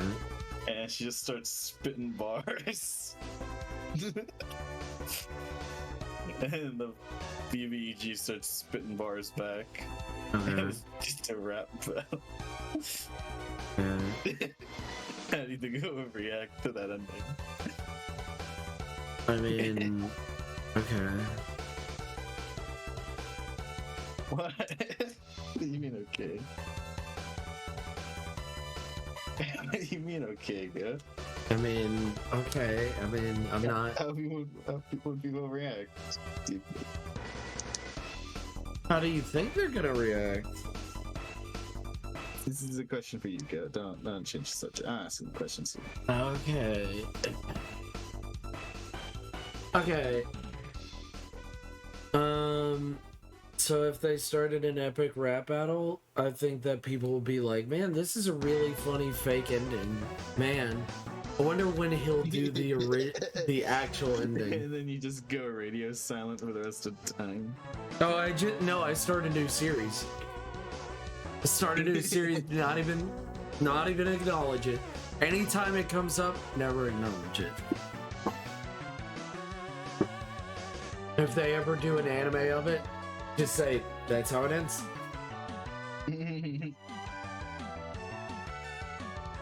It ends like a Rebecca Sugar show. People are waiting for part 7 to be animated because there's a song in it. And people are like, we gotta know how the song goes. Like, we gotta know how it works, you know? Like the beat and all that. Because it's the song that Gyro sings. He goes, pizza, mozzarella, rella, rella. He just sings a song with mozzarella. Gyro, mozzarella. You know, people are like, how's it go? Yeah.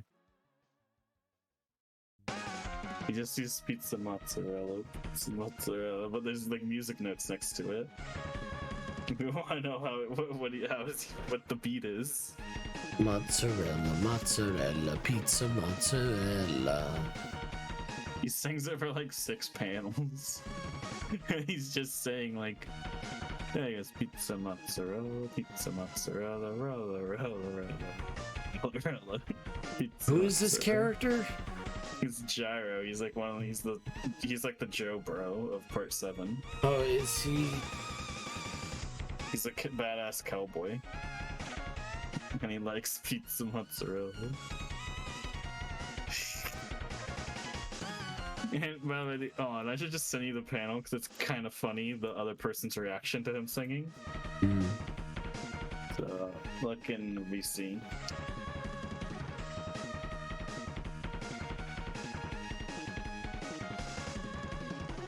The cheese song.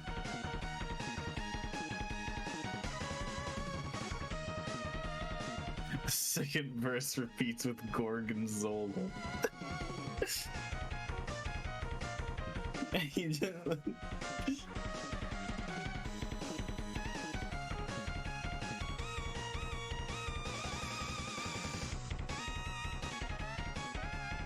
This implies Araki thinks that the mozzarella is called pizza mozzarella, since he doesn't say anything for Gorgonzola except for Gorgonzola. Yeah. No, Araki, it's just called mozzarella. You're a fucking idiot. You put it on other things than pizza. Maybe in Japan land. Country.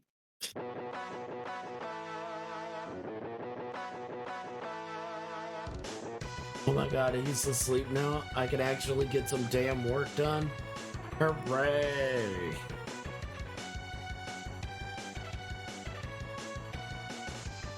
Oh. Yeah, what if you hit a hidden Dickie in every chapter?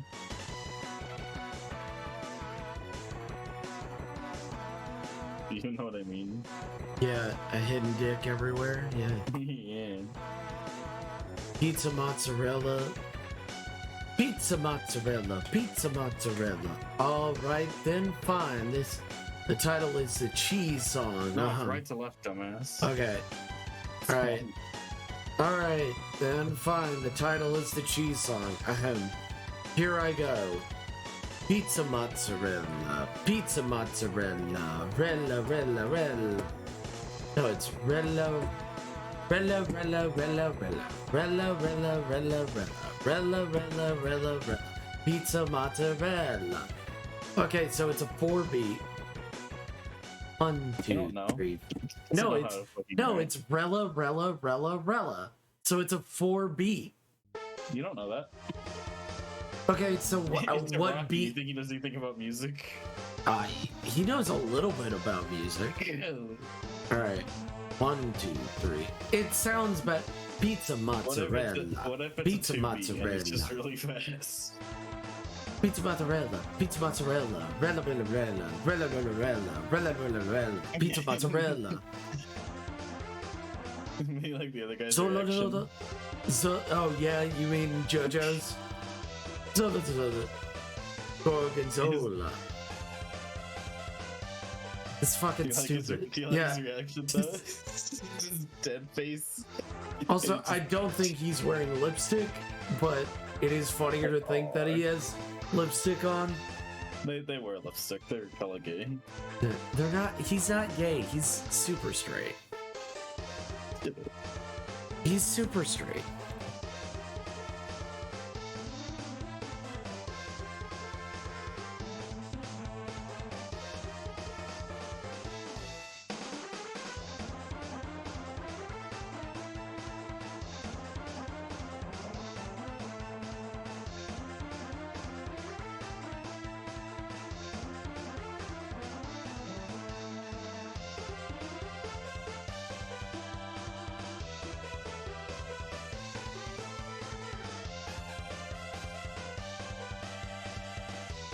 You know, elegant.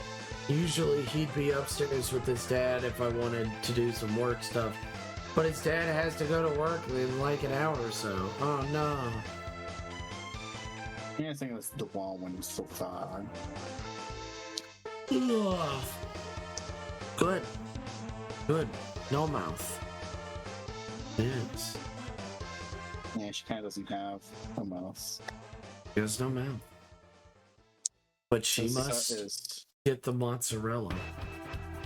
This series is the characters are from the archetype that I have and the lore behind it. Was that all the extra deck monsters are from another dimension, and they are basically all gods. While all the main deck monsters are scientists trying to access this other dimension. So all the combo pieces are scientists, and all the boss monsters are gods. Yeah. And so all the gods have something like kind of unique about them. Like this one doesn't have no mouth. It's pretty cool. It's a big, burly, butchless. It's pretty cool. I'll give it a rating from 10. Cool.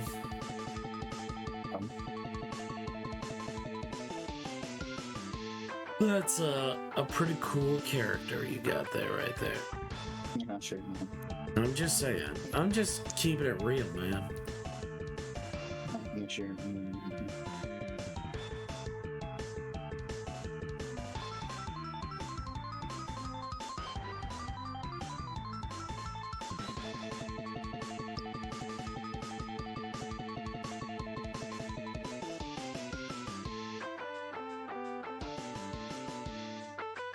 I think I'm done. I'm not going to go for another hour. Yeah.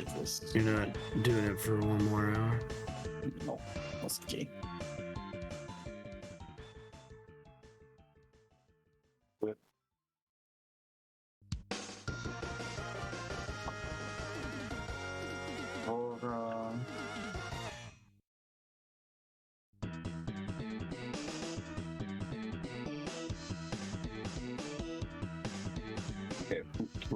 to God. Let's see, it's command, communion,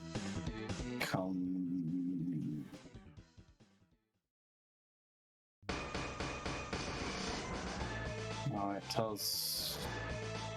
I guess so read the self sign. Yeah. Slash max.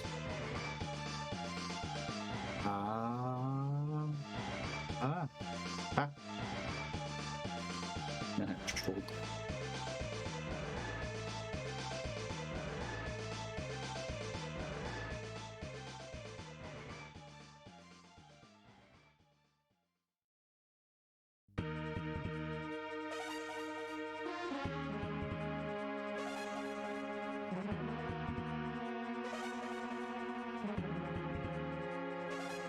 I believe in you, DJ. Get some stuff done. I believe in you.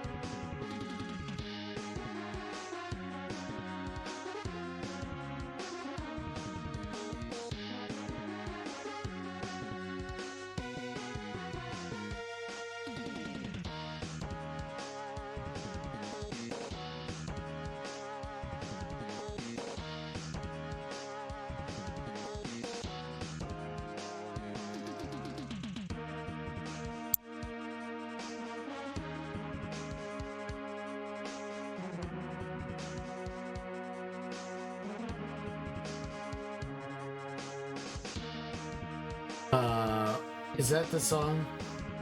Pizza mozzarella, pizza mozzarella, rella, rella, rella, rella, rella, rella, rella, rella, pizza mozzarella, pizza mozzarella, rella, rella, rella, rella, rella, rella, rella, rella, gorgonzola, gorgonzola, zola, zola, zola, zola, zola, zola, zola, zola, gorgonzola, gorgonzola, zola, zola, zola, zola, zola, zola, zola, zola. Like that? Did I say it right? Did I do it?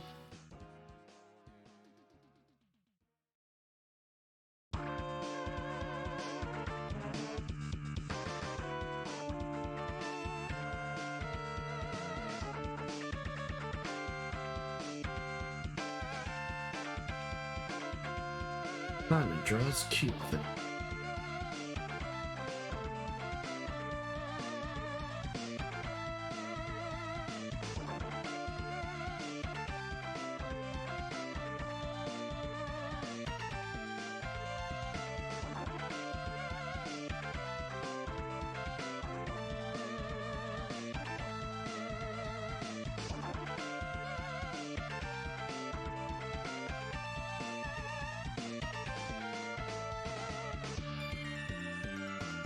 He draws cute stuff.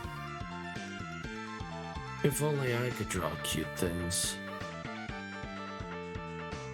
You know what I mean, guys?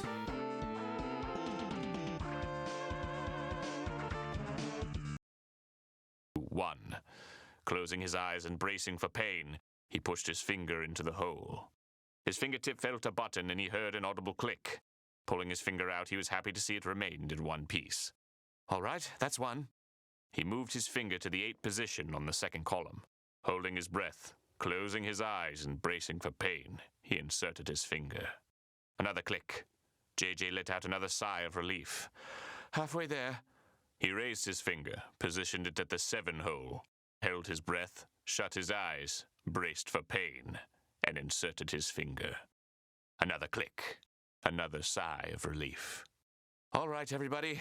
Last one, said JJ, mostly to himself. He thought of all the good times he and his 10 digits had had over the years, the things he was able to steal, the obscene gestures he could make, all of that. He would truly miss them if he were to lose one in a freak mystery-solving accident. Having properly reminisced about his fingers, he went for it, placing his index finger into the hole corresponding to 6. JJ let out an ear-shattering howl, yanked his finger back, and hunched over in pain. Valentine rushed to his former brother's aid. Madame Fournier and Deputy Park stood in place, in shocked silence. Trudy read and reread the manuscript to find what she had gotten wrong. JJ, what happened? Asked Valentine. JJ's shrieks of pain turned into laughter. He held up his hand, all 5 fingers still in place. Come on, guys, I'm just trying to lighten the mood, he said to the rest of the group. It's bad enough we're stuck down here with a homicidal hotel manager. Try and live a little. Deputy Park groaned. Valentine punched JJ on the shoulder. It wasn't a playful punch. Not cool. Something began creaking in the room. They turned to see the stone door slowly raising upward. Let's go, said Madame Fournier, ushering them into the next room. Valentine punched JJ on the shoulder once more before walking to the next room under the watchful eye of Madame Fournier, her pistol and the intimidating rifle slung across her back. Very merp. The group filed into the next room. Yes, very merp. Madame Fournier stood in the doorway and had Much her 4 merp. captive party members Would stand in merp front of her to again. prevent their escape. All right, Trudy, said the hotelier. What's next? Trudy flipped through more pages of the manuscript as she walked toward the center of the room. This is a pressure plate puzzle. It was too dark and I didn't know what I was looking for the last time I was in here, but there should be 4 different plates. She referred to Wallace's writing again. In each corner of the room. She walked to the end of the huge room toward the edge of where their flashlights could reach. I always appreciate Shining her it. light on the ground in the corner of the room, she spotted a square carved stone panel inset within the floor. Sorry, what do Leaning you over to think? brush it off, she revealed an image. What do a you think? mountain, she said, shining her flashlight to the right of it. What do I think of the cum? I'm asking about the merps. Oh, cum. No, the cum. No. Honestly. Yeah. See? Blah, blah, blah.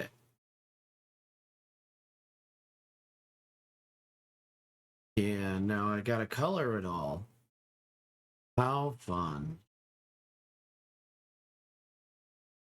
Gonna just do a little.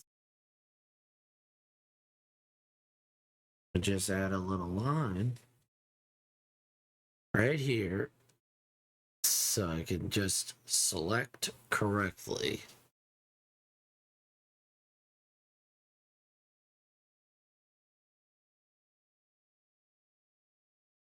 All right.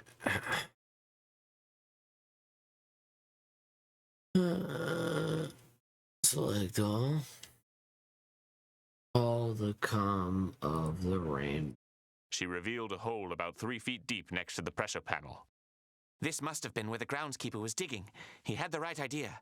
I think he was trying to dig beside the panel to find the mechanism beneath it in hopes of bypassing the puzzle altogether. That's pretty smart, said JJ.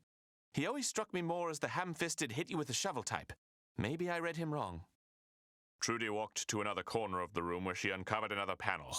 This one's supposed to represent a gold coin, meaning this one, she said, walking to the next corner of the room and brushing off the dusty pressure plate on the floor, should be a skull. Walking down to the last corner, she revealed the final pressure plate, a stone with the image of the chateau carved into it. Okay, now we just need to hit them in the order in which John Henry Gran lived these moments in his life. JJ, go to the mountain. Valentine, go to the chateau. Deputy Park, go to the skull. I'll take the gold coin. Each person did as they were told and walked to their corresponding pressure plate. Madame Fournier remained standing by the door, barring anyone from escape. Everyone get on your hands and knees in front of your pressure plate, Trudy instructed. Don't press it yet. On 3, JJ, you're going to hit the mountain. Then Valentine, you're going to hit the chateau. Then, Deputy Park, you're going to hit the skull that represents his death. Then I'm going to hit the gold coin, which the manuscript says represents the treasure he left us. That all makes sense, everybody? Makes sense, said Valentine, although it didn't 100% make sense to him. If this was a pressure plate puzzle, it could conceivably be solved by one person walking from one plate to the next. So why was she having everyone get down on their hands and knees to press theirs? Still, he trusted Trudy wouldn't lead them astray, so he kept his mouth shut. Trudy got on her hands and knees in front of her pressure plate. All right, everybody, on 3. 1, 2, wait! Madame Fournier screeched. Everyone meet by the door. Trudy cursed under her breath. She got up reluctantly and walked to meet the rest of the group where the hotelier had ordered them to. Very clever, Trudy. You almost got me. The hotelier had her pistol pointed directly at the former front desk receptionist. Until I started wondering why you needed everyone on their hands and knees. Then I realized. She pointed her flashlight at the walls of the cavernous room. All along them were small holes dotting the walls at chest height. You were going to enter the combination wrong, which would have fired what I assume are arrows into me. Poison-tipped arrows, Trudy expounded. Mon ami, everyone knows John Henry Grant amassed his fortune as a mountaineer before he built the chateau, so naturally the solution to the puzzle would be mountain, coin, chateau, skull. Trudy looked away, dejected. Follow me. Madame Fournier beckoned them with her gun as she walked to the first pressure point. No crouching down, please. She stepped on the first plate and it depressed into the ground with a clicking noise. She dragged the group along to the gold coin-inscribed plate and stepped on it without much fanfare. JJ reflexively winced to brace for any arrows that might fly into him. Luckily, Fournier's choice seemed to be the correct one.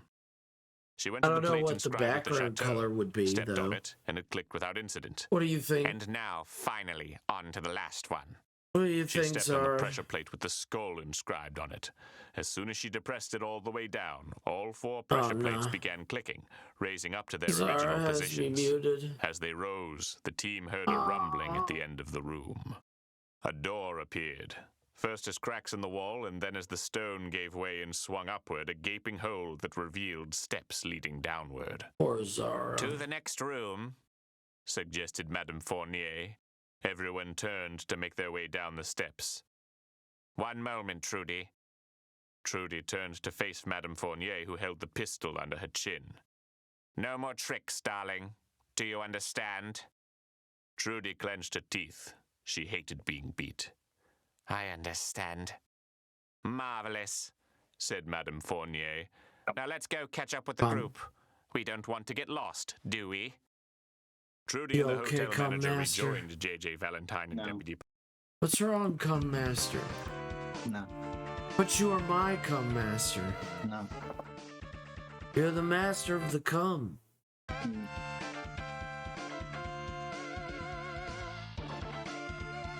What color is the couch? Is it going for the Simpsons red? I was gonna go with a light blue, personally. But I can go with the Simpson red. Since there's more blues in the circles, I might just make it red. Ugh, that sounds bad. Sounds like a bad idea, Tux. Bizarre, what have come? No. No? Okay. No come today? Gotcha. You heard him here, folks. No come today.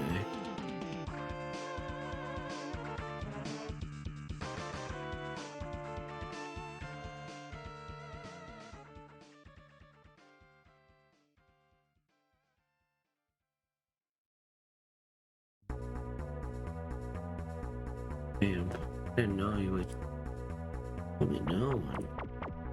It's come day.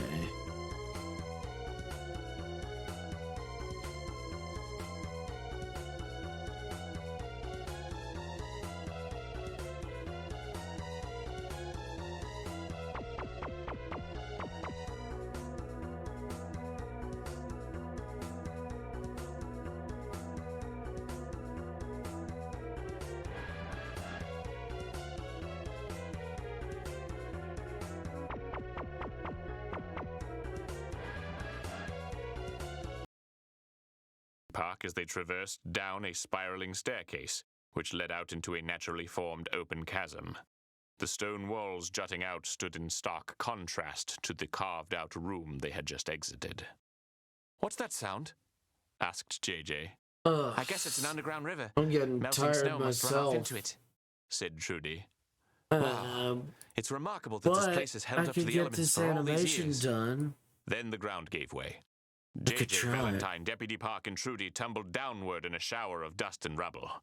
Bouncing off the side of the chasm, JJ grabbed onto a tree root protruding out of the cracks in the rock. He saw Valentine had managed to do the same just above him. Trudy and Deputy Park were lucky. She managed to grab onto the edge of the floor as it crumbled under her, leaving her only a short pull back to safety. She gave Deputy Park a hand up, both of them rolling over the edge and to safety. "See, this is why I brought you all along," said Madame Fournier from the remains of the platform. She had stayed upright and untumbled by remaining at the back of the group. "Better you all than me, am I correct?" "Please stop talking," JJ shouted from down the chasm. "We don't like you." Trudy leaned back over the edge, seeing him and Valentine hanging on for dear life. "Guys, you okay?" Valentine gripped whatever roots and soil he could, his dirt-encrusted fingers embedded deep within the soft soil surrounding the rock. He summoned the courage to look up at Trudy. "Never better," he said. The sound of rushing water was much louder now. JJ looked down to see white peaks rushing past him, just barely visible in the darkness. "Old Val, we got a problem," he said. "Death drop below." Valentine summoned more courage to look below him into a craggy and sharp and wet void of darkness. He gulped. "It would appear as if the soil has eroded over years thanks to the river," said Madame Fournier. "I'd hurry out of there if I were you. There's no telling where an underground river would spit you out, but it's a guarantee that wherever you ended up, you'd be dead." JJ looked up to Valentine. "You gotta climb, dude." Valentine's handhold on the bundle of roots he had been clinging to was slipping. He gripped tighter and tried to feel around with his legs for a foothold. Yeah. "I'm kind of stuck here, but good suggestion." JJ sighed. "Fine, then I'm coming up." He grabbed hold of Valentine's leg and pulled himself upward. "Just hang in there, kitten." Valentine didn't know how to process this. "What are you doing?" "Just hang in there. If you let go, we both die." Valentine didn't have many choices here.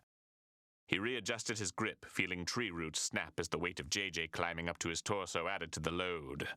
JJ made it up above Valentine with great discomfort only to Valentine. He found a rock outcropping he could use as a hold and placed his foot onto his former younger brother's shoulder. Valentine's muscles were cramping. The shoe digging into his shoulder did not help. He knew he didn't have long. Looking to his left, JJ saw under the floor of the hallway just in time to spot a rusted circular saw break away from the ground and fall into the river below with a faint splash. A menacing, swinging axe with a rotten wooden handle followed shortly after it. "Trudy, what are shop-killing objects doing down here?" Flipping through the pages of the manuscript, Trudy spotted the page of the current puzzle. "It was supposed to be a challenge of skill and agility," she called down. "We were supposed to be running through a gauntlet." JJ strained to keep himself attached to the chasm wall. "What's the connection to John Henry Grand's life here? Was his heart broken once by a woodshop teacher?" "Just climb back up." Deputy Park leaned over the edge and extended a hand downward. JJ was close to the top, just out of reach of the deputy. "Hold tight, old Valentine." "What?" Valentine asked, right before JJ placed his shoe over his face. "I don't like this," said Valentine in what could be considered an understatement. "Just need a little more leverage." JJ used the extra few inches to jump up and grab Deputy Park's wrist. The force of the push severed the remaining tree roots that had held Valentine in place. Blam. He felt Oh, himself hot slipping damn. as he tried to dive his... Zara, I wish you would just freak out. No? Gotcha. I just wish I wasn't so fucking tired. I hate it. Look. I have no energy. I have no energy. But I must finish this commission. I must. It's in my blood.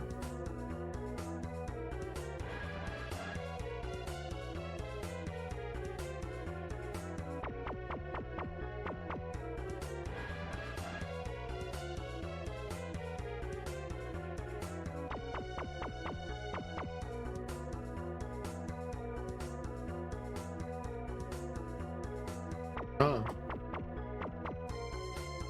You mean outlining the character? That's probably what makes them pop.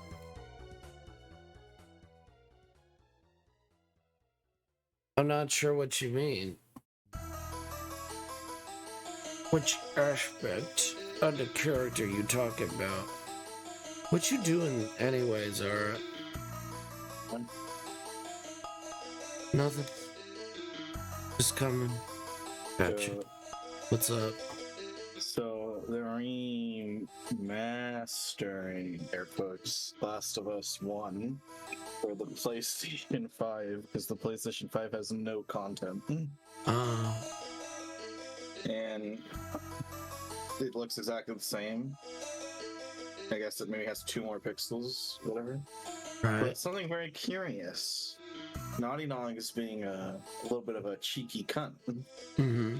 And the cover for the remake or remaster, right? Sorry, has Joel as small as possible, and the little girl as big as possible.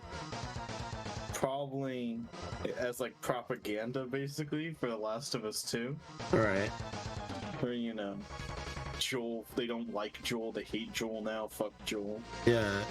Joel's the root of all evil now, I guess. Joel's like dumb. Her revenge quest to kill What's-Her-Face is meaningless because Joel was secretly the asshole the entire time. There's a good EFAP episode where they cover The Last of Us 2, and someone says literally every death is Joel's fault after the first game. Who says this? That's fucking hilarious. Who, but one of the dumbasses. That's fucking hilarious. Oh, you mean like... Oh, they were going to kill a little girl to supposedly get a cure when after people have looked over it multiple times, they wouldn't have had the equipment to do it. So go fuck yourself. Okay, so there's a lot of issues, but hold on. Let's just assume that they are correct. That he lets them kill, that Joel lets them kill little baby without her consent. She dies, and they make a cure. Yeah. And then we're still going with the best possible case scenario, so not fucking happening. And everyone on the planet instantly gets the cure. People are still gonna die. Yeah. Resources, water, food, the monsters that even though they can't infect you, will still rip your throat out and kill you. Yeah, they'll just kill you because they kill Ellie for no reason. Not many people are dying from infections. Yeah. They're dying from being killed. Because they're starving to death. Because those monsters are pretty good at killing. Yeah. They're stupid. That's pretty funny. No. Could you send me a screenshot of the new cover art for the remaster version? Because there's nothing for the PS5 anyway. It's pretty funny.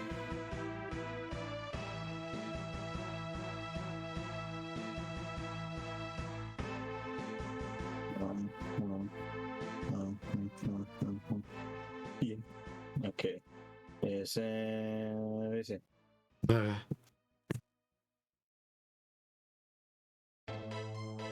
Notice how fucking tiny Joel is. She's not even a main part of the. She's the. Yeah. She's the plot, I guess. But Joel's the main character. Also, this is on the Mauler subreddit where people are like, wow, it's the most minor of graphical improvements, and people are going nuts. No fucking way. This is crazy. Yeah. It barely looks better. It looks the same, but... Yeah, fucking I hate The Last of Us 2 defenders. They're so dumb. I don't even like The Last of Us 1, but I'm not stupid enough to say that The Last of Us 2 is passable. Because it's not. That's not a good. You know my favorite argument? Like, it's crazy that this happened like 5 times in like 2 EFAPs. So they were covering The Last of Us 2 apologizers who are stupid. Right. And so basically, I can't believe. Okay, so here's the argument in order. Okay, so you guys can't say that Abby can't be buff when she shouldn't be buff because it makes no fucking sense. But whatever. Right. You can't say it because, hey, they were smart enough to put a detail in the game that she was a workout schedule. So yes, clearly she works out. What's that? That workout schedule is impossible to gain those muscles if you follow it? Mm-hmm. Well, that's just a background detail. Why are you paying so much attention to it? That happened in 5 videos in a row.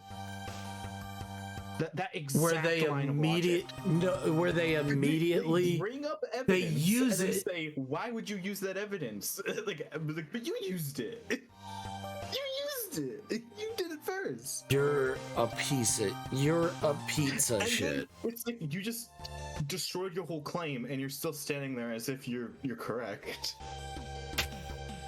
Like, what? That's like, imagine if that happened in like a courtroom where it's like, we'd like to submit evidence, this evidence, Your Honor, our side, and then you submit it, and then the opposing team goes, hey, they like, that's a text message. They just said they murdered him. Yeah. And took a selfie. Your Honor, I would like to. They were here at this time, so the all their text messages are now a part of the courtroom. Okay, well, in that same court, there's literally a text. That could have been photoshopped. Yeah. You submitted it. Maybe that could be photoshopped. Yeah, it could. But you submitted it, so what does that say about you?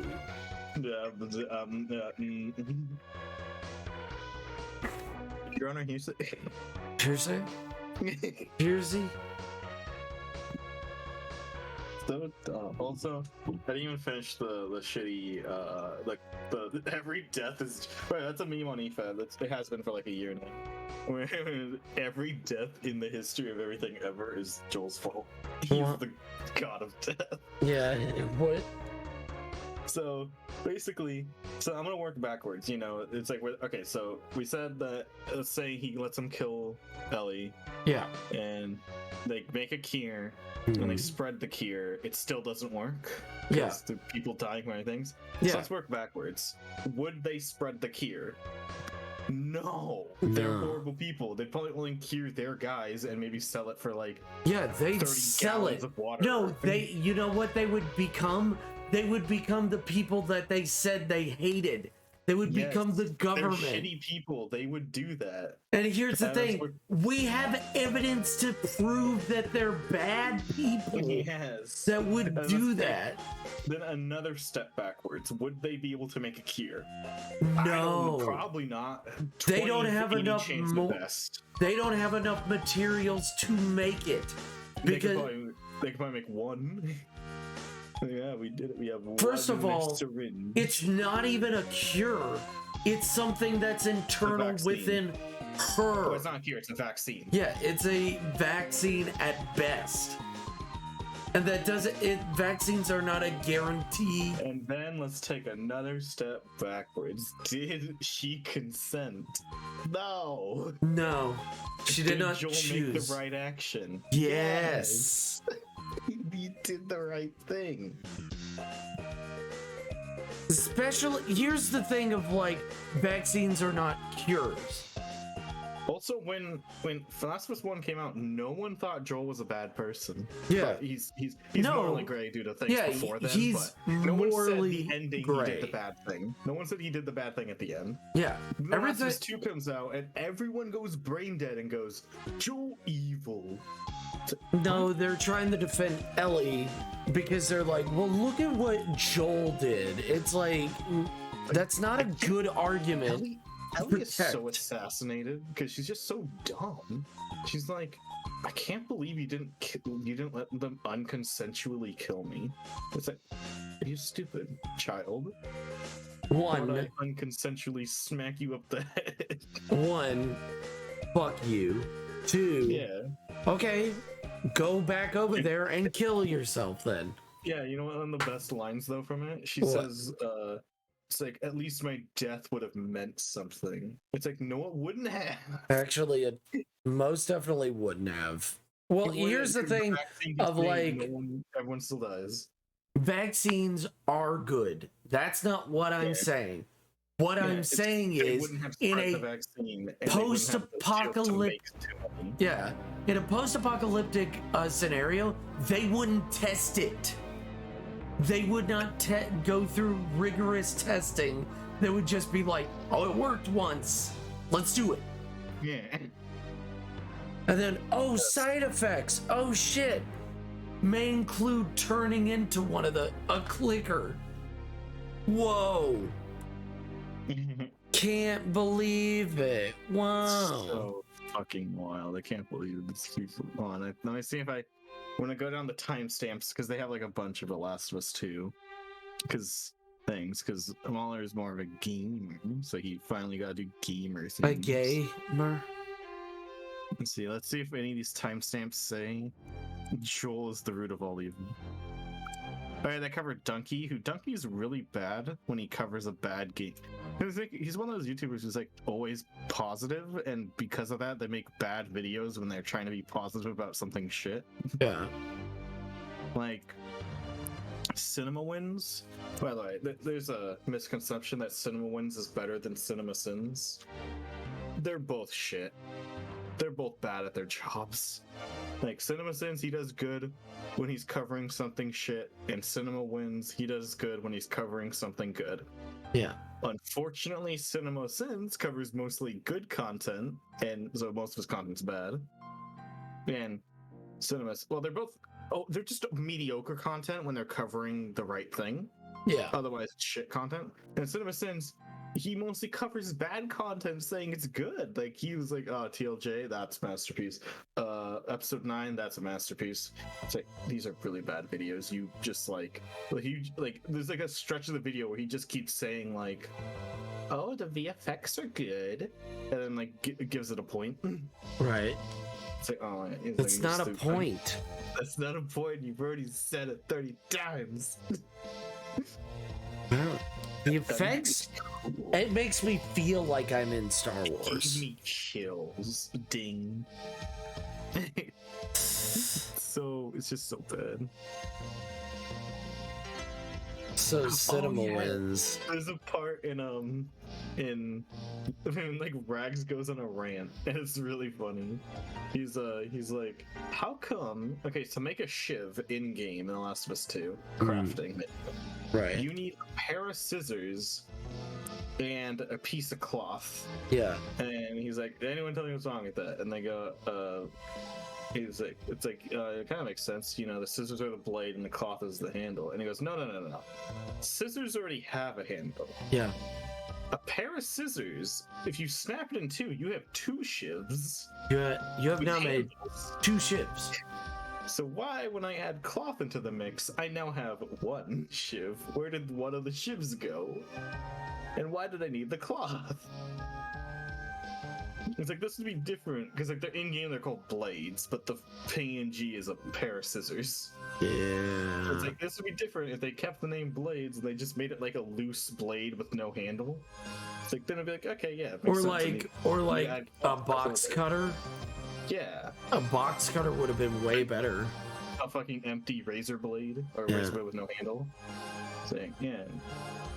It's like, no, I need a cloth to turn two shivs into one shiv. Yeah. Math is amazing. Math is hard. Math is hard. Well, they're trying to defend What's-Her-Face. Yeah. They're trying to defend Abby. Is she a slut? Who cares? You know what they should have won that year instead of Game of the Year? Shit of the year? The most uncomfortable sex scene. Because there is no one who is happy during that sex scene in The Last of Us 2. It's between a character you don't like and a character you don't care about, and it's too intimate and gross, and also neither of them are attractive. So you get like 3 minus points for that sex scene. It's like, why do they have care. to be attractive to be in a sex scene? I don't know, because it's a sex scene in a video game. Because I am forced to watch it. You are forcing me to watch it. It's prolonged too. It's like longer than the average sex scene. Like it's longer than a sex scene in like God of War. It's longer than a sex scene in Witcher. Like it's really long. So it's like, oh, that's another negative point. It's too long. Hello, sour cream. Meowdy just played another not safe for work-ish visual novel, and my god, the comedy there made me laugh for a minute. Well, send it to us, sour cream. Send it into the Discord, please. The sex scene has -4 points because you get a -4. I hate both of these characters. Why would I want to watch them be intimate? Yeah. You get a point. You get a -point for it being like the camera movement is so like, jagged and jarring. And then you get another -point for none of the characters being attractive, and then you get another -point for it being too long. And you get another negative, so a 5th negative here for not being skippable. Oh, it's not skippable. Oh, that's a real sin. I'm pretty sure none of them are skippable in that game.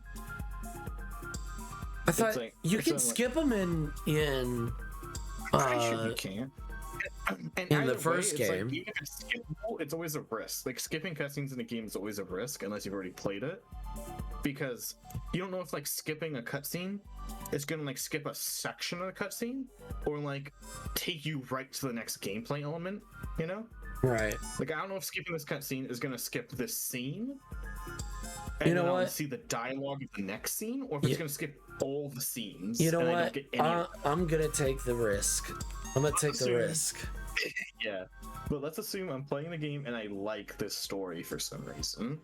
You know, I'm mentally insane, and it's skippable. It's still a risk to hit skip, because then I'm like, oh, but there's dialogue after this sex scene, and I need to know the dialogue. I don't need it. So the best I can do is just look at my phone until I hear the sex noises stop. That's so they are forcing you to watch two characters. Held at emotional gunpoint to watch the sex scene. What do they? Well, how do they defend the sex scene? Is a good question. I don't think I've ever heard a defense for the sex scene, except for what you don't think they're attractive. That's the only defense I've ever heard. No one wants to see. That's only one of the 4 points too. The other ones, it's too long. It's too. Isn't it like a main gameplay, like its main story thing? You can't avoid it. Yeah. It's a required cutscene. Then no. That's awful. Why are you forcing players to watch your characters having sex?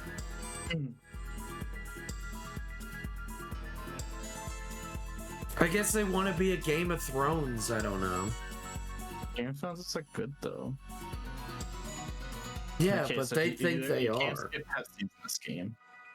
Thank fucking goodness. But on a first playthrough, you don't skip any cutscenes, regardless of how weird they are.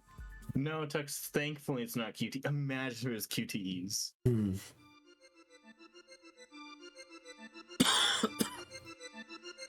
I got worked up. I need something to drink. Imagine if they were QTEs. That would be funny. I got worked up in my throat now. I got worked up in the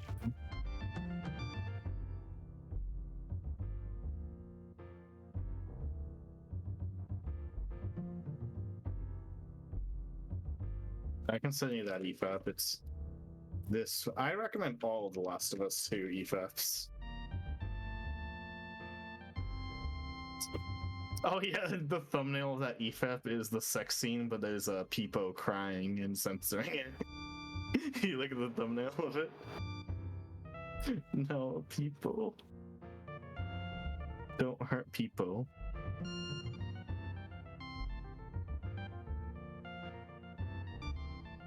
Oh. Look how sad he is. Look how horrified he is, Goat. No, my throat. What's up? Look at your DMs and look at the poor people. I'm looking at the poor people. Oh no. The people. The Pepe. People scared. The Pepe. Scared, look at him. That's the sex scene behind him. The game, right? Oh no. And it's 10 hours long. It's the last was too. There's a lot of shit to say. Now, how long is the ending portion? Like obviously Joel being the voice of reason kept her alive up to that point, but then she just kept doing stupid things after stupid thing. Being real, I absolutely despise Ellie. Like, she does so many stupid things. I wonder how she survived after Joel's passing. Yeah, that's also the biggest thing. She's fucking stupid. She makes bad. Doesn't she make horrible decisions in The Last of Us 2? Yes. And she's not punished for it? No, never. Like, that's my biggest issue is that you're in a zombie apocalypse. You are too stupid to survive. I like it when stories are like, hey, the characters have learned all the lessons they have. Humanity will survive in this, and then the story ends, and then you move on to new characters in a zombie apocalypse. Hey, go look in VC for this timestamp. Yeah. I'm looking for, I gotta finish, get through Ruru's colors and Demonic's colors. I will get it in his shape. I gotta get their colors. I gotta get their colors. Simon's insane reading every chat message when there's 87 people. Yeah, he's trying. That's why he never gets worked. I'm not even joking, that's why he doesn't get any work. Oh, like, man. I think one stream I watched him when he only put down 3 lines. Like, he put down a total of 3 lines on the whole thing, and I was like, oh, it's funny. Yes, she does. I was rooting for Abby, and that's my name IRL, so not biased or anything. You are biased, but Abby can go fuck herself. She kills Joel, and not for a good reason. Yeah. Like, he's not the bad guy. She does it for, what's her reasoning?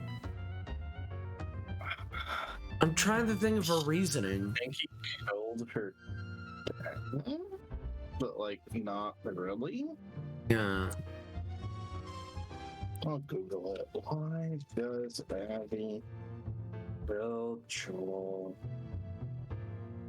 Straight up revenge, which seems to be a recurring theme. That fuck you! Don't say theme. Fuck you. There It's is a no crutch. theme.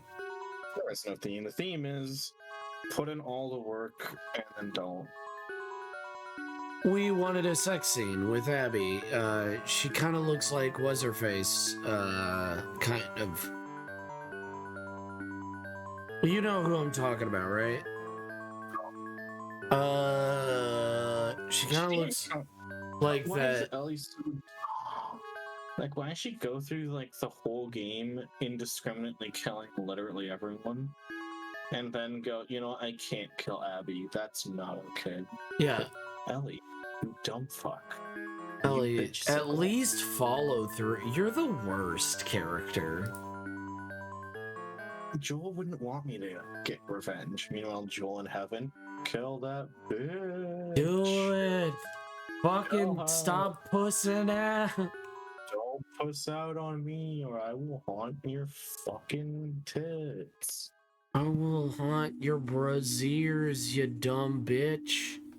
I will smash your pussy. You know what I would have loved? You know that whenever like they're like, oh man, they're dead. And then you hear, like, in the background, ah! I can't believe that they're dead. Ah! And then you... I can't believe Metacritic gave it a 93. I can believe it, because fucking people are idiots. They killed her dad. The user score is too high. It's a 5.7. That's too high. It's a 4. 3. You know, maybe 2. Nah, 3. I'll say 3. I don't give a shit about what Metacritic. It's how I feel about the actual game. When I feel about the actual game, it's a waste of fucking time. There's so many ratings. Yeah, I'm gonna rank. I'm gonna do it already. It's oh my god, it's so good. There's 8,200 or 82,000 positives, which are all liars, by the way, and 67,000 negative. Was it The Last of Us 2 or TLJ? Man, either TLJ episode 9 or The Last of Us 2. I don't remember which one. But basically, people were claiming Russian bots every time. Yeah, even though it's like, what the fuck? And then someone went through and was like, did like a bunch of research, and it's like, it looks like all the bots gave positive reviews. Yeah, it seems like all the bots were on your side of the argument. Yeah. And you are lying. He picked up the most common like phrases that a bot would say to compliment or insult something, then ran a program that like checked every review and like came back with how many were like cookie cutter of the same exact copy pastes. And there were like none on the negative side. There were a ton on the positive. And like they always said like shit like the themes are phenomenal. Yeah. And shit like that. Yeah, because it's all full of shit. Yeah. Like non-reviews, no substance reviews.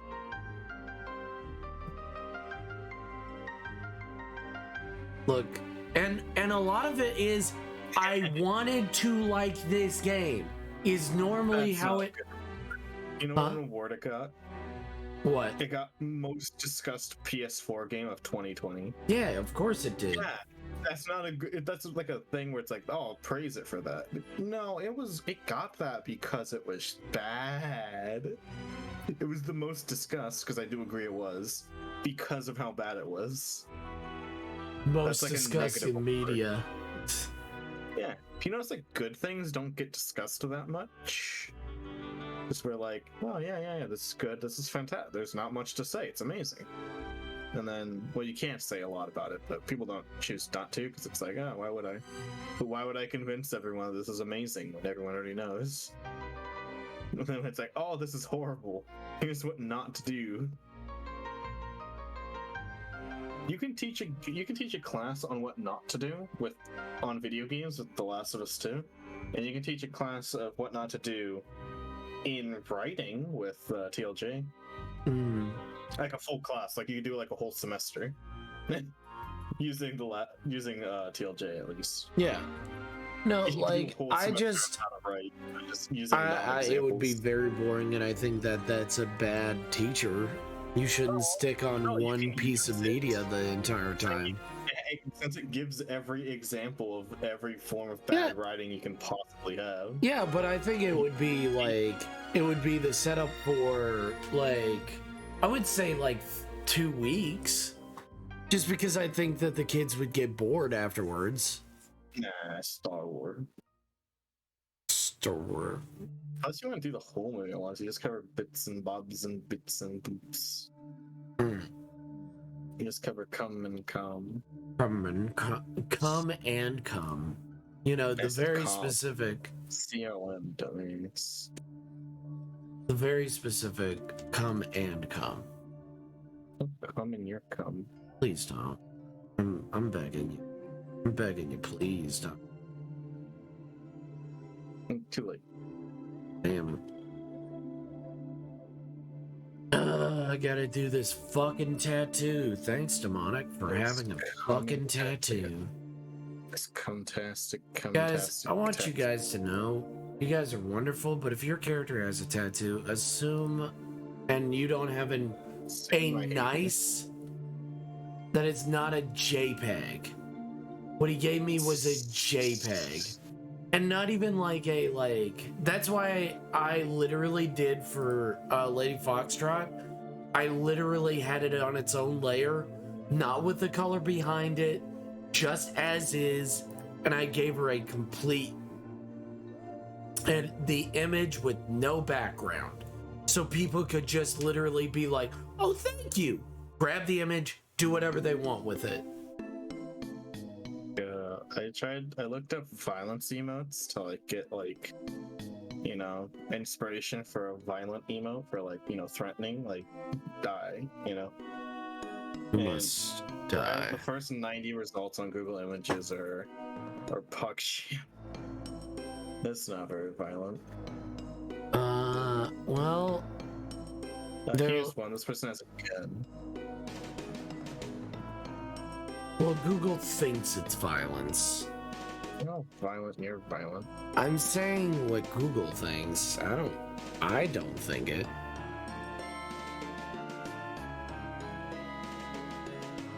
Let's try and start having attacking emotes. Because I don't want to do a bonk. I don't like bonk. Okay. I did the chair emote. I'm gonna do like you died. This thing's gonna kill you. This emote will end your life.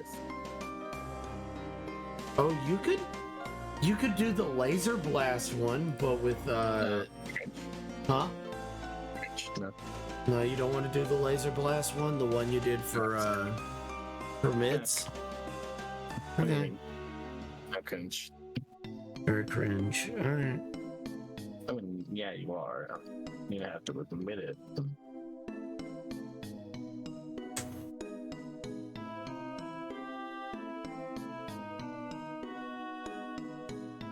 I have 2 more emote slots. Yeah. Plus, I was gonna make 2 emote slots for a tier 2 and tier 3, since no one's gonna get those, because statistically, no one, even fucking giant YouTube or giant Twitch channels, gets tier 2 and tier 3. Yeah. So those 2, I just want to make some that like, what are some emotes that I would spam that no one's gonna be upset that they're missing out on? I had like 1 or 2 ideas. I'm not solidified on them yet. Emotes that no one is gonna care. Plus, you can just buy them like points, I guess. But no one's gonna care that they can't get them without points and shit. Or if I ever removed the points redeem, ooh, but no one would care. I could slide in the stone panties, but I still want to save that for free. For free emotes. I don't want to put that as like a tier 3 or as my 1 open slot on tier 1. Yes, I like the paw. I like a paw. Squish paw. Squishy. So I want to spam some emotes in the chat. Just gonna emotes that inspire.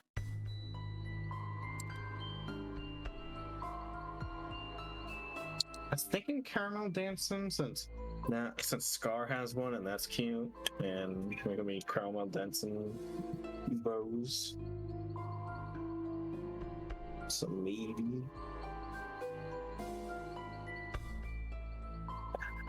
There's some of L-Villain's emotes that I really like. I gotta do some animated emotes. I haven't had any good idea. I guess I have had good ideas. Not Karamu dancing, but the other one. The other meme one. What's the other meme? The duck dance. The Pokemon duck dance. What the fuck are you talking about?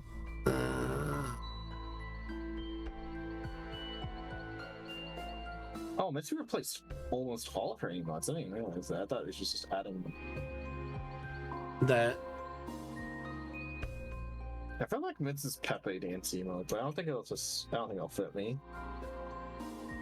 It's just Pepe dance, but it's reskinned to be Mitsu. That's good.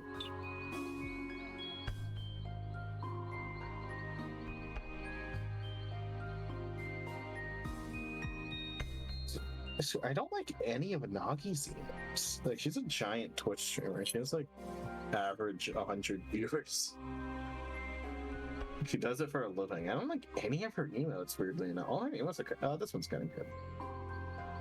But all the others, I'm like, this kind of doo-doo. What about my emotes? Okay. Okay. Alright.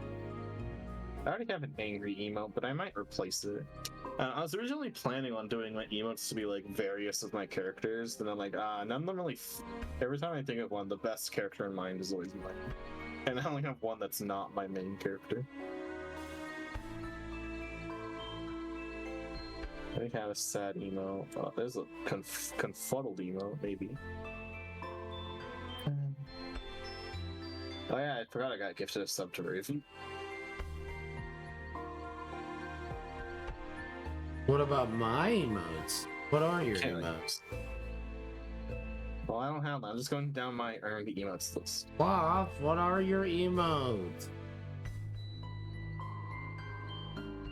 Oh, Tilly added flags to her things. Neat. Not like KU. I don't want to make them, but yeah. Wait, when did she add this? She finally added this one to her emotes thing? Because, she doesn't have that. Let's see, worldies emotes. Yeah, I have one to make a SIP emo, and I was thinking of making that like a tier 2 one, because SIP is one of those ones where like no one like wants it really, but it's nice when it's there. So I'm like, but I do spam like SIP emotes when other people have them. So like I would get it for myself, but I don't think many people would want it. So that's one that I'm thinking of making like a tier 2 or tier 3, who knows.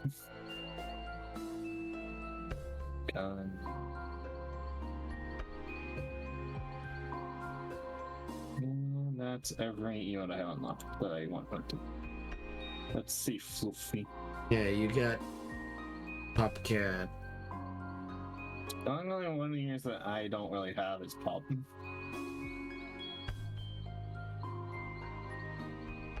I don't want to waste an animated slot on Pop. Yeah, I just sent every emote that I am just like.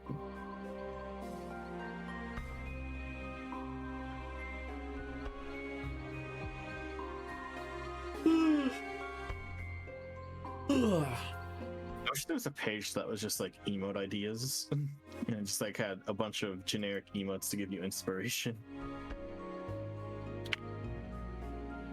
Well,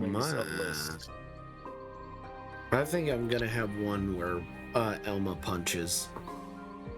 Punches these nuts. Yeah, she's just punching. I like the violence emo and GIF or the animated slot, but I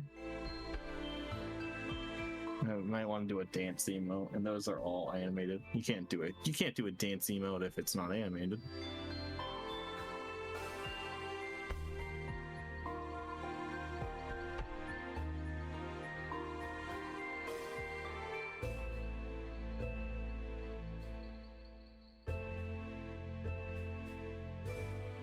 No, I didn't. These nuts. Long arm. Fucking stupid. I'm fucking dumb. Go fuck yourself. Having a sleeve one. Long arm. Go fuck yourself. Cancel. I'm gonna cancel the shit out of you.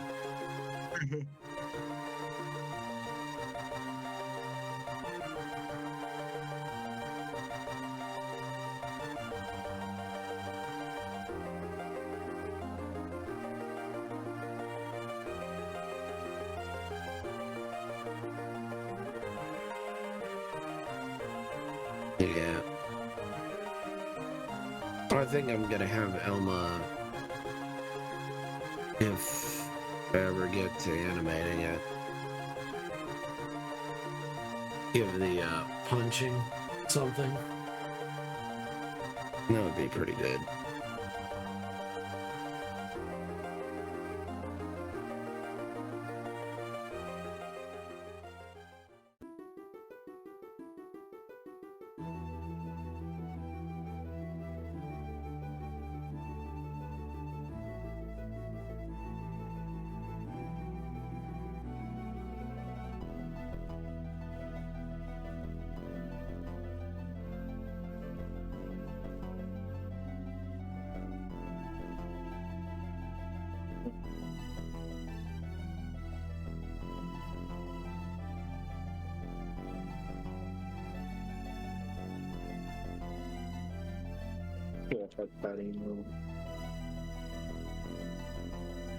So what your feelings are? I don't know. What would you suggest? What would you think would be good for me? Dim nuts? Gotcha. Tender. No, never happening. Because she's not going to be... She's only going to be on the side of the screen. But she's not there yet. She's only going to be... You know, she's going to be where the casual coom is. She's going to be there. She's not yet. Yeah, I know. Oh, it's just not a bonk emote, but they did a sword. But it's the flat end of the sword, so it's not going to do that. That's neat. That's a unique bonk.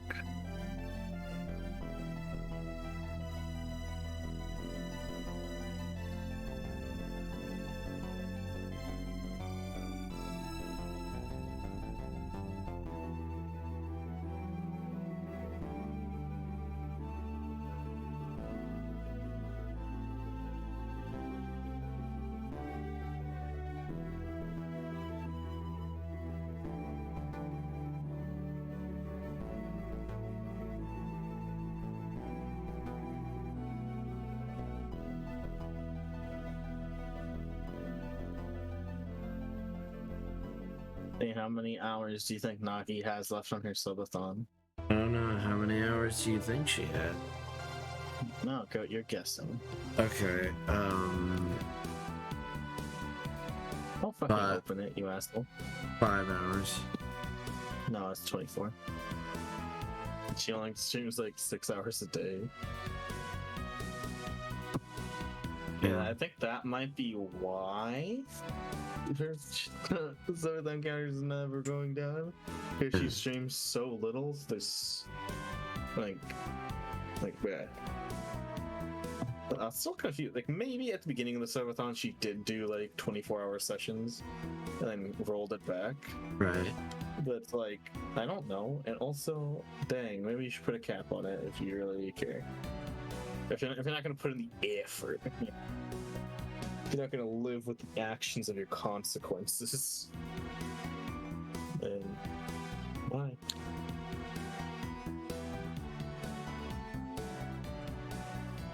Yeah, I didn't even hear what I said. No, I know. I did hear what you said.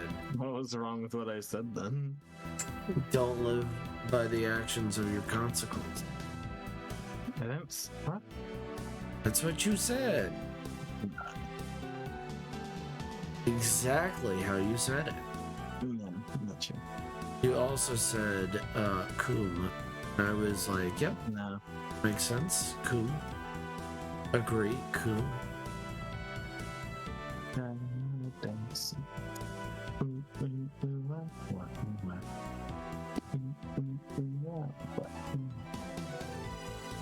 Should I just do a 3-frame caramel dance, or should I do like a 5-frame? Jeez, 5 frames, damn. Hey, Kelton. The standard caramel dance is 5 frames. Damn. Or 3 frames. Because that's well, 3 frames, but you flip them, so it's 6, but 3 unique frames. So you have to draw. Dang. That's crazy that you have to do that.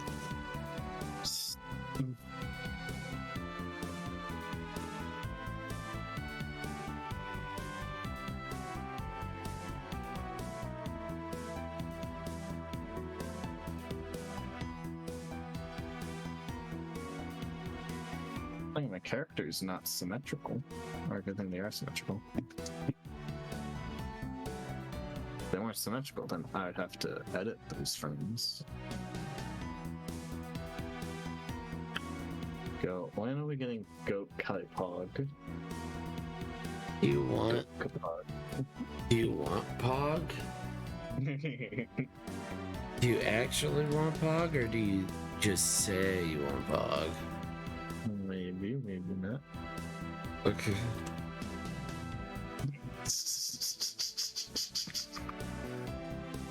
I don't know anymore. Sorry, I just don't know.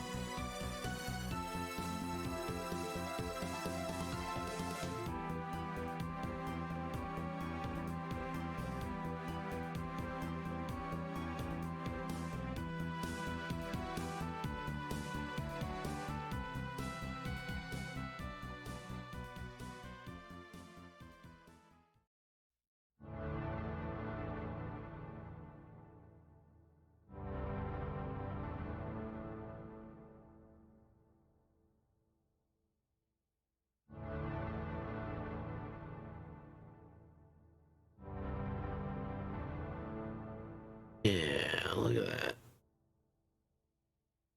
Pretty calm.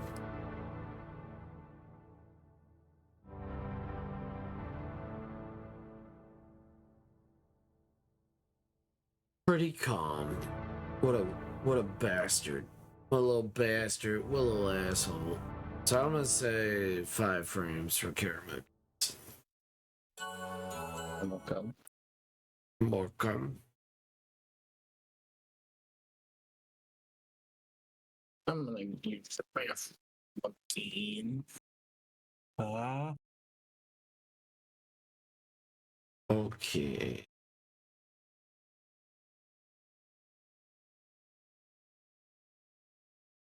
His hands back into the soil.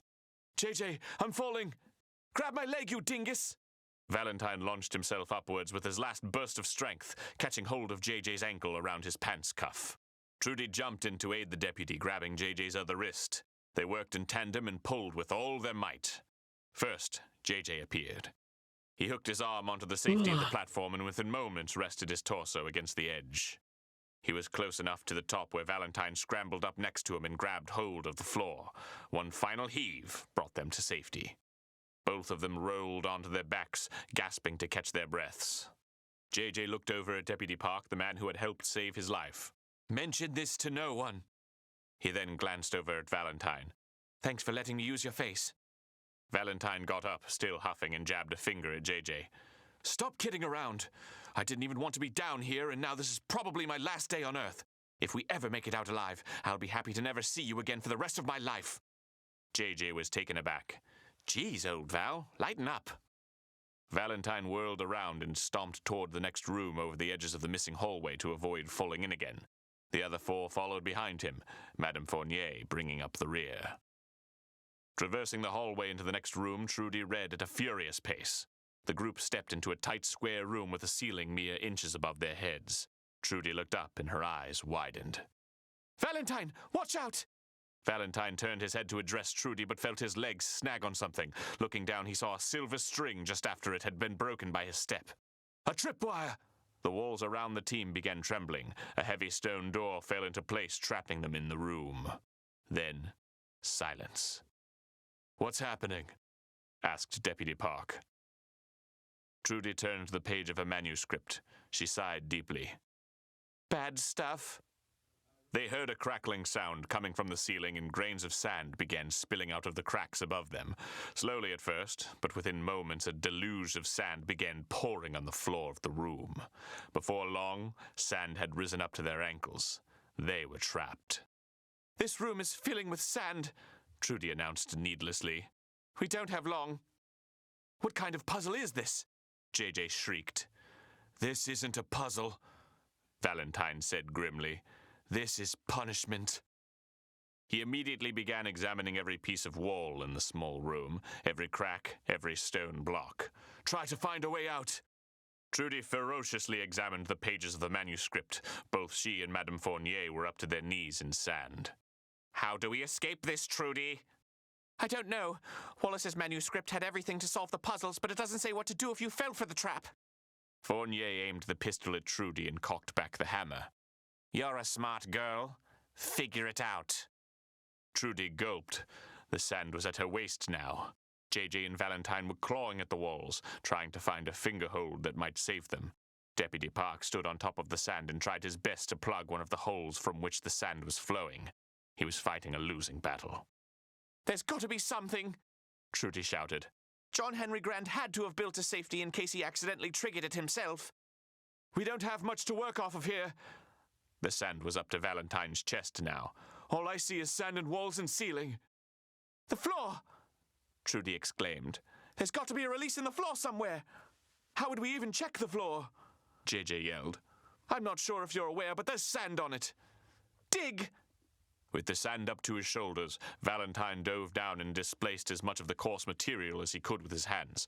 Holding his breath, he submerged himself in the sand, feeling around the floor with his eyes closed, running his fingers across stone bricks, feeling through the seams. When he couldn't hold his breath any longer, he fought back up to the surface. Nothing here. Keep trying. He waded through the neck-deep sand to a separate portion of the room to repeat the search. Fruitless again, he came up for air. I've got nothing. JJ gasped after his own search. Me neither, replied Valentine. Only inches separated those trapped in the room from the ceiling. JJ dove down again, clawing his way through dense, heavy sand to reach the bottom. Deputy Park's head had just disappeared beneath one of the growing peaks. Valentine struggled to stay above the sand, keeping his mouth breathing as he was about to kiss the ceiling. Trudy and Madame Fournier were both in the same position as he. JJ emerged from the sand. Valentine, I'm sorry. I'm so sorry I brought you here. You don't deserve this. Valentine couldn't hear the rest of what JJ said. He closed his eyes and took a deep breath as the sand enveloped him. Blackness.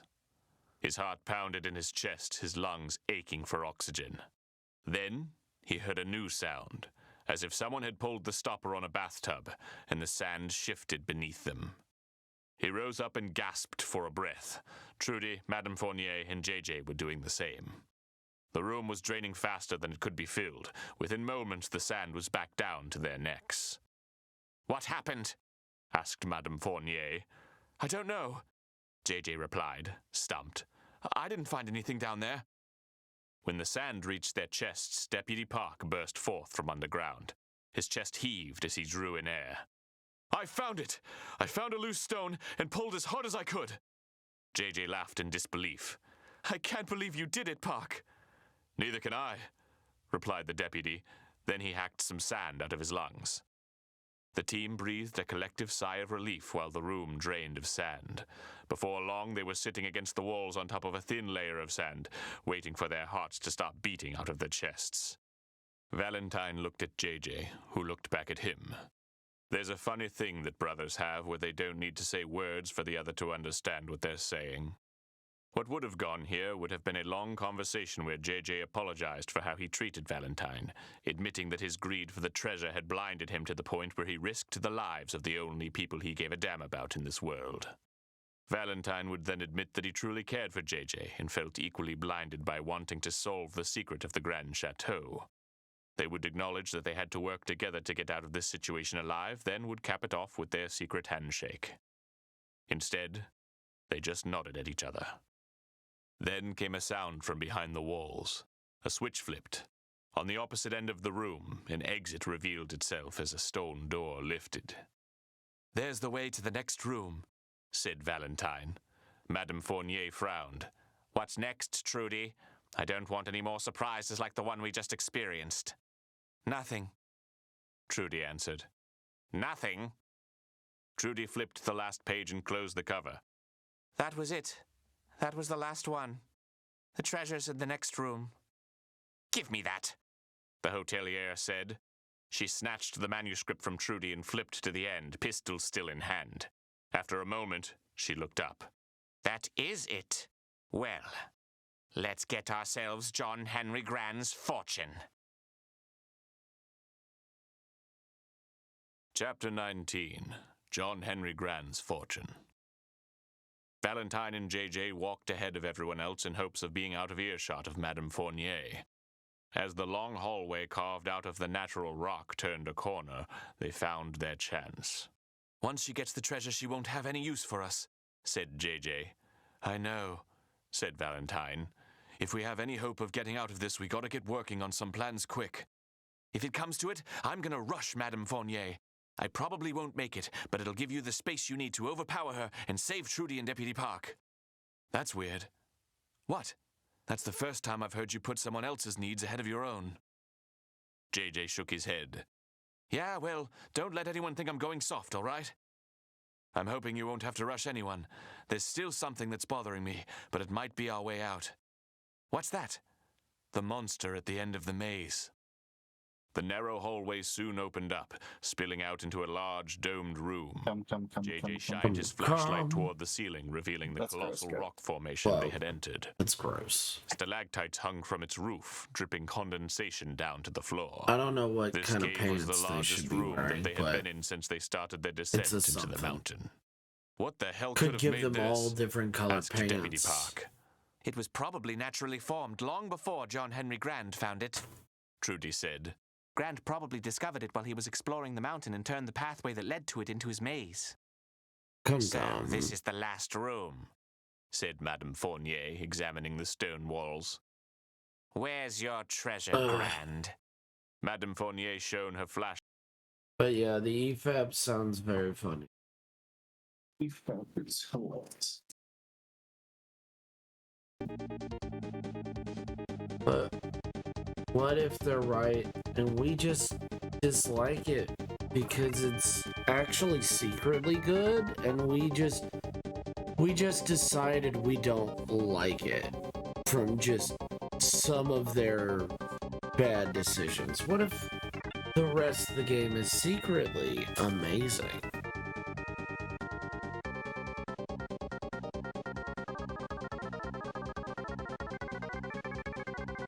Are you willing to not play a good game just because it's got a bad release? And the answer is fuck yeah. Done it before. No regrets.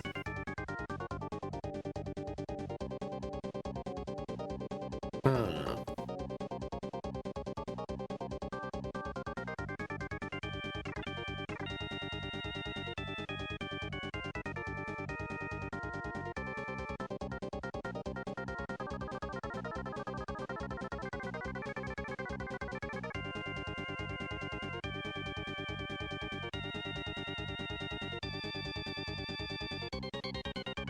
Did Valentine live?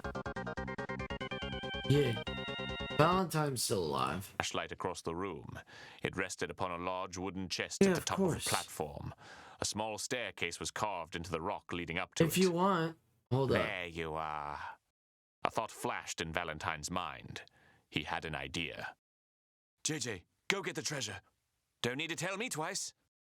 JJ moved toward the chest at the other end of the room, but was stopped in his tracks by Madame Fournier's voice. Wait 1 second, she said. Fine, said Valentine. then I'll go myself. He began walking with confidence toward the raised platform. Madame Fournier hurried with her pistol drawn to position herself between the group and the treasure.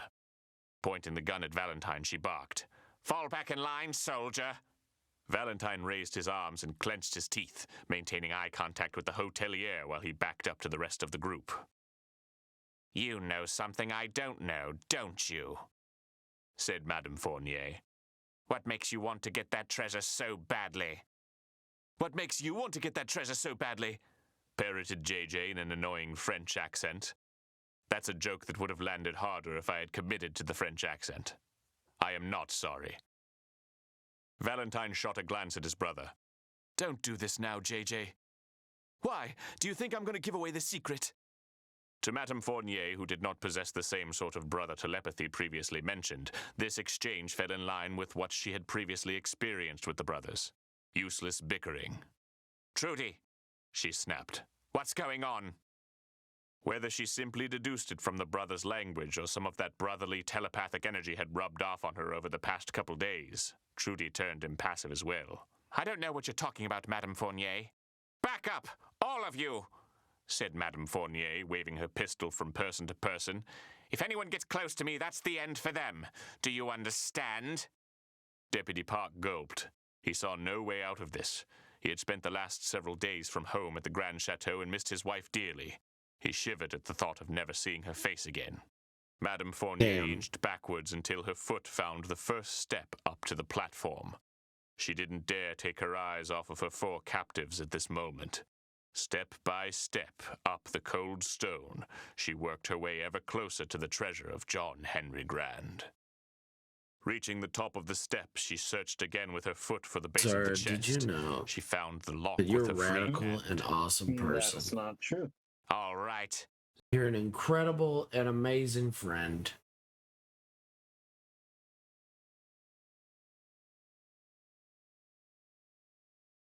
I'm gonna have to call the cool patrol. The cool patrol dance. I have to call these people. I have to tell them that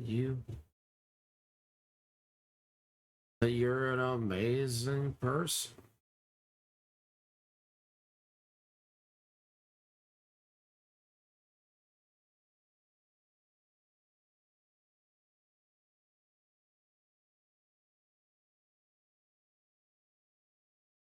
I have to tell everybody that you're an amazing person. It's telling them the truth.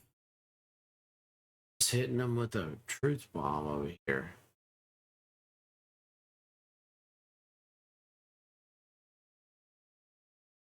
Then they can take it what it is.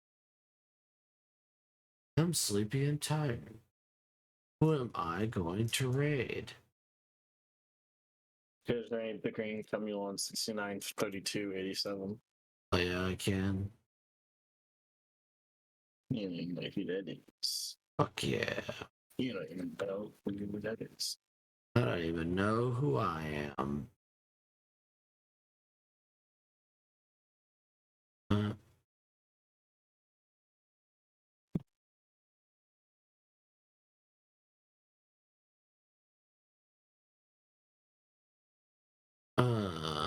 Yeah. It's okay, DJ. You're wonderful. Maybe I'll have more energy tomorrow.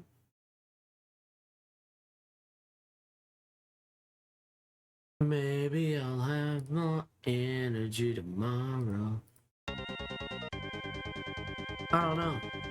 Have you made your decision yet, Zara? What? On what you're going to do for your animations? No. No. Alright. You'll figure it out. I believe in you.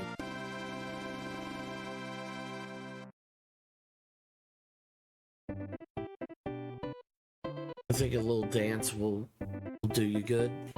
No. Well, thank you guys so much for coming in. Thank you guys for being awesome. Thank you guys for being easy and breezy. Thank you guys for being beautiful. Thank you guys so much. I really appreciate it. Thank you. He's cute. Oh, please let me live. I don't want to fall asleep. Oh. Espuma. Good night, everybody. Night, night. Pocket, espuma.